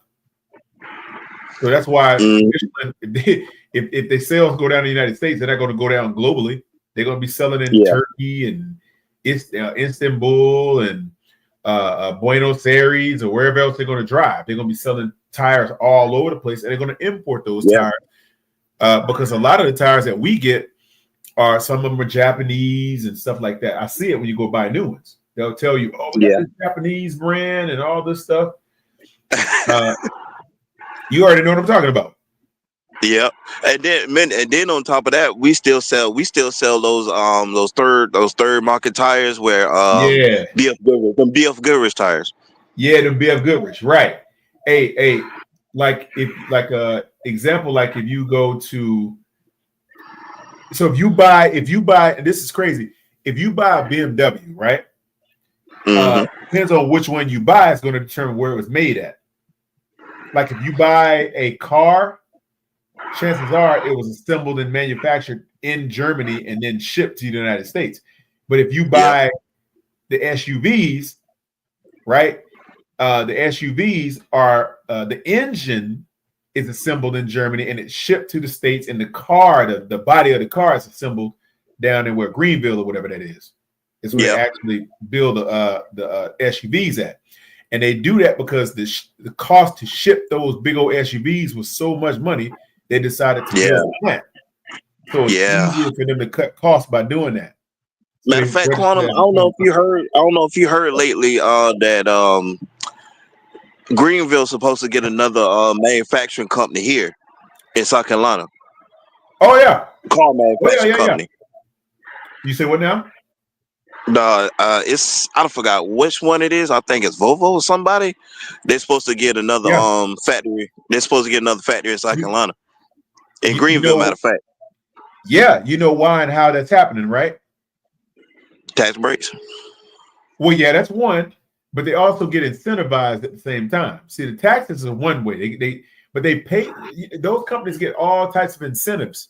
They get subsidies. They get all types of kickbacks to bring their company, because it's a you scratch my back, I scratch yours type of affair. Because what ends up happening is a company will come to that state, and then not only will they get all this and they'll get that, they're also creating jobs for that economy in that state, which ultimately drives the taxes for the employee base, which they make back on discounting that to the employer to avoid. You see what I'm saying? So that's how they end up making the money back. Yeah. They just tax the employee base. They tax the employee base.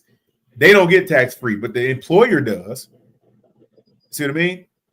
So Yeah.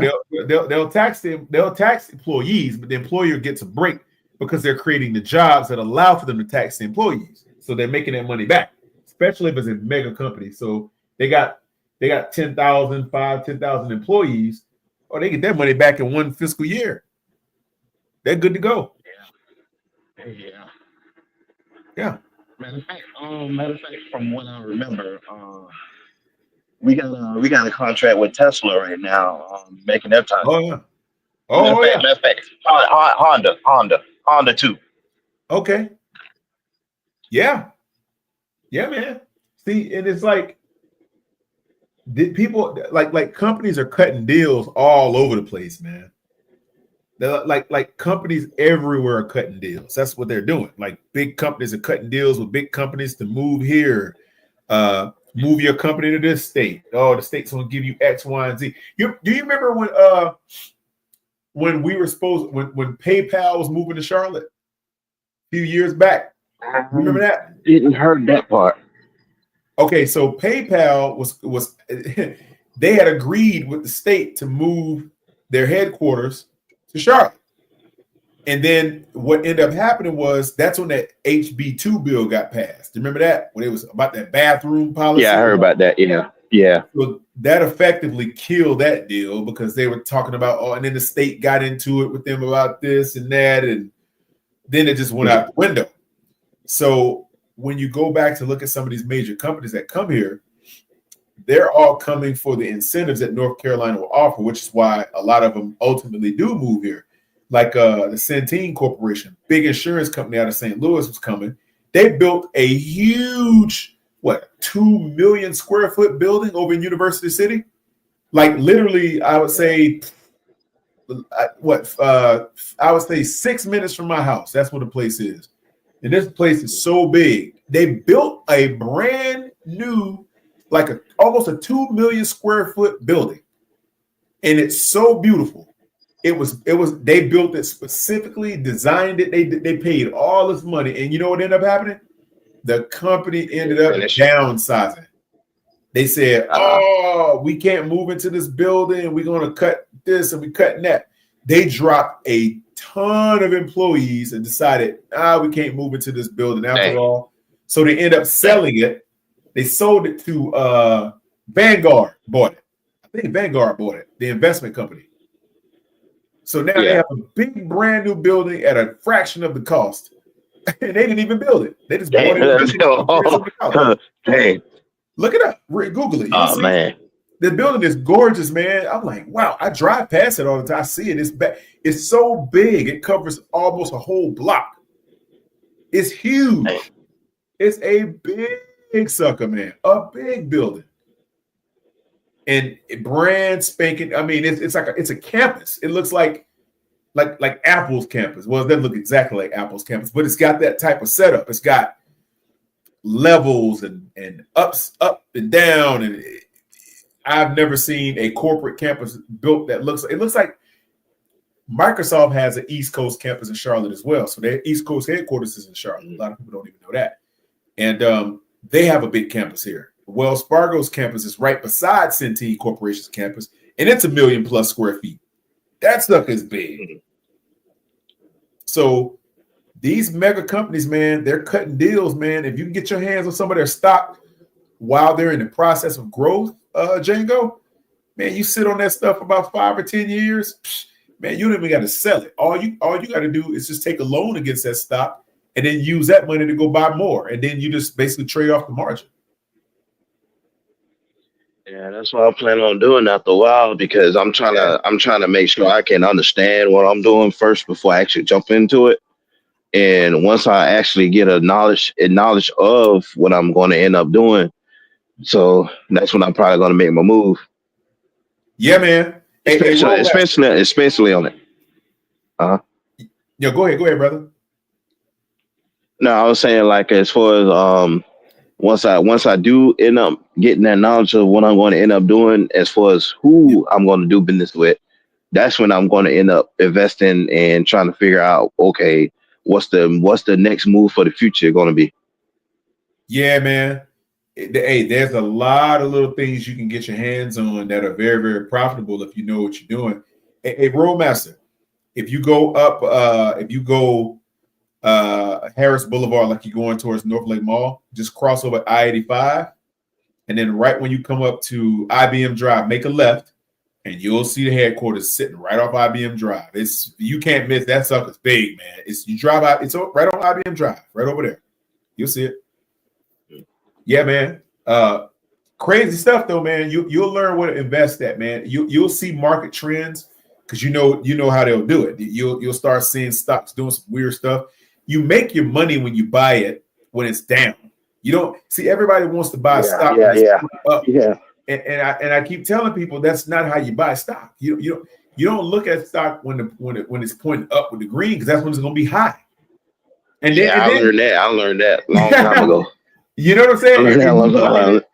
Yeah, you buying it because the stock pointing upward, and you're like, oh, I gotta buy this stock because the green symbol says it's good to buy it. Well, they're gonna charge you more for it now because everybody wants it. Mm-hmm. So, hey, guess what? Matter of fact, Quantum. Yeah. When the pandemic first started, and a whole lot of stocks started dropping and everything, I heard somebody was talking about. You might want to go ahead and buy some stocks in it while it's still low. And lo and behold, when them things drop, a lot of people was buying some stocks in the stuff, Apple, Tesla, and all that other stuff. And then once the pandemic was over with, and I give it like a year afterwards, when stuff started going back up, you talking about people started getting money? Boy, Django, let me tell you a story, man. It pains me to tell this story. Every time I got to talk about it, my chest just cracks. I can't stand it, man. Oh man, I get sick to my stomach every time. I remember in 2020. No, I would say 2019, right the end of 2019, like December, November, December. I had got sick. That's the first time I had gotten sick in like 13 years. I was like, what's going on, man? So I was like, okay. And I had to stay at home, obviously. And I said, well, I had just flew in from Miami. I was on a plane. And I think I got sick on the plane because all the people were coming in from all over the place in Miami airport. And I got sick as soon as I got back home. And I said, dang, so I couldn't go nowhere. So I started reading and doing a little bit. I said, okay, I'm just going to try to take my time and look some stuff up. And man, everything was so slow. And then it was like, oh, COVID and all this, blah, blah, blah, blah, C-19, blah, blah, blah, dropping the prices on stuff.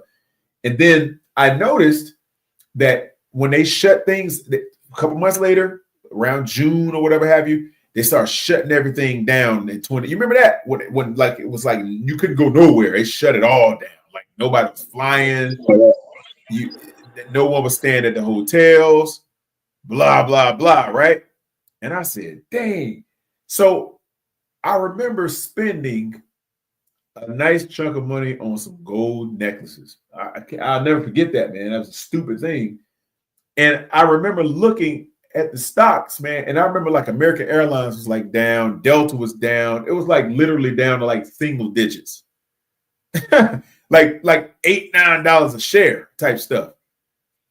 And I was like, oh man. And I was looking at this, but I was like, and something said, buy it, buy you some of it. And I was looking and I was like, nah. I'll just go and buy these Miami Cubans. That's so that's what I did. And I was watching this stuff, and I was like, the more time went on during the pandemic, and everything was down. Nothing went up, nothing moved. Everything was still in the dirt. Hotels, hospitality stock was down. No one was staying at hotels. All of that. And I was like, I made the right decision. I knew I shouldn't have bought that stuff. So I started feeling good about the fact that I didn't do it and execute. Man, like you said, Jago, man, that following year, things started poking their head up through the grass, like the gophers coming out. Man, I started seeing all that stock go back up. And I missed out on that, man, because I had the bread. I should have bought it, but I didn't, man. And I tabulated some of the money, man, that I missed out on. I could have got in that stuff, but I didn't. Man, I never mentally recovered from that, Django. Yeah, I know. I know there's a whole lot of people kicking themselves in the butt, especially after pandemic. Yeah, man. Hey, bro. Hey, I wish I'd have took that opportunity, but I said, all right, I missed out on this one, but the next time I'm not gonna miss out on another one. I get an opportunity I'm gonna do. So that's kind of what I got into is finding little when people come in with investments and say, hey man, I want to go and I want to what do I need to do? I'm not a financial advisor. I just study the companies very well and tell you if it's a good company or not. Yeah, this is a good company because they got X, Y, and Z in place. They've been doing this long. They made this sale. They invented that product. It's doing better than the last product they were selling or whatever, and I use these trends of the company to determine whether or not they're going to be profitable over a certain amount of time or not. And you can know because you can look at the sales records and stuff like that. You'll see what they got going on. And you'll know whether you should buy it or not. And that's what I was doing recently as far as some companies. And that's the thing. That's the thing, especially for the tech companies. Yeah. Smart move, man. Smart move. Tech companies as well. Because right now,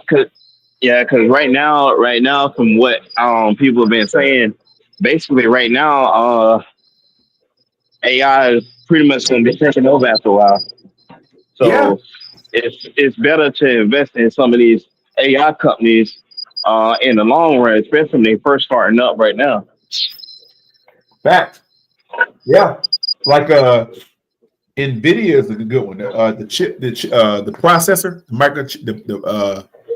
the video processor card for your computer, man, they booming right now. NVIDIA, check them out. Matter of fact, one of them I was actually looking at was I forgot who it was.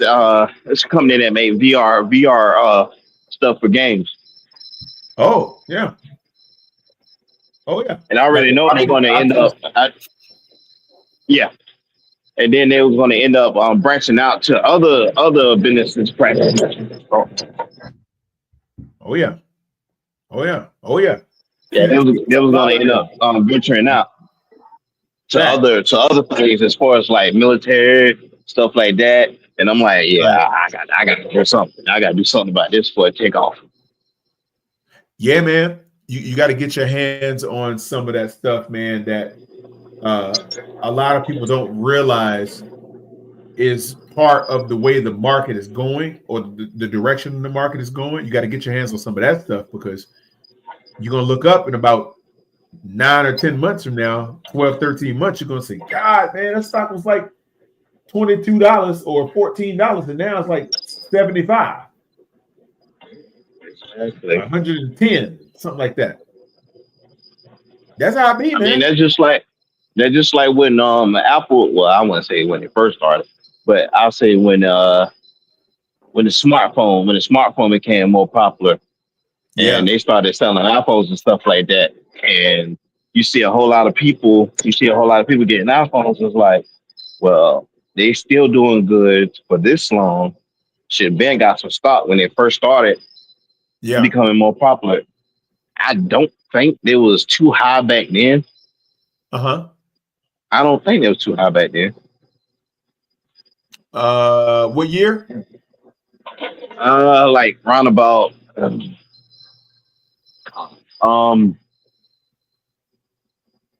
2008. And which company specifically again? Apple. Oh yeah, that's when the first iPhone came out right around then. Yeah, that's what I'm talking about. Because I think they had the iPod first. Or did they have the iPhone first? The iPod was first, right? No. The iPhone was first. Yeah, iPhone, iPad. Well, iPhone, iPod, iPad. Yeah. That's the sequence, right? I remember when that first iPhone came. I actually had a 3GS at the time. I remember that damn thing because remember it's a 2G, then they went to the 3G. Yeah. I had the 3GS, man, and that was the best thing I ever seen. I said, shoot. I never understood. I never understood why it was so hype as far as why people were getting it. I'm like, we're talking about because I I wasn't really into phones back then. You know, Right, for right. me, it was like I still had a BlackBerry. I had a BlackBerry too, and I said, man, I want to see what because I was happy with my BlackBerry because I used to like to type on the keyboard or whatever have you. I like that better. Exactly. It felt more realistic to have that exchange between your fingertips and the commands on the screen. So I liked it much better. And then when that iPhone started having that intuitive screen, I was like, this is kind of interesting. I like that. And I was done after that, bro. Exactly. That got me. Now, I ain't gonna lie. For me, what turned me off the most, and I was kind of like a computer guy when it first started taking off, and I was like, you know what?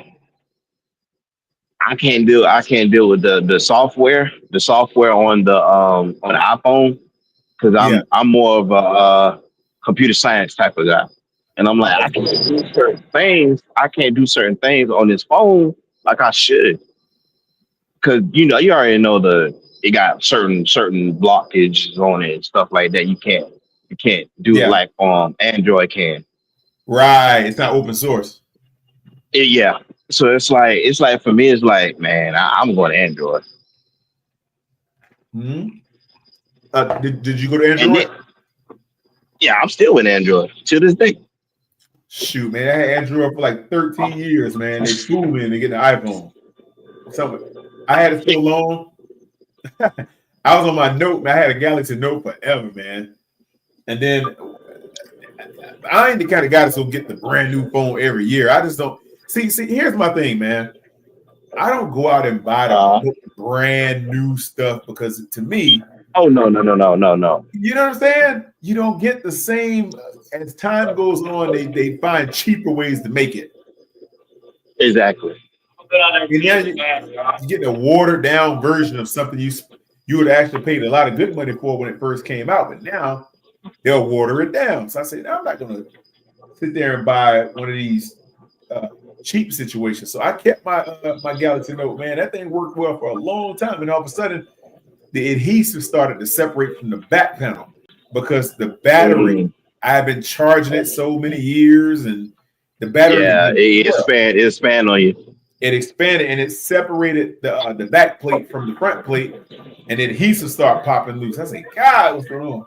So I went and took it in, and they were like, yeah, but we're going to have to give you this one. If you take this one over, if you take one of these Galaxies, then you're going to have to pay all this money and all. I'm like, man.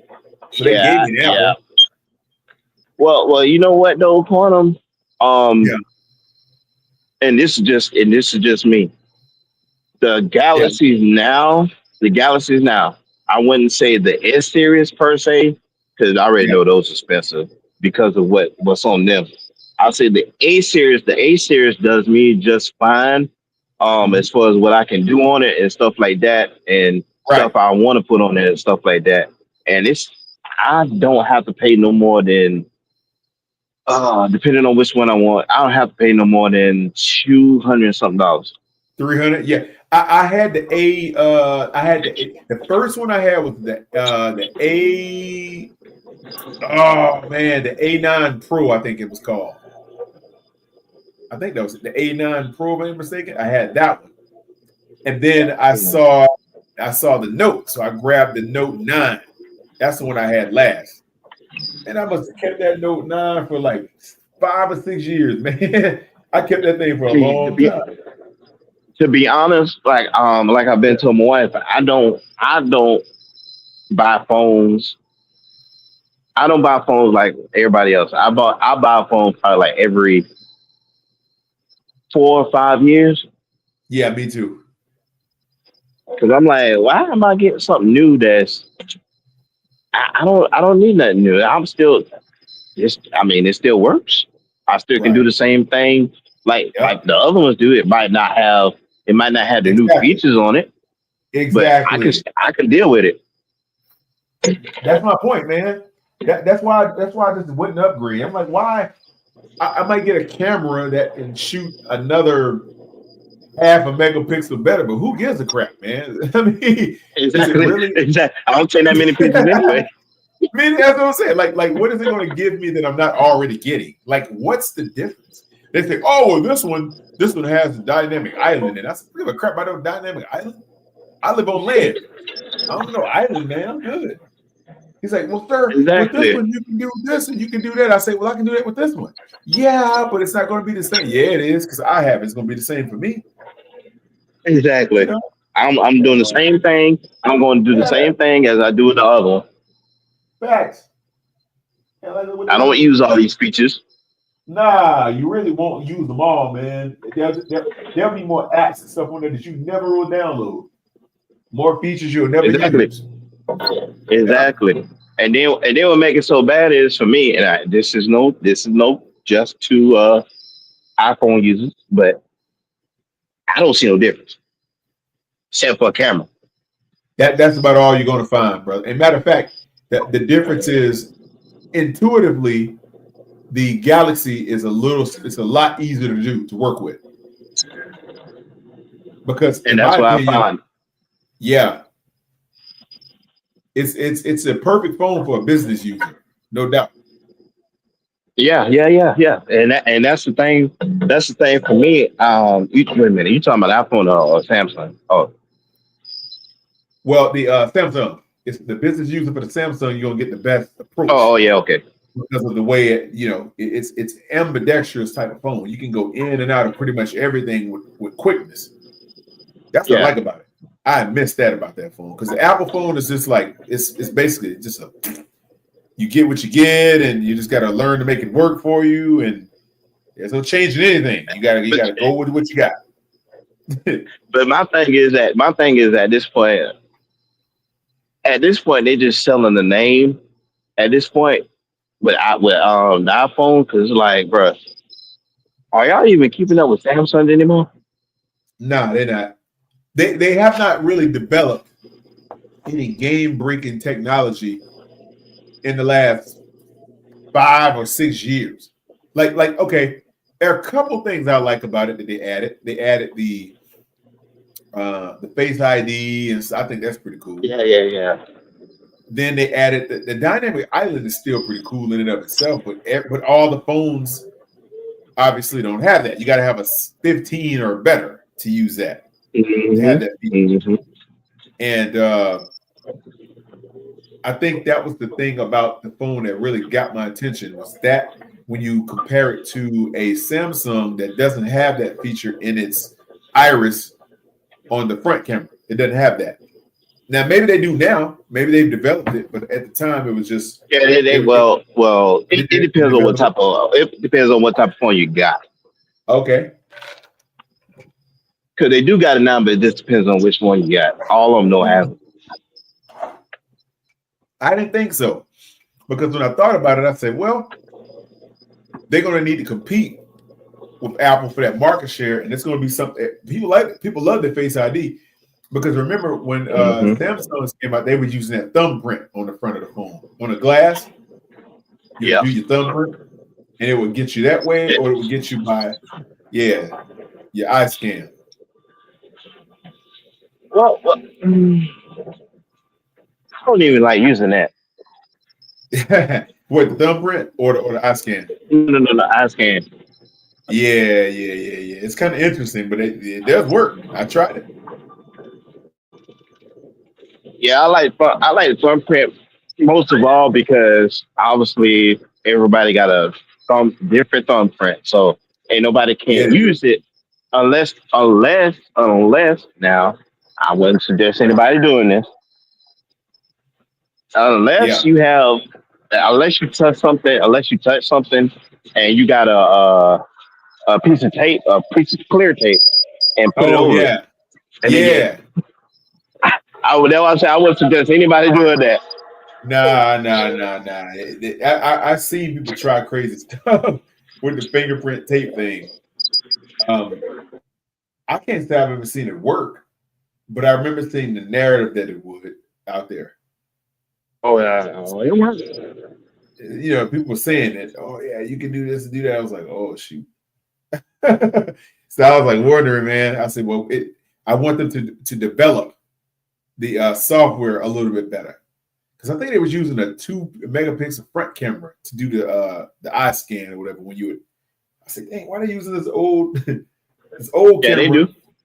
Yeah, they do, man. Use an old camera. They need to upgrade the camera and then use that because you get a better experience. That's GPS.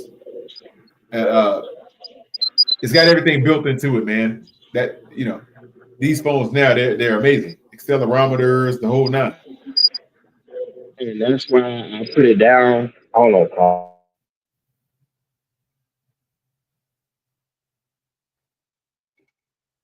Yeah, I think we lost you, Django. No, I'm trying to do something There real you quick. I'll go. be right back. Okay, no doubt, brother. Sure, I'm gonna go ahead and get ready to jump off, man. I gotta get up early, man. It's already 4:45. Hey, PVP, I'm gonna jump off, my brother. I appreciate you letting me come up, man.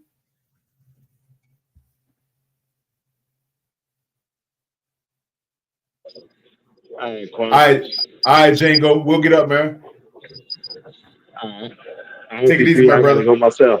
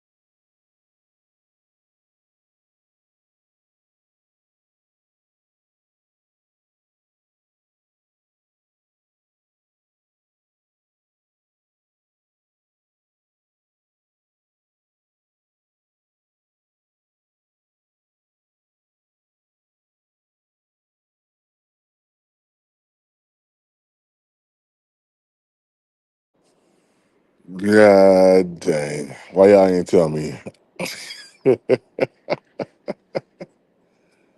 Oh my goodness. Why y'all ain't shut the live off, man? Shout out you guys, man. What up, Django?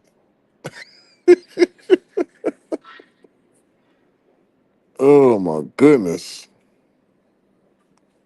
I don't know what time I went to sleep. What up, y'all? Still got 27 people watch. I don't know why y'all. How long everybody been gone? What up, Knock? What up, Roadmaster? Yo, I was knocked out, yo. God dang. My bad, y'all. I'm trying to see what happened. Bleezo Gotti, what up, man? Yo, Quantum. PPP drop a fresh link. Oh, shoot. God dang. All right. Well, shoot. We out, man. My bad, y'all. I'm so sorry. My bad, man. We'll be back in the morning, man. We about to cut this one off. I'll catch y'all later. Peace.